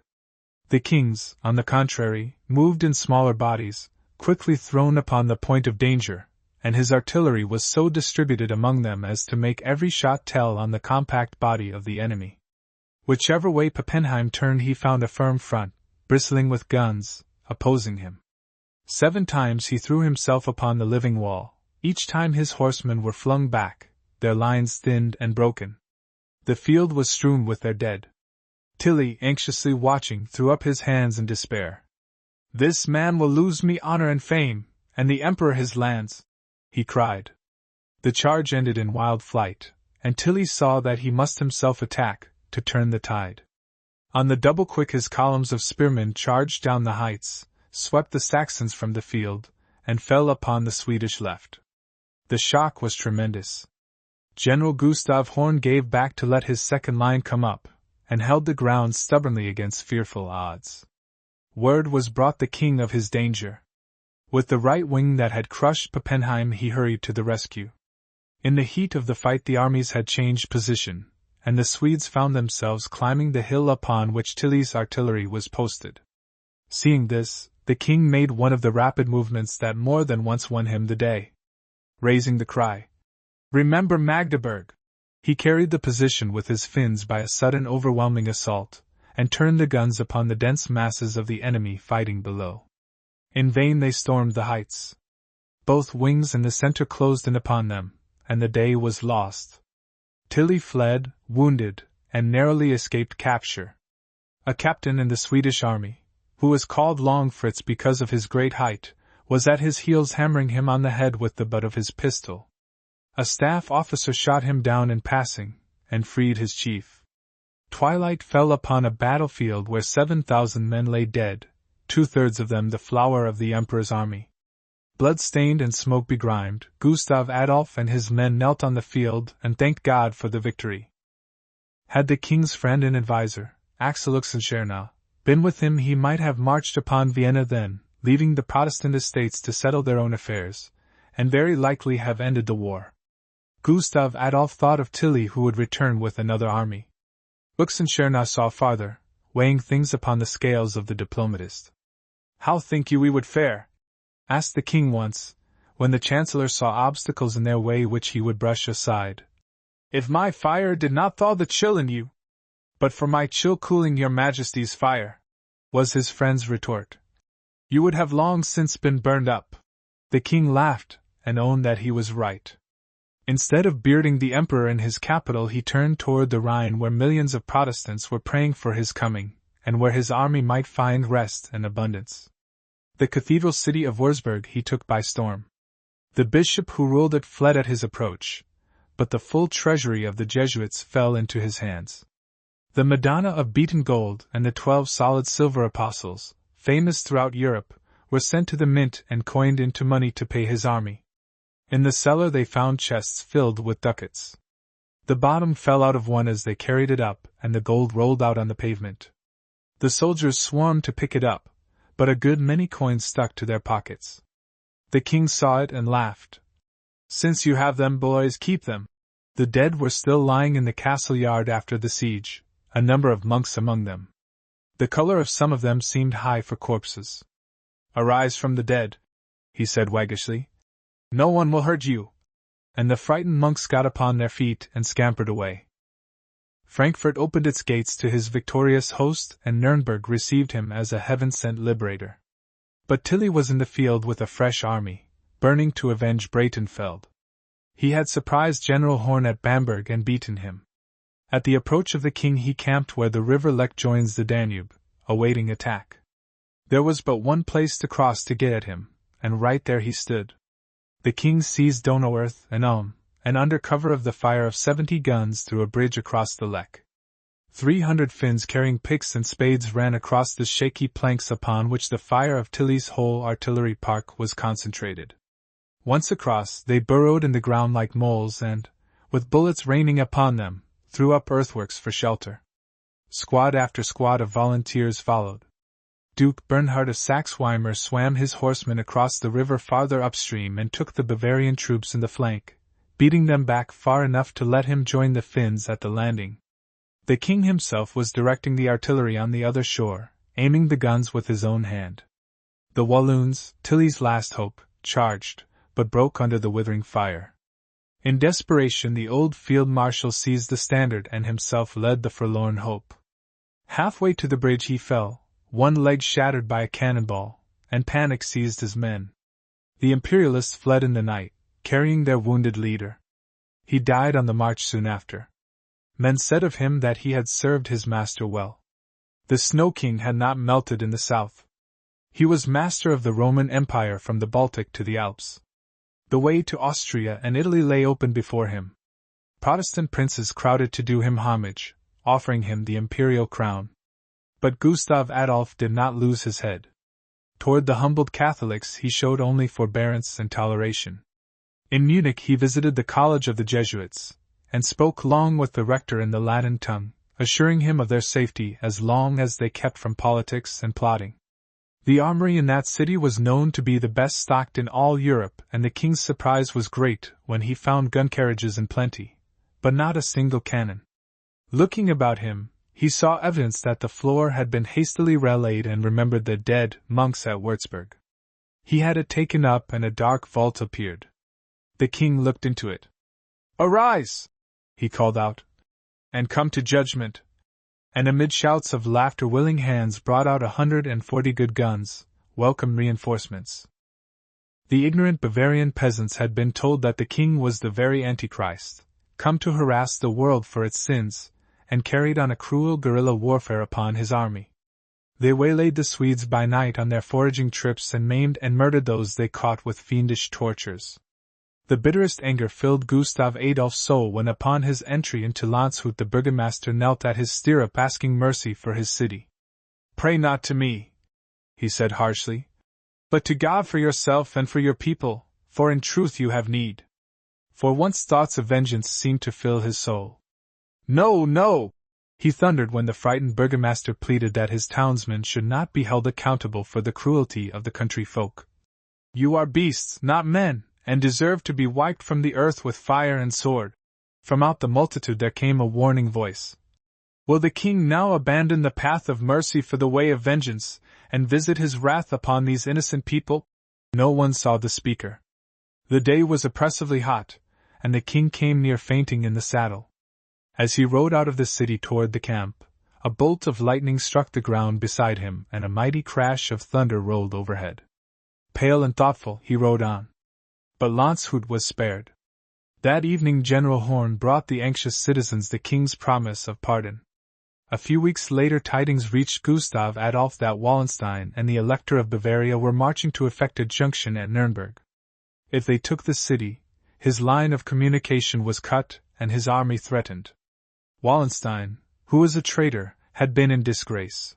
But he was a great general and in his dire need Emperor Ferdinand had no one else to turn to. So he took him back on his own terms, and in the spring he had an army of 40,000 veterans in the field. This was the host he was leading against Nuremberg. But the king got there first, and entrenched himself so strongly that there was no ousting him. Wallenstein followed suit, and for 11 weeks the enemies eyed one another from their lagers, neither willing to risk an attack. In the end Gustav Adolf tried, but even his Finns could not take the impregnable heights the enemy held. At last he went away with colors flying and bands playing, right under the enemy's walls, in the hope of tempting him out. But he never stirred. When Wallenstein was sure he had gone, he burned his camp and turned toward Saxony to punish the Elector for joining the Swedes. A wail of anguish went up from that unhappy land and the king heard it clear across the country. By forced marches he hurried to the rescue of his ally, picking up Bernhard of Saxe-Weimar on the way. At Naumburg the people crowded about him and sought to kiss or even to touch his garments. The king looked sadly at them. They put their trust in me, poor weak mortal, as if I were the Almighty. It may be that he will punish their folly soon upon the object of their senseless idolatry. He had come to stay, but when he learned that Wallenstein had sent Pappenheim away to the west, thus weakening his army, and was going into winter quarters at Lutzen, near Leipzig, a half-day's march from the memorable Breitenfeld, he broke camp at once and hastened to attack him. Starting early, his army reached Lutzen at nightfall on November 15, 1632. Wallenstein believed the campaign was over for that year and the Swedes in winter quarters, and was taken completely by surprise. Had the king given battle that night, he would have wiped the enemy out. Two things, in themselves of little account, delayed him: a small brook that crossed his path, and the freshly plowed fields. His men were tired after the long march, and he decided to let them rest. It was Wallenstein's chance. Overnight he posted his army north of the highway that leads from Lutzen to Leipzig, dug deep the ditches that enclosed it, and made breastworks of the dirt. Sunrise found sheltered behind them 27,000 seasoned veterans to whom Gustav Adolf could oppose but 20,000, but he had more guns and they were better served. As the day broke, the Swedish army, drawn up in battle array, intoned Luther's hymn, "A mighty fortress is our God," and cheered the king. He wore a leathern doublet and a grey mantle. To the pleadings of his officers that he put on armor he replied only, "God is my armor. Today," he cried as he rode along the lines, "will end all our hardships." He himself took command of the right wing, the gallant Duke Bernhard of the left. As at Breitenfeld, the rallying cry was, "God with us!" The king hoped to crush his enemy utterly, and the whole line attacked at once with great fury. From the start victory leaned toward the Swedish army. Then suddenly in the wild tumult of battle a heavy fog settled upon the field. What followed was all confusion. No one knows the rights of it to this day. The king led his famous yellow and blue regiments against the enemy's left. "The black fellows there!" he shouted, pointing to the emperor's cuirassiers in their black armor. "Attack them!" Just then an adjutant reported that his infantry was hard-pressed. "Follow me," he commanded, and clapping spurs to his horse, set off at full speed for the threatened quarter. In the fog he lost his way and ran into the cuirassiers. His two attendants were shot down, and a bullet crushed the king's right arm. He tried to hide the fact that he was wounded, but pain and loss of blood made him faint, and he asked the Duke of Lauenburg, who rode with him, to help him out of the crush. At that moment a fresh troop of horsemen bore down upon them, and their leader, Moritz von Falkenberg, shot the king through the body with the exultant cry, "You I have long sought!" The words had hardly left his lips when he fell with a bullet through his head. The king swayed in the saddle and lost the reins. "Save yourself," he whispered to the duke. "I am done for." The duke put his arm around him to support him, but the cuirassiers surged against them and tore them apart. The king's horse was shot in the neck and through its rider. A while he hung by the stirrup and was dragged over the trampled field. Then the horse shook itself free and ran through the lines, spreading the tidings of the king's fall afar. A German page, Lubelfing, a lad of 18, was alone with the king. He sprang from his horse and tried to help him into the saddle, but had not the strength to do it. Gustav Adolf was stout and very heavy. While he was trying to lift him, some Croats rode up and demanded the name of the wounded man. The page held his tongue, and they ran him through. Gustav Adolf, to save him, said that he was the king. 12. At that they shot him through the head, and showered blows upon him. When the body was found in the night, it was naked. They had robbed and stripped him. 12. The king was dead. Through the Swedish ranks Duke Bernhard shouted the tidings. "Who now cares to live? Forward, to avenge his death!" With the blind fury of the berserkers of old, the Swedes cleared the ditches, stormed the breastworks, and drove the foe in a panic before them. The duke's arm was broken by a bullet. He hardly knew it. With his regiment he rode down the crew of one of the enemy's batteries and swept on. In the midst of it all, a cry resounded over the plain that made the runaways halt and turn back. Pappenheim! Pappenheim is here! He had come with his Walloons in answer to the general's summons. Where is the king? He asked, and they pointed to the Finnish brigade. With a mighty crash the two hosts that had met so often before came together. Wallenstein mustered his scattered forces, and the king's army was attacked from 3 sides at once. The Yellow Brigade fell where it stood almost to the last man. The Blue fared little better. Slowly the Swedish infantry gave back. The battle seemed lost. But the tide turned once more. In the hottest fight Pappenheim fell, pierced by 3 bullets. The man of 100 scars died, exulting that the king whom he hated had gone before. With his death the emperor's men lost heart. The Swedes charged again and again with unabated fury. Night closed in with Wallenstein's center still unbroken, but he had lost all his guns. Under cover of the darkness, he made his escape. The king's army camped upon the battlefield. The carnage had been fearful. 9,000 were slain. It was Wallenstein's last fight.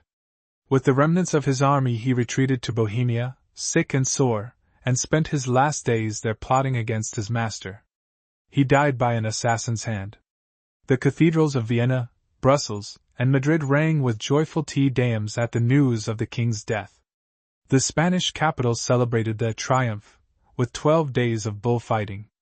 Emperor Ferdinand was better than his day. He wept at the sight of the king's blood-stained jacket. The Protestant world trembled. Its hope and strength were gone. But the Swedish people, wiping away their tears, resolved stoutly to carry on Gustav Adolf's work. The men he had trained led his armies to victory on yet many a stricken field. Peace came at length to Europe. The last religious war had been fought and won. Freedom of worship, liberty of conscience, were bought at the cost of the kingliest head that ever wore a crown. The great ruler's life work was done. Gustav Adolf was in his 38th year when he fell. Of stature he was tall and stout, a fair-haired, blue-eyed giant, stern in war, gentle in the friendships of peace. He was a born ruler of men. Though he was away fighting in foreign lands all the years of his reign, he kept a firm grasp on the home affairs of his kingdom. One traces his hand everywhere, ordering, shaping, finding ways, or making them where there was none. The valuable mines of Sweden were ill-managed. The metal was exported in coarse pigs to Germany for very little, worked up there, and resold to Sweden at the highest price. He created a board of mines, established smelteries, and the day came when, instead of going abroad for its munitions of war, Sweden had for its customers half Europe. Like Christian of Denmark, with whom he disagreed, he encouraged industries and greatly furthered trade and commerce. He built highways and canals, and he did not forget the cause of instruction. Upon the university at UPS he bestowed his entire personal patrimony of 313 farms as a free gift. His people honor him with cause as the real founder of the Swedish system of education. The master he was always. Sweden had, on one hand, a powerful, able nobility, on the other, a strong, independent peasantry, a combination full of pitfalls for a weak ruler, but with equal promise of great things under the master hand. His father had cowed the stubborn nobles with the headsman's axe. Gustav Adolf drew them to him and imbued them with his own spirit. He found them a contentious party within the state. He left them its strongest props in the conduct of public affairs. Nor was it always with persuasion he worked. His reward for the unjust judge has been quoted. When the council failed to send him supplies in Germany, pleading failure of crops as their excuse, he wrote back, "You speak of the high prices of corn. Probably they are high because those who have it want to profit by the need of others." And he set a new chief over the finances. On the other hand, he gave shape to the relations between king and people. The Riksdag held its sessions, but the laws that ruled it were so vague that it was no unusual thing for men who were not members at all to attend and join in the debates. Gustav Adolf put an abrupt end to a state of things that exposed Sweden to the contempt of the nations. As he ordered it, the initiative remained with the crown. It was the right of the Riksdag to complain and discuss, of the king to choose the best, after hearing all sides. As a young prince, Gustav Adolf fell deeply in love with Ebba Brahe, the beautiful daughter of one of Sweden's most powerful noblemen. The two had been playmates and became lovers. But the old queen frowned upon the match. He was the coming king, she was a subject, and the queen managed, with the help of Oxenstierna, who was Gustav's best friend all through his life, to make him give up his love. "Then I will never marry," he cried in a burst of tempestuous grief. But when the queen had got Ebba Brahe safely married to one of his father's famous generals, he wedded the lovely sister of the Elector of Brandenburg. She adored her royal husband, but never took kindly to Sweden, and the people did not like her. They clung to the great king's early love, and to this day they linger before the picture of the beautiful Ebba in the Stockholm castle when they come from his grave in the Riddarholm church, while they pass the queens by with hardly a glance. It is recorded that Ebba made her husband a good and dutiful wife. If her thoughts strayed at times to the old days and what might have been, it is not strange. In one of those moods she wrote on a window pane in the castle. The Queen Mother saw it, and wrote under it her own version. King and sailor, heroes of Copenhagen. Of all the foolish wars that were ever waged, it would seem that the one declared by Denmark against Sweden in 1657 had the least excuse. A century before, the two countries had fought through 8 bitter years over the momentous question whether Denmark should carry in her shield the 3 lions that stood for the 3 Scandinavian kingdoms, the Swedish one having set up for itself in the dissolution of the union between them, and at the end of the fight they were where they had started, each of them kept the whole brood. But this war was without even that excuse. Denmark was helplessly impoverished. Her trade was ruined, the nobles were sucking the marrow of the country. Of the freehold farms that had been its strength, scarce 5,000 were left in the land. It could hardly pay its way in days of peace. Its strongholds lay in ruins, it had neither arms, ammunition, nor officers. On its roster of 30,000 men for the national defense were carried the dead and the yet unborn, while the Swedish army of tried veterans had gone from victory to victory under a warlike king. To cap the climax, Copenhagen had been harassed by pestilence that had killed 1/5 of its 50,000 people. So ill-matched were they when a stubborn king forced a war that could end only in disaster. When one of his counselors advised against the folly, he caned him and sent him into exile. Yet out of the fiery trial this king came a hero. His queen, whose pride and wasteful vanity, 13, had done its full share in bringing the country to the verge of ruin, became the idol of the nation. In the hour of its peril she grew to the stature of a great woman who shared danger and hardship with her people and by her example put hope and courage into their hearts. 13. Carl Gustav, the Swedish king, was campaigning in Poland, but as soon as he could turn around he marched his army against Denmark, scattered the forces that opposed him, and before news of his advance had reached Copenhagen knocked at the gate of Denmark demanding speech of brother Frederick in good Swedish. A winter of great severity had bridged the Baltic and the sounds of the island kingdom. In 2 weeks he led his army, horse, foot, and guns over the frozen seas where hardly a wagon had dared cross before. Great rifts yawned in their way, and whole companies were swallowed up. His own sleigh sank in the deep, but nothing stopped him. Danish emissaries came pleading for peace. He met them on the way to the capital, surrounded by his Finnish horsemen, and gave scant ear to their speeches while he drove on. Before the city he halted and dictated a peace so humiliating that one of the Danish commissioners exclaimed when he came to sign, "I wish I could not write." Perhaps the same wish troubled the conqueror's ambitious dreams. The peace was broken as swiftly as made. In 5 months he was back before Frederick's capital with his whole army, while a Swedish fleet anchored in the roadstead outside. "What difference does it make to you?" was the contemptuous taunt flung at the anxious envoys who sought his camp. "Whether the name of your king is Karl or Frederick so long as you are safe?" He had come to make an end of Denmark. Copenhagen was almost without defenses. The old earth walls mounted only 6 guns, with breastworks scarce knee-high. In places King Karl could have driven his sleigh into the heart of the city at the head of his army. But for the second time he hesitated when a swift blow would have won all, and lost. Overnight the Danish nation awoke to a fight for its life. King and people, till then strangers, in that hour became one. Frederick III met the craven counsel that he fly to Norway with the proud answer, "I will die in my nest, if need be, and my wife with me." With a shout the burghers swore to fight to the last man.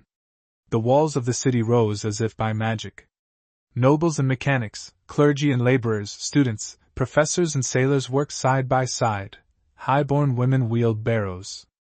Every tree was cut down and made into palisades. The crops ripening in the fields were gathered in haste and the cattle driven in. The city had been provisioned for barely a week and garrisoned by 400 raw recruits. Sailors from the useless ships took out their guns and mounted them in the redoubts. Peasants flocked in and were armed with battle-axes, clubs, and boat-hooks when the supply of muskets gave out. When Carl Gustav drew his lines tight, he faced 6,000 determined men behind strong walls. The city stood in a ring of blazing fires. Its defenders were burning down the houses and woods beyond the moats to clear the way for their gunners. The king watched the sight from his horse in silence. He knew what it meant. He had fought in the 30 Years' War. "Now I vow we shall have fighting," was all he said. It was not long in coming. On the second night the garrison made a sortie and drove back the invaders, destroying their works with great slaughter. Night after night, and sometimes in the broad day, they returned to the charge, overwhelming the Swedes where least expected, capturing their guns, their supplies, and their outposts. Short of arms and ammunition, they took them in the enemy's lines. In one of these raids Carl Gustav himself was all but made prisoner. A horseman had him by the shoulder, but he wrenched himself loose and spurred his horse into the sea, where a boat from one of the ships rescued him. The defense took on something of the fervor of religious frenzy. Twice a day services were held on the walls of the city. Within, the men who could not bear arms, and the women, barricaded the streets with stones and iron chains for the last fight, were it to come. In his place on the wall every burgher had 100 brickbats or stones piled up for ammunition, and by night when the enemy rained red-hot shot upon the city, he fought with a club or spear in one hand, a torch in the other. 11 weeks the battle raged by night and by day. Then a Dutch fleet forced its way through the blockade after a fight in which it lost 6 ships and 2 admirals. It brought food, ammunition, and troops. The joy in the city was great. All day the church bells were rung, and the people hailed the Dutch as the saviors of the nation. But when they, too, would thank God for the victory and asked for the use of the university's hall, they were refused. They were followers of Calvin, and their heresies must not be preached in the place set apart for teaching the doctrines of the pure faith, said the professors, who were Lutheran. It was the way of the day.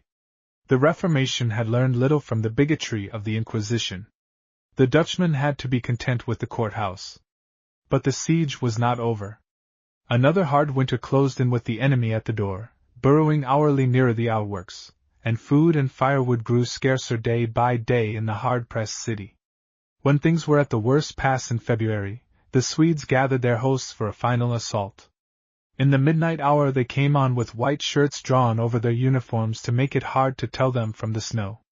Carl Gustav himself led the storming party and at last was in the way of getting speech of brother Frederick. For the Danish king was as good as his word. He had said that he would die in his nest, and time and again he had to be sternly reasoned with to prevent him from exposing himself overmuch. Where the danger was greatest he was, and beside him ever the queen, all her frivolity gone and forgotten.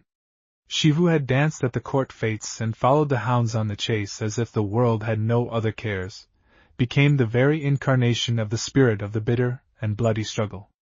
All through that winter the royal couple lived in a tent among their men, and when the alarm was sounded they were first on foot to lead them. Now that the hour had come, they were in the forefront of the fight. Where the famous pleasure garden Tivoli now is, the strength of the enemy was massed against the redoubts at the western gate. The name of Storm Street tells yet of the doings of that night. King Carl had promised to give over the captured town to be sacked by his army 3 days and nights, and like hungry wolves they swarmed to the attack, a mob of sailors and workmen with scaling ladders in the van. The moats they crossed in spite of the gaps that had been made in the ice to stop them, but the garrison had poured water over the walls that froze as it ran, until they were like slippery icebergs. A bird could have found no foothold on them. Showers of rocks and junk and clubs fell upon the latter men. 3 times Carl Gustav hurled his columns against them. As often they were driven back, broken and beaten. A few gained a foothold on the walls only to be dashed down to death. The burghers fought for their lives and their homes. Their women carried boiling pitch and poured it over the breastworks, and when they had no more, dragged great beams and rolled them down upon the ladders, sweeping them clear of the enemy. In the hottest fight Gund Rosenkrantz, one of the king's counselors, trod on a fallen soldier and, looking into his face, saw that it was his own son breathing his last. He bent over and kissed him, and went on fighting. In the early morning hour Carl Gustav gave the order to retreat. The attack had failed. Many of his general officers were slain. Nearly half of his army was killed, disabled, or captured. 6 Swedish standards were taken by the Danes. The moats were filled with the dead. The Swedes had come in their shrouds. The guns of the city thundered out a triple salute of triumph, and the people sang Te Deums on the walls. Their hardships were not over. 15 months yet the city was invested and the home of daily privation, but their greatest peril was past. Copenhagen was saved, and with it the nation. The people had found itself, and its king. That autumn a second Swedish army under the veteran Stenbock was massacred in the island of Fyen, and Carl Gustav exclaimed when the beaten general brought him the news. Since the devil took the sheep he might have taken the buck too. He never got over it. 3 months later he lay dead, and the siege of Copenhagen was raised in May, 1660. It had lasted 20 months. 70 years and 1 passed, and the morning of Holy Thursday, 14, saw a British fleet sailing slowly up the deep before Copenhagen, the deck of every ship bristling with guns, their crews at quarters, Lord Nelson's signal to close for action, flying from the top of the flagship Elephant. Between the fleet and the shore lay a line of dismantled hulks on which men with steady eyes and stout hearts were guarding Denmark's honor. Once more it had been jeopardized by foolish counsel in high places. Danish statesmen had trifled and temporized while England, facing all Europe alone in the fight for her life, made ready to strike a decisive blow against the armed neutrality that threatened her supremacy on the sea. Once more the city had been caught unprepared, defenseless, and once more its people rose as one man to meet the danger. But it was too late. Outside, in the Sound, a fleet as great as that led by Nelson waited, should he fail, to finish his work. That was to destroy the Danish ships, if need be to bombard the city, and so detach Denmark from the coalition of England's foes. So she chose to consider such as were not her declared friends. 14. Denmark had no fighting ships at home to pit against her. Her sailors were away serving in the merchant marine. She had no practiced gunners, nothing but a huddle of dismantled vessels in her navy yard, most of them half-rotten hulks without masts. Those that had standing rigging were even worse, for none of them had sails, and the falling spars and battle lumbered up the decks and menaced the crew. But such as they were she made the most of them. 18 hulks were hauled into the channel and moored head and stern. Where they lay they could not be moved.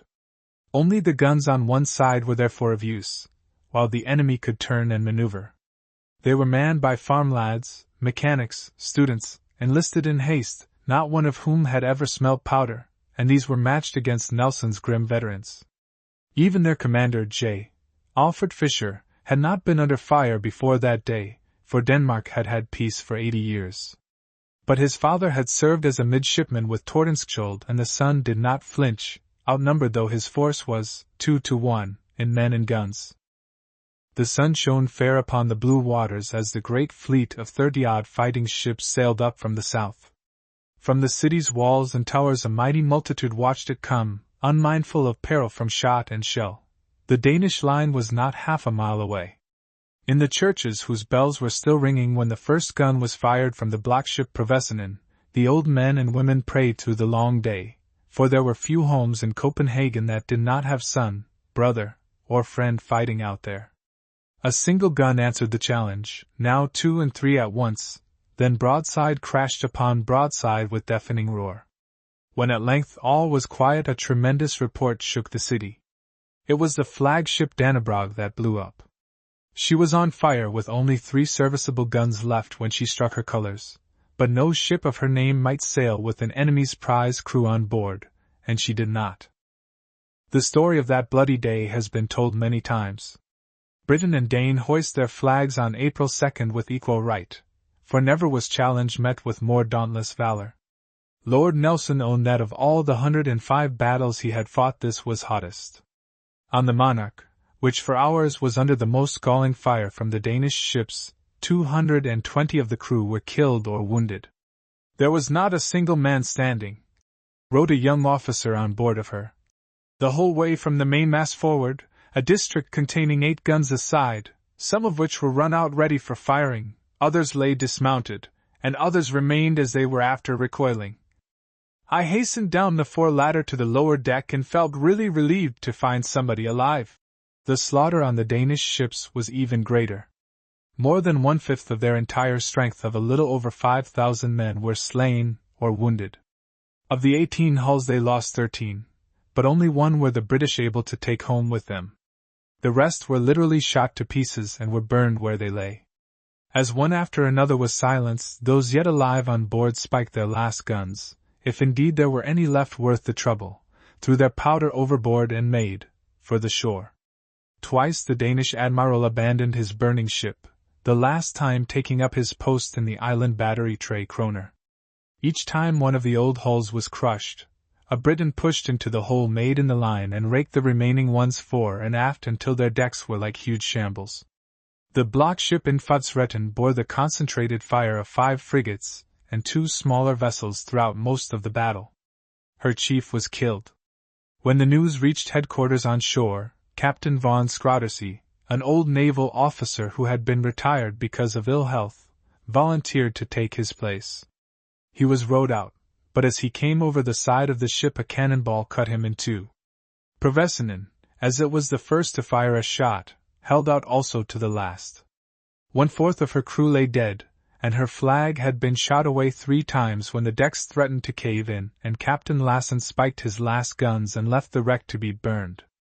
All through the fight she was the target of 90 guns to which she could oppose only 29 of her own 60. Nelson had promised Admiral Parker to finish the fight in an hour. When the battle had lasted 3, Parker signaled to him to stop. Every schoolboy knows the story of how Lord Nelson put the glass to his blind eye and, remarking that he could see no signal, kept right on. In the end he had to resort to stratagem to force a truce so that he might disentangle some of his ships that were drifting into great danger in the narrow channel. The ruse succeeded. Crown Prince Frederick, moved by compassion for the wounded whom Nelson threatened to burn with the captured hulks if firing did not stop, ordered hostilities to cease without consulting the admiral of the fleet, and the battle was over. Denmark's honor was saved. Nothing, wrote our own Captain Mahan, could place a nation's warlike fame higher than did her great deeds that day. All else was lost, for there had come upon Denmark one of those days of judgment to which nations are liable who neglect in time of peace to prepare for war. It had been long coming, but it had overtaken her at last and found all the bars down.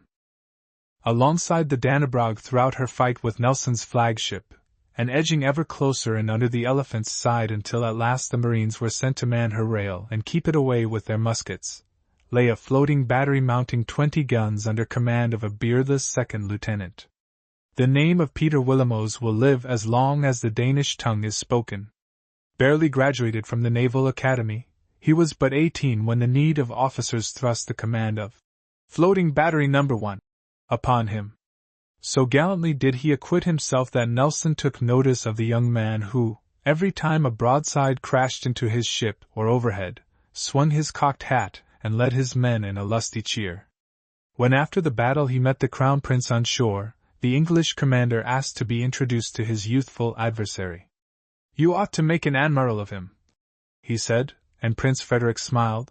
"If I were to make admirals of all my brave officers, I should have no captains or lieutenants left." When the Dannebrog drifted on the shoals, abandoned and burning, Willemoes cut his cables and got away under cover of the heavy smoke. Having neither sails nor oars, he was at the mercy of the tide, but luckily it carried him to the north of the Tre Kroner battery, and he reached port with 49 of his crew of 129 dead or wounded. The people received him as a conqueror returning with victory. His youth and splendid valor aroused the enthusiasm of the whole country. Wherever he went, crowds flocked to see him as the hero of Holy Thursday's battle. Especially was he the young people's idol. Sailor that he was, the friend of all pretty girls, sang the poet of that day.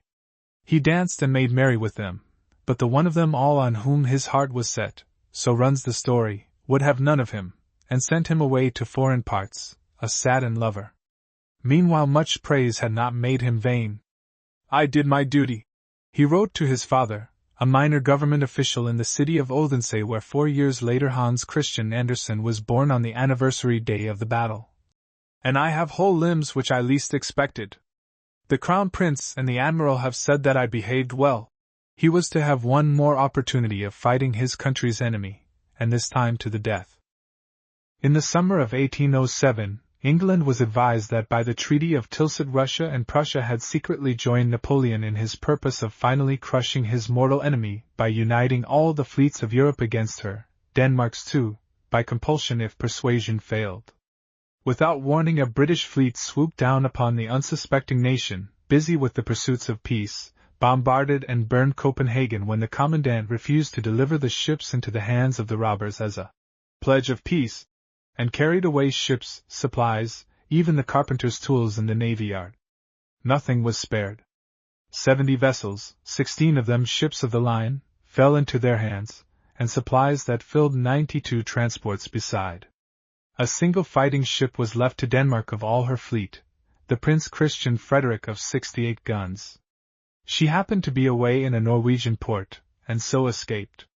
Willemoes was on leave serving in the Russian navy, but hastened home when news came of the burning of Copenhagen, and found a berth under Captain Jessen. On March 22, 1808, the Prince Christian, so she was popularly called, hunting a British frigate that was making Danish waters insecure, met in the Kattegat the Stately and the Nassau, each like herself of 68 guns. The Nassau was the old Holstein, renamed, the single prize the victors had carried home from the Battle of Copenhagen.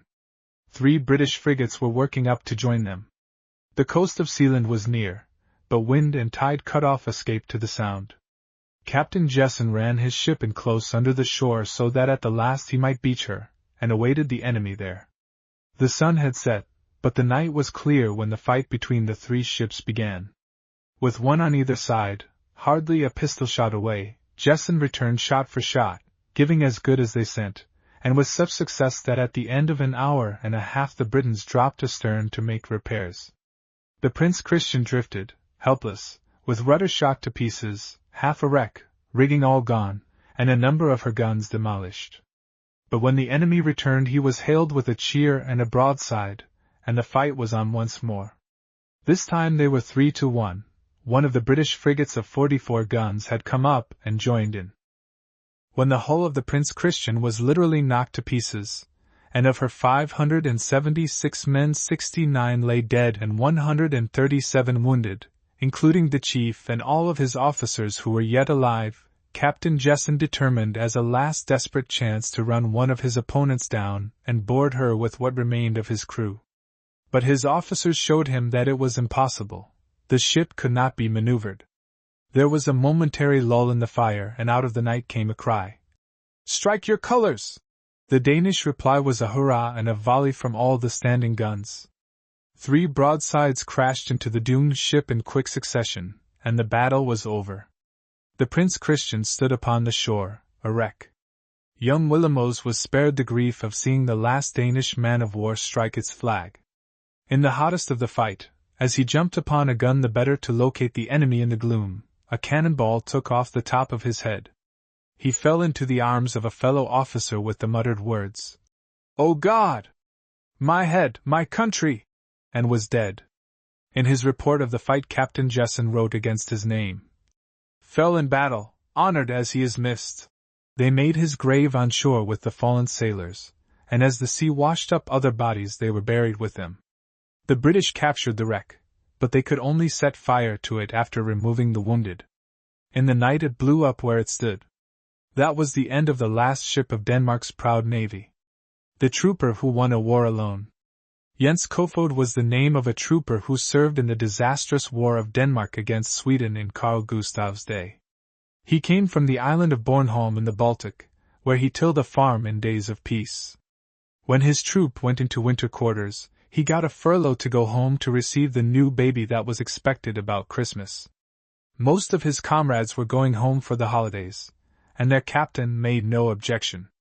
The Swedish king was fighting in far-off Poland, and no one dreamed that he would come over the ice with his army in the depth of winter to reckon with Denmark. So Jens Kofod took ship with the promise that he would be back in 2 weeks. But they were to be 2 long weeks. They did not hear of him again for many moons, and then strange tidings came of his doings. Single-handed he had bearded the Swedish lion, and downed it in a fair fight, strangest of all, almost without bloodshed. The winter storms blew hard, and it was Christmas Eve when he made land, but he came in time to receive, not one new heir, but twin baby girls. Then there were 6 of them, counting Jens and his wife, and a merry Christmas they all had together. On 12th night the little ones were christened, and then the trooper bethought himself of his promise to get back soon. The storms had ceased, but worse had befallen. The sea was frozen over as far as eye reached, and the island was cut off from all communication with the outer world. There was nothing for it but to wait. It proved the longest and hardest winter anyone then living could remember. Easter was at hand before the ice broke up, and let a fishing smack slip over to Ystad, on the mainland. It came back with news that set the whole island wondering. Peace had been made, and Denmark had ceded all its ancient provinces east of the Øresund to Carl Gustav. Ystad itself and Skane, the province in which Jens Kofod had been campaigning, were Swedish now, and so was Bornholm. All unknown to its people, the island had changed hands in the game of war overnight, as it were. A Swedish garrison was coming over presently to take charge. When Jens Kofod heard it, he sat down and thought things over. If there was peace, his old captain had no use for him, that was certain, but there might be need of him at home. What would happen there, no one could tell. And there were the wife and children to take care of. The upshot of it all was that he stayed. Only, to be on the safe side, he got the burgomaster and the alderman in his hometown, Hassel, to set it down in writing that he could not have got back to his troop for all he might have tried. Kofod, it will be seen, was a man with a head on his shoulders, which was well, for presently he had need of it. There were no Danish soldiers in the island, only a peasant militia, ill-armed and untaught in the ways of war, so no one thought of resisting the change of masters. The people simply waited to see what would happen. Along in May a company of 120 men with 4 guns landed, and took possession of Castle Hammershus, on the north shore, the only stronghold on the island, in the name of the Swedish king. Colonel Prinsenskjold, who had command, summoned the islanders to a meeting, and told them that he had come to be their governor. They were to obey him, and that was all. The people listened and said nothing. Perhaps if the new rulers had been wise, things might have kept on so. The people would have tilled their farms, and paid their taxes, and Jens Kofod, with all his hot hatred of the enemy he had fought, might never have been heard of outside his own island. But the Swedish soldiers had been through the 30 Years' War, and plunder had become their profession. They rioted in the towns, doubled the taxes, put an embargo on trade and export, crushed the industries. Worse, they took the young men and sent them away to Carl Gustav's wars in foreign lands. They left only the old men and the boys, and these last they kept a watchful eye on for drafts in days to come. When the conscripts hid in the woods, so as not to be torn from their wives and sweethearts, they organized regular manhunts as if the quarry were wild beasts, and indeed, the poor fellows were not treated much better when caught. All summer they did as they pleased. Then came word that Carl Gustav had broken the peace he made, and of the siege of Copenhagen. The news made the people sit up and take notice. Their rightful sovereign had ceded the island to the Swedish king, that was one thing. But now that they were at war again, these strangers who persecuted them were the public enemy. It was time something were done. In Hassel there was a young parson with his heart in the right place, Poul Anker by name. Jens Kofod sat in his church, he had been to the wars, and was fit to take command. Also, the two were friends.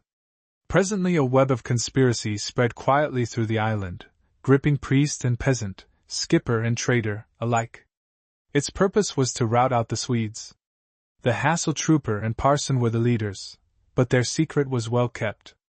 With the tidings that the Dutch fleet had forced its way through to Copenhagen with aid for the besieged, and had bottled the Swedish ships up in Landskrona, came a letter purporting to be from King Frederick himself, encouraging the people to rise. It was passed secretly from hand to hand by the underground route, and found the island ready for rebellion. Governor Prinsenskjold had seen something brewing, but he was a fearless man, and despised the peasant mob. However, he sent to Sweden for a troop of horsemen, the better to patrol the island and watch the people. Early in December, 1658, just a year after Jens Kofod, the trooper, had set out for his home on furlough, the governor went to Ran, the chief city in the island, to start off a ship for the reinforcements. The conspirators sought to waylay him at Hassel, where he stopped to give warning that all who had not paid the heavy war tax would be sold out forthwith. But they were too late. Master Poole and Jens Kofod rode after him, expecting to meet a band of their fellows on the way, but missed them. The parson stayed behind then to lay the fuse to the mine, while Kofod kept on to town. By the time he got there he had been joined by 4 others, Aage Svensson, Klavs Nielsen, Jens Lorsen, and Niels Gummelos. The last 2 were town officers. As soon as the report went around Ran that they had come, Burgomaster Klaus Kem went to them openly. The governor had ridden to the house of the other burgomaster, Per Larsen, who was not in the plot. His horse was tied outside and he just sitting down to supper when Jens Kofod and his band crowded into the room, and took him prisoner. They would have killed him there, but his host pleaded for his life. However, when they took him out in the street, Prinsenskjold thought he saw a chance to escape in the crowd and the darkness, and sprang for his horse. But his great size made him an easy mark. He was shot through the head as he ran. The man who shot him had loaded his pistol with a silver button torn from his vest. That was sure death to any goblin on whom neither lead nor steel would bite, and it killed the governor all right. The place is marked to this day in the pavement of the main street as the spot where fell the only tyrant who ever ruled the island against the people's will. The die was cast now, and there was need of haste. Under cover of the night the little band rode through the island with the news, ringing the church bells far and near to call the people to arms. Many were up and waiting. Master Poole had roused them already. At Hammershaus the Swedish garrison heard the clamor, and wondered what it meant. They found out when at sunrise an army of half the population thundered on the castle gates summoning them to surrender. Burgomaster Kem sat among them on the governor's horse, wearing his uniform, and shouted to the officers in command that unless they surrendered, he, the governor, would be killed, and his head sent in to his wife in the castle. The frightened woman's tears decided the day. The garrison surrendered, only to discover that they had been tricked. Jens Kofod took command in the castle. The Swedish soldiers were set to doing chores for the farmers they had so lately harassed. The ship that was to have fetched reinforcements from Sweden was sent to Denmark instead, with the heartening news. They needed that kind there just then. But the ex-trooper, now commandant, knew that a day of reckoning was coming, and kept a sharp lookout. When the hostile ship Spes was reported steering in from the sea, the flag of Sweden flew from the peak of Hammershaus, and nothing on land betrayed that there had been a change. As soon as she anchored, a boat went out with an invitation from the governor to any officers who might be on board, to come ashore and arrange for the landing of the troops. The captain of the ship and the major in charge came, and were made prisoners as soon as they had them where they could not be seen from the ship. It blew up to a storm, and the Spes was obliged to put to sea, but as soon as she returned boats were sent out to land the soldiers. They sent only little skiffs that could hold not over 3 or 4, and as fast as they were landed they were overpowered and bound. Half of the company had been thus disposed of when the lieutenant on board grew suspicious, and sent word that without the express orders of the major no more would come. But Jens Kofod's wit was equal to the emergency. The next boat brought an invitation to the lieutenant to come in and have breakfast with the officers, who would give him his orders there. He walked into the trap, but when he also failed to return, his men refused to follow. He had arranged to send them a sign, they said, that everything was all right. If it did not come, they would sail away to Sweden for help. It took some little persuasion to make the lieutenant tell about the sign, but in the end Jens Kofod got it. It turned out to be his pocket knife. When they saw that, the rest came, and were put under lock and key with their fellows. The ship was left. If that went back, all was lost. Happily both captain and mate were prisoners ashore. 4 boatloads of islanders, with arms carefully stowed under the seats, went out with the mate of the Spes, who was given to understand that if he as much as opened his mouth he would be a dead man. They boarded the ship, taking the crew by surprise. By night the last enemy was comfortably stowed, and the ship on her way to Ran, where the prisoners were locked in the courthouse cellar, with shotguns guarding the door. Perhaps it was the cruelties practiced by Swedish troops in Denmark that preyed upon the mind of Jens Kofod when he sent the parson to prepare them for death then and there, but better counsel prevailed. They were allowed to live.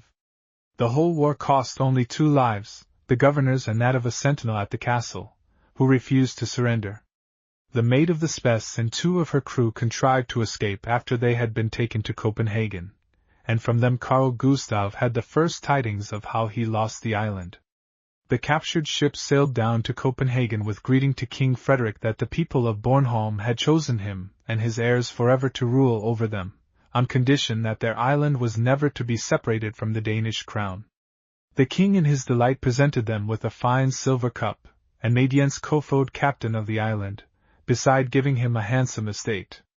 He lived 33 years after that, the patriarch of his people, and raised a large family of children. Not a few of his descendants are today living in the United States.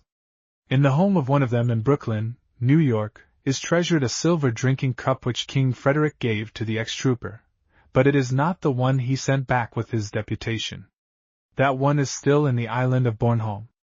Carl Lind, King of the Flowers. Years ago there grew on the Johnsboda farm in Småland, Sweden, a linden tree that was known far and wide for its great age and size. So beautiful and majestic was the tree, and so wide the reach of its spreading branches, that all the countryside called it sacred. Misfortune was sure to come if any one did it injury. So thought the people. It was not strange, then, that the farmers' boys, when they grew to be learned men and chose a name, should call themselves after the linden. The peasant folk had no family names in those days. Sven Karlsson was Sven, the son of Karl, and his son, if his given name were John, would be John Svensson. So it had always been. But when a man could make a name for himself out of the big dictionary, that was his right. The daughter of the Johnsboda farmer married, and her son played in the shadow of the old tree, and grew so fond of it that when he went out to preach he also called himself after it. Nils Ingemarsson was the name he received in baptism, and to that he added Linnaeus, never dreaming that in doing it he handed down the name and the fame of the friend of his play hours to all coming days. But it was so, for Parson Nils' eldest son, Carl Lind, or Linnaeus, became a great man who brought renown to his country and his people by telling them and all the world more than any one had ever known before about the trees and the flowers. The king knighted him for his services to science, and the people of every land united in acclaiming him the father of botany and the king of the flowers. They were the first things he learned to love in his baby world. If he was cross, they had but to lay him on the grass in the garden and put a daisy in his hand, and he would croon happily over it for hours. He was 4 years old when his father took him to a wedding in the neighborhood. The men guests took a tramp over the farm, and in the twilight they sat and rested in the meadow, where the spring flowers grew. The minister began telling them stories about them, how they all had their own names and what powers for good or ill the apothecary found in the leaves and root of some of them. Carl's father, though barely out of college, was a bright and gifted man. One of his parishioners said once that they couldn't afford a whole parson, and so they took a young one. But if that was the way of it, the men of Stenbroholt made a better bargain than they knew. They sat about listening to his talk, but no one listened more closely than little Carl. After that he had thought for nothing else. In the corner of the garden he had a small plot of his own, and into it he planted all the wild flowers from the fields, and he asked many more questions about them than his father could answer. One day he came back with one whose name he had forgotten. The minister was busy with his sermon. "If you don't remember," he said impatiently, "I will never tell you the name of another flower." The boy went away, his eyes wide with terror at the threat, but after that he did not forget a single name. When he was big enough, they sent him to the Latin school at Wexio, where the other boys nicknamed him the little botanist. His thoughts were outdoors when they should have been in the dry books, and his teachers set him down as a dunce. They did not know that his real study days were when, in vacation, he tramped the 30 miles to his home. Every flower and every tree along the way was an old friend, and he was glad to see them again. Once in a while he found a book that told of plants, and then he was anything but a dunce. But when his father, after Carl had been 8 years in the school, asked his teachers what they thought of him, they told him flatly that he might make a good tailor or shoemaker, but a minister, never. He was too stupid. That was a blow, for the parson of Stenbroholt and his wife had set their hearts on making a minister of Carl, and small wonder. His mother was born in the parsonage, and her father and grandfather had been shepherds of the parish all their lives. There were tears in the good minister's eyes as he told Carl to pack up and get ready to go back home. He had an errand at Dr. Rothman's, but would return presently. The good doctor saw that his patient was heavy of heart, and asked him what was wrong. When he heard what Carl's teachers had said, he flashed out. "What? He not amount to anything? There is not one in the whole lot who will go as far as he. A minister he won't be, that I'll allow, but I shall make a doctor of him such as none of them ever saw.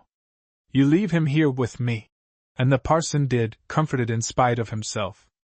But Carl's mother could not get over it.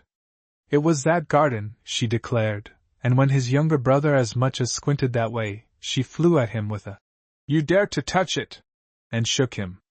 When Dr. Rothman thought his pupil ready for the university, he sent him up to Lund, and the headmaster of the Latin school gave him the letter he must bring, to be admitted.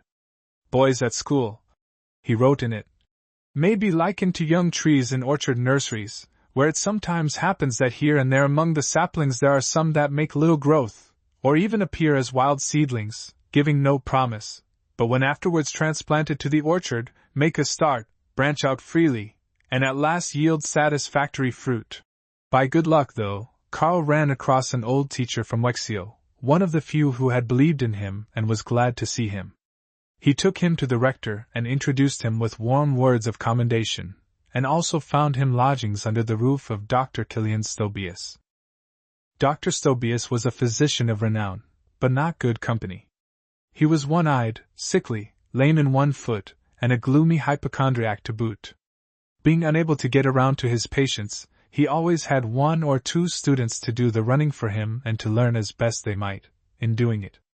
Carl found a young German installed there as the doctor's right hand. He also found a library full of books on botany, a veritable heaven for him. But the gate was shut against him. The doctor had the key, and he saw nothing in the country lad but a needy student of no account. Perhaps the rector had passed the headmaster's letter along. However, love laughs at locksmiths, and Carl Linnaeus was hopelessly in love with his flowers. He got on the right side of the German by helping him over some hard styles in the Materia Medica. In return, his fellow student brought him books out of the library when the doctor had gone to bed, and Carl sat up studying the big tomes till early cockcrow. Before the house stirred, the books were back on their shelves, the door locked, and no one was the wiser. No one except the doctor's old mother, whose room was across the yard. She did not sleep well, and all night she saw the window lighted in her neighbor's room. She told the doctor that Carl Linnaeus fell asleep with the candle burning every single night, and sometime he would upset it, and they would all be burned in their beds. The doctor nodded grimly. He knew the young scamps. No doubt they both sat up playing cards till dawn, but he would teach them. And the very next morning, at 2 o'clock, up he stumped on his lame foot to Carl's room, in which there was light, sure enough, and went in without knocking. Carl was so deep in his work that he did not hear him at all, and the doctor stole up unperceived and looked over his shoulder. There lay his precious books, which he thought safely locked in the library, spread out before him, and his pupil was taking notes and copying drawings as if his life depended upon it. He gave a great start when Dr. Stobius demanded what he was doing, but owned up frankly, while the doctor frowned and turned over his notes, leaf by leaf. "Go to bed and sleep like other people," he said gruffly, yet kindly, when he had heard it all. And he rafter study in the daytime. And he not only gave him a key to his library, but took him to his own table after that. Up till then Karl had merely been a lodger in the house. When he was at last on the home stretch, as it seemed, an accident came near upsetting it all. He was stung by an adder on one of his botanizing excursions, so far from home and helped that the bite came near proving fatal. However, Dr. Stobius' skill pulled him through, and in after years he got square by labeling the serpent Furia Infernalis, Hell Fury, in his natural history. It was his way of fighting back. All through his life he never wasted an hour on controversy. He had no time, he said. But once when a rival made a particularly nasty attack upon him, he named a new plant after him, adding the descriptive adjective detestabilis, the detestable so-and-so. On the whole, he had the best of it, for the names he gave stuck. It was during his vacation after the year at Lund that Linnaeus made a catalogue of the plants in his father's garden at Stenbroholt that shows us the country parson as no mean botanist himself, for in the list, which is preserved in the Academy of Sciences at Stockholm, are no less than 224 kinds of plants. Among them are 6 American plants that had found their way to Sweden. The poison ivy is there, though what they wanted of that is hard to tell, and the 4 o'clock, the pokeweed, the milkweed, the pearly everlasting, and the potato, which was then, 1732, classed as a rare plant. Not until 20 years later did they begin to grow it for food in Sweden. When Carl Linnaeus went up to UPS University, his parents had so far got over their disappointment at his deserting the ministry that they gave him a little money to make a start with. But they let him know that no more was coming, their pocket-book was empty. And within the 12-month, for all his scrimping and saving, he was on the point of starvation. He tells us himself that he depended on chance for a meal and wore his fellow students' cast-off clothes. His boots were without soles, and in his cheerless attic room he patched them with birch bark and cardboard as well as he could. He was now 23 years old, and it seemed as if he would have to give up the study that gave him no bread, but still he clung to his beloved flowers. They often made him forget the pangs of hunger. And when the cloud was darkest the sun broke through. He was sitting in the botanical garden sketching a plant, when Dean Celsius, a great Orientalist and theologian of his day, passed by. The evident poverty of the young man, together with his deep absorption in his work, arrested his attention. He sat down and talked with him. In 5 minutes Karl had found a friend and the dean a helper. He had been commissioned to write a book on the plants of the Holy Land and had collected a botanical library for the purpose, but the work lagged. Here now was the one who could help set it going. That day Linnaeus left his attic room and went to live in the dean's house. His days of starvation were over. In the dean's employ his organizing genius developed the marvelous skill of the cataloguer that brought order out of the chaos of groping and guessing and blundering in which the science of botany had floundered up till then. Here and there in it all were flashes of the truth, which Linnaeus laid hold of and pinned down with his own knowledge to system and order. Thus the Frenchman, Sebastian Valiant, who had died a dozen years before, had suggested a classification of flowers by their seed-bearing organs, the stamens and pistils, instead of by their fruits, the number of their petals, or even by their color, as had been the vague practice of the past. Linnaeus seized upon this as the truer way and wrote a brief treatise developing the idea, which so pleased Dr. Celsius that he got his young friend a license to lecture publicly in the botanical garden. The students flocked to hear him. His message was one that put life and soul into the dry bones of a science that had only wearied them before. The professor of botany himself sat in the front row and hammered the floor with his cane in approval. But his very success was the lecturer's undoing. Envy grew in place of the poverty he had conquered. The instructor, Nils Rosen, was abroad taking his doctor's degree. He came home to find his lectures deserted for the irresponsible teachings of a mere undergraduate. He made grievous complaint, and Linnaeus was silenced, to his great good luck. For so his friend the professor, though he was unable to break the red tape of the university, got him an appointment to go to Lapland on a botanical mission. His enemies were only too glad to see him go. Linnaeus traveled more than 3,000 miles that summer through a largely unknown country, enduring, he tells us, more hardships and dangers than in all his subsequent travels. Again and again he nearly lost his life in swollen mountain streams, for he would not wait until danger from the spring freshets was over. Once he was shot at as he was gathering plants on a hillside, but happily the Finn who did it was not a good marksman. Fish and reindeer milk were his food, a pestilent plague of flies his worst trouble. But he says in his account of the trip, which is as fascinating a report of a scientific expedition as was ever penned, they were good for something, after all, for the migrating birds fed on them. From his camps on lake or river bank he saw the water covered far and near with swarms of ducks and geese. The Laplanders' larder was easily stocked. He came back from the dangers of the wild with a reputation that was clinched by his book, The Flora of Lapland, to find the dragon of professional jealousy rampant still at UPS. His enemy, Rosen, persuaded the Senate of the university to adopt a rule that no undegreed man should lecture there to the prejudice of the regularly appointed instructors. Tradition has it that Linnaeus flew into a passion at that and drew upon Rosen, and there might have been one regular less but for the interference of bystanders. It may be true, though it is not like him. Men wore sidearms in those days just as some people carry pistols in their hip pockets today, and with as little sense. At least they had the defense, such as it was, that it was the fashion. However, it made an end of Linnaeus at UPS for the time. He sought a professorship at Lund, but another got it. Then he led an expedition of his former students into the Dalecarlia Mountains, and so he got to Falun, where Baron Reuterholm, one of Sweden's copper magnates, was seeking a guide for his two sons through the region where his mines were. Linnaeus was not merely a botanist, but an all-around expert in natural science. He took charge of the boys and, when the trip was ended, started a school at Falun, where he taught mineralogy. It had been hit or miss with the miners up till then. There was neither science nor system in their work. What everyday experience, or the test of fire had taught a prospector, in delving among the rocks, was all there was of it. Linnaeus was getting things upon a scientific basis, when he met and fell in love with the handsome daughter of Dr. Morius. The young people would marry, but the doctor, though he liked the mineralogist, would not hear of it till he could support a wife.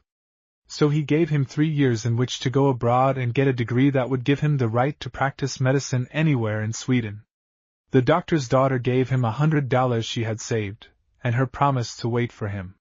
He went to Harderwijk in Holland and got his degree at the university there on the strength of a thesis on the cause of malarial fever, with the conclusions of which the learned doctors did not agree, but they granted the diploma for the clever way in which he defended it.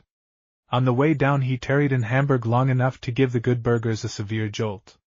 They had a 7-headed serpent that was one of the wonders of the town. The keen sight of the young naturalist detected the fraud at once. The heads were weasels' heads, covered with serpent's skin and cunningly sewed on the head of the reptile. The shape of the jaws betrayed the trick. But the Hamburgers were not grateful. The serpent was an asset. There was a mortgage on it of 10,000 marks. Now it was not worth 100. They took it very ill, and Linnaeus found himself suddenly so unpopular that he was glad to get out of town overnight. What became of the serpent history does not record. Linnaeus had carried more than his thesis on malarial fever with him to Holland. At the bottom of his trunk were the manuscripts of 2 books on botany which, he told his sweetheart on parting, would yet make him famous. Probably she shook her head at that. Pills and powders, and broken legs to set, were more to her way of thinking, and her father's, too. If only he had patience, fame might take care of itself. But now he put them both to shame. At Leiden he found friends who brought out his first book, Systema Naturae, in which he divides all nature into the 3 kingdoms known to every child since. It was hardly more than a small pamphlet, but it laid the foundation for his later fame. To the enlarged 10th edition zoologists point back to this day as to the bedrock on which they built their science. The first was quickly followed by another, and yet another. 7 large volumes bearing his name had come from the press before he set sail for home, a whole library in botany, and a new botany at that, so simple and sensible that the world adopted it at once. Dr. Hermann Boerhaave was at that time the most famous physician in Europe. He was also the greatest authority on systematic botany. Great men flocked to his door, but the testy old Dutchman let them wait until it suited him to receive them. Peter the Great had to cool his heels in his waiting room 2 long hours before his turn came. Linnaeus he would not see at all, until he sent him a copy of his book. Then he shut the door against all others and summoned the author. The two walked through his garden, and the old doctor pointed proudly to a tree which was very rare, he said, and not in any of the books. Yes, said Linnaeus, it was in Vaillant's. The doctor knew better. He had annotated Vaillant's botany himself, and it was not there. Linnaeus insisted, and the doctor, in a temper, went for the book to show him. But there it was. Linnaeus was right. Nothing would do then, but he must stay in Holland. Linnaeus demurred. He could not afford it. But Dr. Boerhaave knew a way out of that. He had for a patient Burgomaster Clifford, a rich old hypochondriac with whom he could do nothing because he would insist on living high and taking too little exercise. When he came again he told him that what he needed was a physician in daily attendance upon him, and handed him over to Linnaeus. He will fix your diet and fix your garden too, was his prescription. The Burgomaster was a famous collector, and had a wondrous garden that was the apple of his eye. He took Linnaeus into his house and gave him a ducat a day for writing his menu and cataloguing his collection. That was where his books grew, and the biggest and finest of them was Hortus Cliffortianus, the account of his patron's garden. Armed with letters from Dr. Boerhaave and the Burgomaster, he took one stronghold of professional prejudice after another. Not without a siege. One of them refused flatly to surrender. That was Sir Hans Sloane, the great English naturalist, to whom Dr. Boerhaave wrote in a letter that is preserved in the British Museum. Linnaeus, who bears this letter, is alone worthy of seeing you, alone worthy of being seen by you. He who shall see you both together shall see 2 men whose like will scarce ever be found in the world. And the doctor was no flatterer, as may be inferred from his treatment of Peter the Great. But the aged baronet had had his own way so long, and was so well pleased with it, that he would have nothing to do with Linnaeus. At Oxford the learned Professor Delineus received him with no better grace. This, he said aside to a friend, is the young man who confounds all botany. And he took him rather reluctantly into his garden. A plant that was new to him attracted Linnaeus' attention, and he asked to what family it belonged. That is more than you can tell me, was the curt answer. I can, if you will let me pluck a flower and examine it. Do, and be welcome, said the professor, and his visitor after a brief glance at the flower told its species correctly. The professor stared. No, said Linnaeus, who had kept his eyes open. What did you mean by the crosses you had put all through my book? He had seen it lying on the professor's table, all marked up. They mark the errors you made, declared the other. Suppose we see about that, said the younger man, and taking the book, led the way. They examined the flowers together, and when they returned to the study all the pride had gone out of the professor. He kept Linnaeus with him a month, never letting him out of his sight, and when he left, implored him with tears to stay and share his professorship. The pay was enough for both. A letter that reached him from home on his return to Holland made him realize with a start that he had overstayed his leave. It was now in the 4th year since he had left Sweden. All the while he had written to his sweetheart in the care of a friend who proved false. He wanted her for himself, and, when the 3 years had passed, told her that Karl would never come back. Dr. Morius was of the same mind, and had not a real friend of the absent lover turned up in the nick of time, Linnaeus would probably have stayed a Dutchman to his death. Now, on the urgent message of his friend, he hastened home, found his Elizabeth holding out yet, married her and settled down in Stockholm to practice medicine.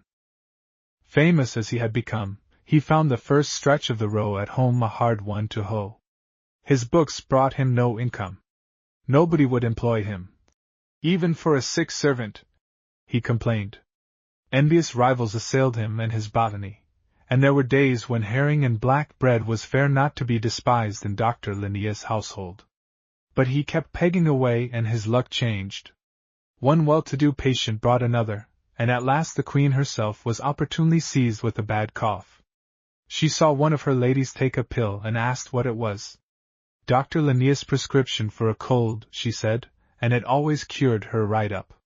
So the doctor was called to the castle and his cure worked there, too. Not long after that he set down in his diary that, "Now no one can get well without my help." But he was not happy. "Once I had flowers and no money," he said. "Now I have money and no flowers." That they appointed him professor of medicine at UPS did not mend matters. His lectures were popular and full of common sense. Diet and the simple life were his hobbies, temperance in all things. He ever insisted that where one man dies from drinking too much, 10 die from overeating. Children should eat 4 times a day, grown-ups twice, was his rule. The foolish fashions and all luxury he abhorred.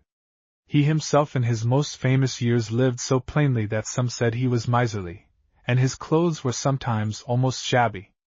The happiest day of his life came when he and his old enemy Rosen, whom he found filling the chair of botany at the university, and with whom he made it up soon after they became fellow members of the faculty, exchanged chairs with the ready consent of the authorities.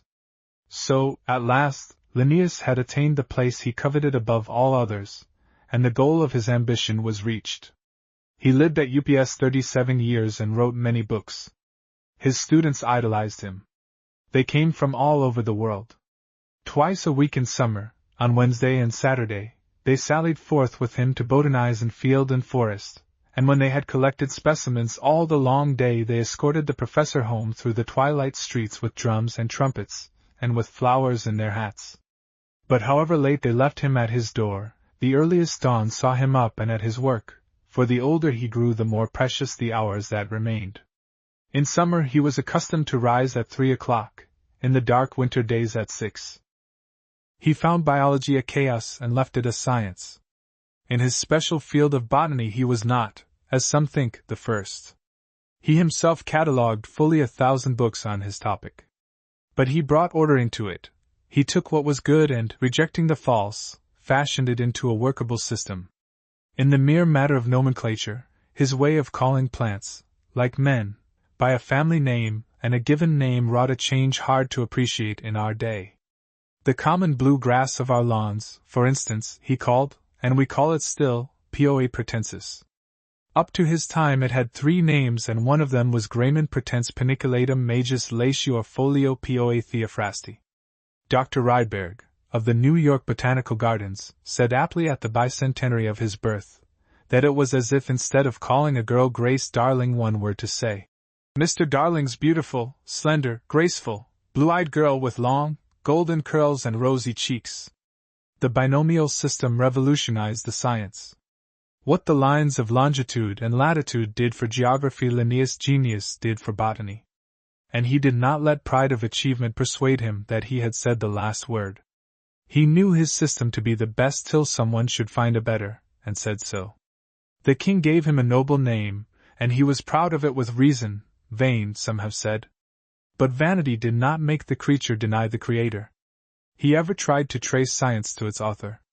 When the people were frightened by the water turning to blood, and overzealous priests cried that it was a sign of the wrath of God, he showed under the magnifying glass the presence of innumerable little animals that gave the water its reddish tinge, and thereby gave offense to some pious souls.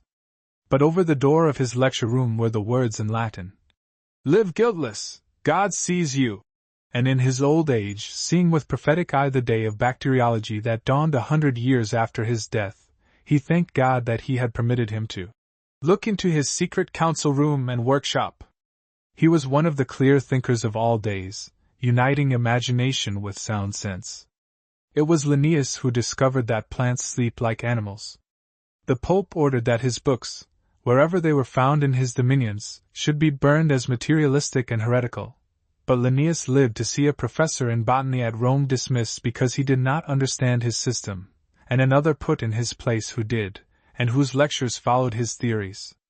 When he was 70 he was stricken with apoplexy, while lecturing to his students, and the last year of his life was full of misery. Linnaeus limps, is one of the last entries in his diary. Can hardly walk, speaks unintelligibly, and is scarce able to write. Death came on January 10, 1778. Under the white flashes of the northern lights in the desolate land he explored in his youth, there grows in the shelter of the spruce forests a flower which he found and loved beyond any other, the Linnea borealis, named after him. In some pictures we have of him, he is seen holding a sprig of it in his hand. It is the twin flower of the northern Pacific coast and of Labrador, indeed of the far northern woods from Labrador all the way to Alaska, that lifts its delicate, sweet-scented pink bells from the moss with gentle appeal. Long overlooked, lowly, flowering early, despite cold and storm, typical of the man himself. Niels Finsen, the wolf slayer. Hard by the town of Thorshavn, in the Faroe Islands, a little lad sat one day carving his name on a rock. His rough-coated pony cropped the tufts of stunted grass within call. The grim North Sea beat upon the shore below. What thoughts of the great world without it stirred in the boy he never told. He came of a people to whom it called all through the ages with a summons that rarely went unheeded. If he heard he gave no sign. Slowly and laboriously he traced in the stone the letters NRF. When he had finished he surveyed his work with a quiet smile. "There," he said. "That is done." The years went by, and a distant city paused in its busy life to hearken to bells tolling for one who lay dead. Kings and princes walked behind his coffin and a whole people mourned. Yet in life he had worn no purple. He was a plain, even a poor man. Upon his grave they set a rock brought from the island in the North Sea, just like the other that stands there yet, and in it they hewed the letters NRF, for the man and the boy were one. And he who spoke there said for all mankind that what he wrought was well done, for it was done bravely and in love. Niels Ryberg Finsen was born in 1860 in the Faroe Islands, where his father was an official under the Danish government. His family came of the sturdy old Iceland stock that comes down to our time unshorn of its strength from the day of the Vikings, and back to Iceland his people sent him to get his education in the Reykjavik Latin school, after a brief stay in Denmark where his teachers failed to find the key to the silent, reserved lad. There he lived the 7 pregnant years of boyhood and youth, from 14 to 21, and ever after there was that about him that brought to mind the wild fastnesses of that storm-swept land. Its mountains were not more rugged than his belief in the right as he saw it. The Reykjavik school had a good name, but school and pupils were after their own kind. Conventional was hardly the word for it. Some of the boys were 20 and over. Finsen loved to tell of how they pursued the studies each liked best, paying scant attention to the rest. In their chosen fields they often knew much more than the curriculum called for, and were quite able to instruct the teacher. The things they cared less about they helped one another out with, so as to pass examinations. For mere proficiency in lessons they cherished a sovereign contempt. To do anything by halves is not the Iceland way, and it was not Niels Finsen's. All through his life he was impatient with second-hand knowledge and borrowed thinking. So he worked and played through the long winters of the north. In the summer vacations he roamed the barren hills, helped herd the sheep, and drank in the rough freedom of the land and its people. At 21 the school gave him up to the university at Copenhagen. Training for life there was not the heyday of youthful frolicking we sometimes associate with college life in our day and land. Not until he was 30 could he hang up his sheepskin as a physician. Yet the students had their fun and their sports, and Finsen was seldom missing where these went on. He was not an athlete because already at 23 the crippling disease with which he battled 20 years had got its grip on him, but all the more he was an outdoor man. He sailed his boat, and practiced with the rifle until he became one of the best shots in Denmark. And it is recorded that he got himself into at least one scrape at the university by his love of freedom.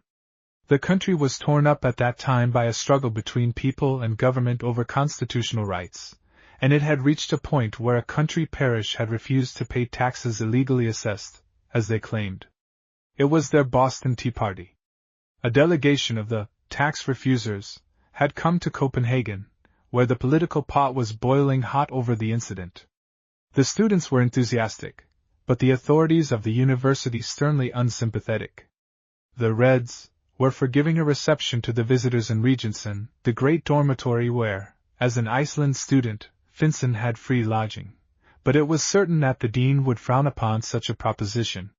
So they applied innocently for permission to entertain some friends from the country, and the party was held in Finsen's room.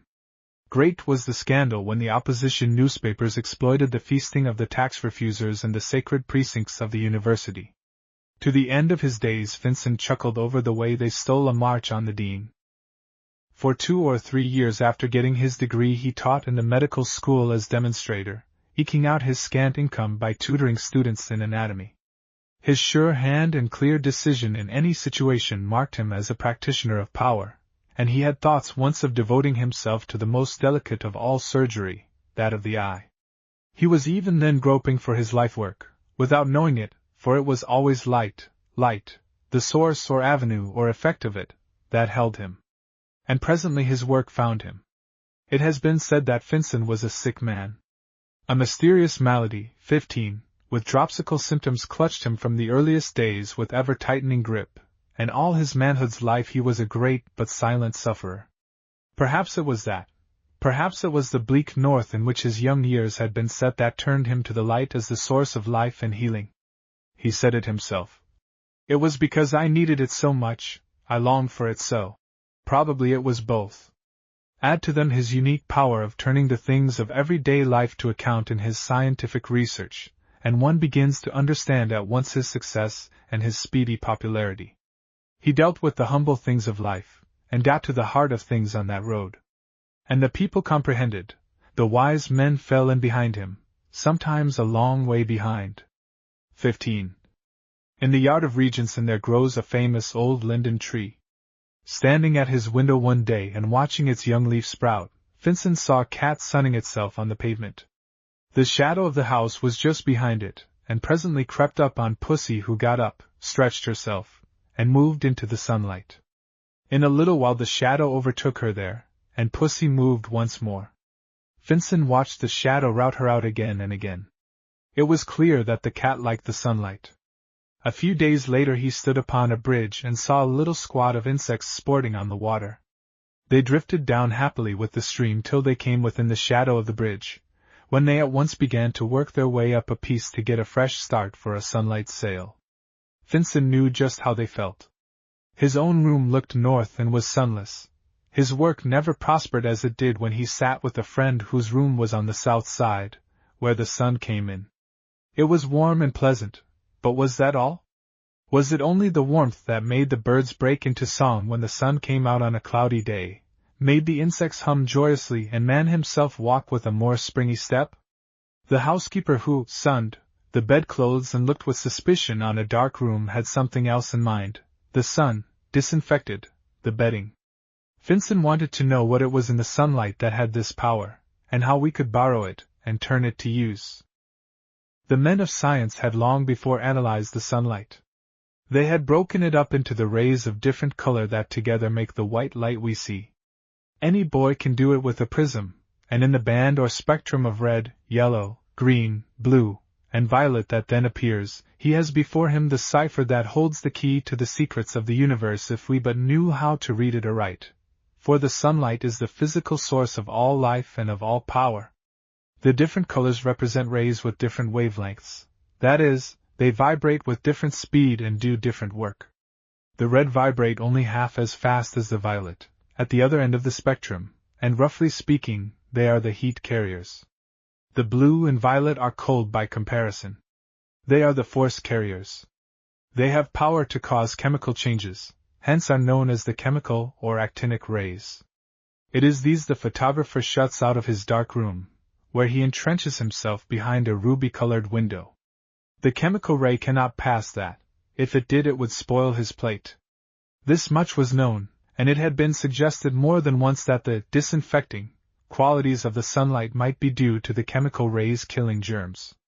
Finsen, experimenting with earthworms, earwigs, and butterflies in a box covered with glass of the different colors of the spectrum, noted first that the bugs that naturally burrowed in darkness became uneasy in the blue light. As fast as they were able, They got out of it and crawled into the red, where they lay quiet and apparently content. When the glass covers were changed, they wandered about until they found the red light again. The earwigs were the smartest. They developed an intelligent grasp of the situation, and soon learned to make straight for the red room. The butterflies, on the other hand, liked the red light only to sleep in. It was made clear by many such experiments that the chemical rays, and they only, had power to stimulate, to stir life. Finson called it that himself. In the language of the children, he was getting warm. That this power, like any other, had its perils, and that nature, if not man, was awake to them, he proved by some simple experiments with sunburn. He showed that the tan which boys so covet was the defense the skin puts forth against the blue ray. The inflammation of sunburn is succeeded by the brown pigmentation that henceforth stands guard like the photographer's ruby window, protecting the deeper layers of the skin. The black skin of the Negro was no longer a mystery. It is his protection against the fierce sunlight of the tropics, and the injurious effect of its chemical ray. Searching the libraries in Copenhagen for the records of earlier explorers in his field, and finding little enough there, Finson came across the report of an American army surgeon on a smallpox epidemic in the South in the 30s of the last century. There were so many sick in the fort that, every available room being filled, they had to put some of the patients into the bomb-proof, to great inconvenience all round, as it was entirely dark there. The doctor noted incidentally that, as if to make up for it, the underground patients got well sooner and escaped pitting. To him it was a curious incident, nothing more. Upon Dr. Finson, sitting there with the 75-year-old report from over the sea in his hand, it burst with a flood of light. The patients got well without scarring because they were in the dark. Red light or darkness, it was all the same. The point was that the chemical rays that could cause sunburn on men climbing glaciers, and had power to irritate the sick skin, were barred out.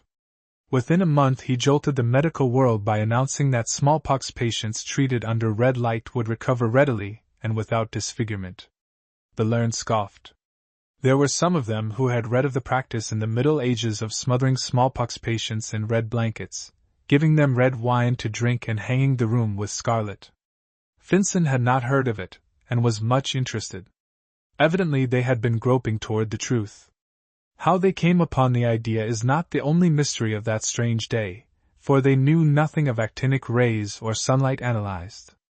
But Finson calmly invited the test, which was speedy in coming. They had smallpox in Bergen, Norway, and there the matter was put to the proof with entire success, later in Sweden and in Copenhagen. The patients who were kept under the red light recovered rapidly, though some of them were unvaccinated children, and bad cases.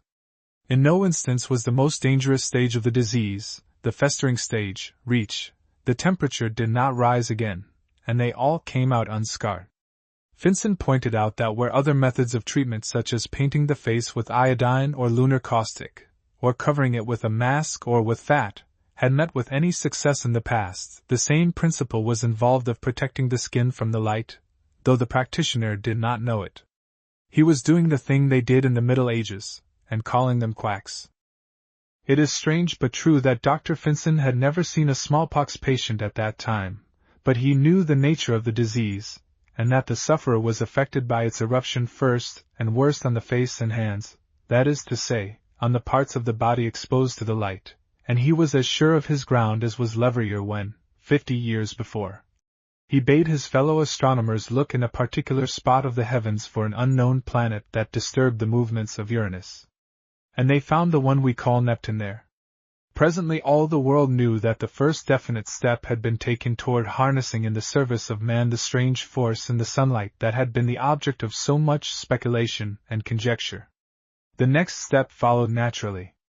In the published account of his early experiments Finson foreshadows it in the words, "That the beginning has been made with the hurtful effects of this force is odd enough, since without doubt its beneficial effect is far greater." His clear head had already asked the question, if the blue rays of the sun can penetrate deep enough into the skin to cause injury, why should they not be made to do police duty there, and catch and kill offending germs, in short, to heal? Finson had demonstrated the correctness of the theory that the chemical rays have power to kill germs. But it happens that these are the rays that possess the least penetration. How to make them go deeper was the problem. By an experiment that is, in its simplicity, wholly characteristic of the man, he demonstrated that the red blood in the deeper layers of the skin was the obstacle. He placed a piece of photographic paper behind the lobe of his wife's ears and concentrated powerful blue rays on the other side. 5 minutes of exposure made no impression on the paper, it remained white. But when he squeezed all the blood out of the lobe, by pressing it between 2 pieces of glass, the paper was blackened in 20 seconds. That night Vincent knew that he had within his grasp that which would make him a rich man if he so chose. He had only to construct apparatus to condense the chemical rays and double their power many times, and to apply his discovery in medical practice. Wealth and fame would come quickly. He told the writer in his own simple way how he talked it over with his wife. They were poor. Vincent's salary as a teacher at the university was something like $1,200 a year. He was a sick man, and wealth would buy leisure and luxury. Children were growing up about them who needed care. They talked it out together, and resolutely turned their backs upon it all. Hand in hand they faced the world with their sacrifice. What remained of life to him was to be devoted to suffering mankind. That duty done, what came they would meet together. Wealth never came, but fame in full measure, and the love and gratitude of their fellow men. There is a loathsome disease called lupus, of which, happily, in America with our bright skies we know little. Lupus is the Latin word for wolf, and the ravenous ailment is fitly named, for it attacks by preference the face, and gnaws at the features, at nose, chin, or eye, with horrible, torturing persistence, killing slowly, while the patient shuts himself out from the world praying daily for death to end his misery. In the north of Europe it is sadly common, and there had never been any cure for it. Ointments, burning, surgery, they were all equally useless. Once the wolf had buried its fangs in its victim, he was doomed to inevitable death. The disease is, in fact, tuberculosis of the skin, and is the most dreadful of all the forms in which the white plague scourges mankind, was, until one day Vincent announced to the world his second discovery, that lupus was cured by the simple application of light. It was not a conjecture, theory, like the red light treatment for smallpox. It was a fact. For 2 years he had been sending people away whole and happy who came to him in despair. The wolf was slain, and by this silent sufferer whose modest establishment was all contained within a couple of small shanties in a corner of the city hospital grounds, at Copenhagen. There was a pause of amazed incredulity. The scientific men did not believe it. 3 years later, when the physician in charge of Vincent's clinic told at the medical congress in Paris of the results obtained at the Light Institute, his story was still received with a polite smile. The smile became astonishment when, at a sign from him, the door opened and 12 healed lupus patients came in, each carrying a photograph of himself as he was before he underwent the treatment. Still the doctors could not grasp it. The thing was too simple as matched against all their futile skill. But the people did not doubt. There was a rush from all over Europe to Copenhagen. Its streets became filled with men and women whose faces were shrouded in heavy bandages, and it was easy to tell the newcomers from those who had seen the professor. They came in gloom and misery. They went away carrying in their faces the sunshine that gave them back their life. Vincent never tired, when showing friends over his institute, of pointing out the joyous happiness of his patients. It was his reward.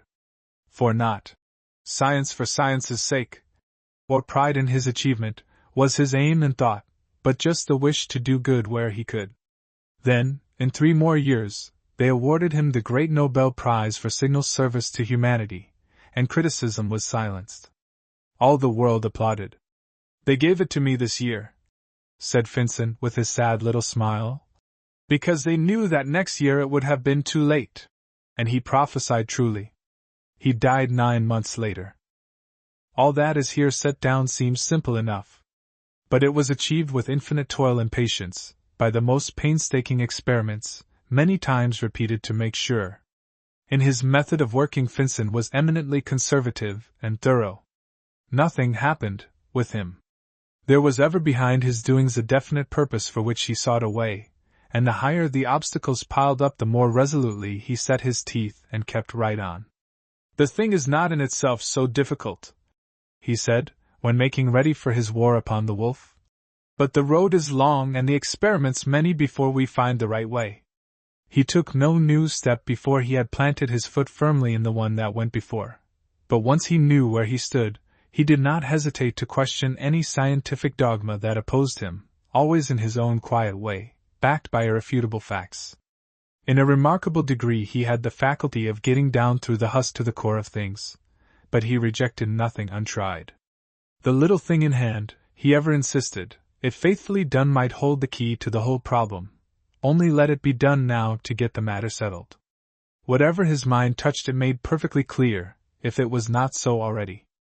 As a teacher of anatomy he invented a dissecting knife that was an improvement on those in use, and clamps for securing the edges of a wound in an operation. As a rifle shot he made an improved breech. As a physician, observing the progress of his own disease, an effective blood powder for anemia. At the Light Institute, which friends built for him, and the government endowed, he devised the powerful electric lamps to which he turned in the treatment of lupus, for the sun does not shine every day in Copenhagen, and when it did not, the lenses that gathered the blue rays and concentrated them upon the swollen faces were idle. And gradually he increased their power, checking the heat rays that would slip through and threaten to scorch the patient's skin, by cunning devices of cooling streams trickling through the tubes and the hollow lenses. Nothing was patented. It was all given freely to the world. The decision which he and his wife made together was made once for all. When the great Nobel Prize was given to him he turned it over to the Light Institute, and was with difficulty persuaded to keep half of it for himself only when friends raised an equal amount and presented it to the Institute. Finson knew that his discoveries were but the first groping steps upon a new road that stretched farther ahead than any man now living can see. He was content to have broken the way. His faith was unshaken in the ultimate treatment of the whole organism under electric light that, by concentrating the chemical rays, would impart to the body their life-giving power. He himself was beyond their help. Daily he felt life slipping from him, but no word of complaint passed his lips. He prescribed for himself a treatment that, if anything, was worse than the disease. Only a man of iron will could have carried it through. A set of scales stood on the table before him, and for years he weighed every mouthful of food he ate. He suffered tortures from thirst because he would allow no fluid to pass his lips, on account of his tendency to dropsy. Through it all he cheerfully kept up his labors, rejoicing that he was allowed to do so much. His courage was indomitable, his optimism under it all unwavering. His favorite contention was that there is nothing in the world that is not good for something, except war. That he hated, and his satire on the militarism of Europe as its supreme folly was sharp and biting. Of such quality was this extraordinary man of whom half the world was talking while the fewest, even in his own home city, ever saw him.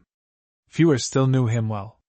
It suited his temper and native modesty, as it did the state of his bodily health, to keep himself secluded. His motto was, Bene vixit que bene latuit, he has lived well who has kept himself well hidden. And his contention was always that in proportion as one could keep himself in the background his cause prospered, if it was a good cause.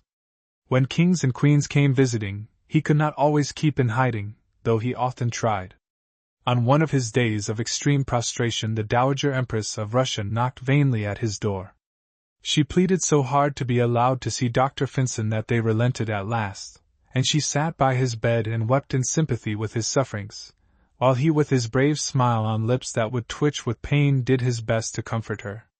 She and Queen Alexandra, both daughters of King Christian, carried the gospel of hope and healing from his study to their own lands, and Light Institutes sprang up all over Europe.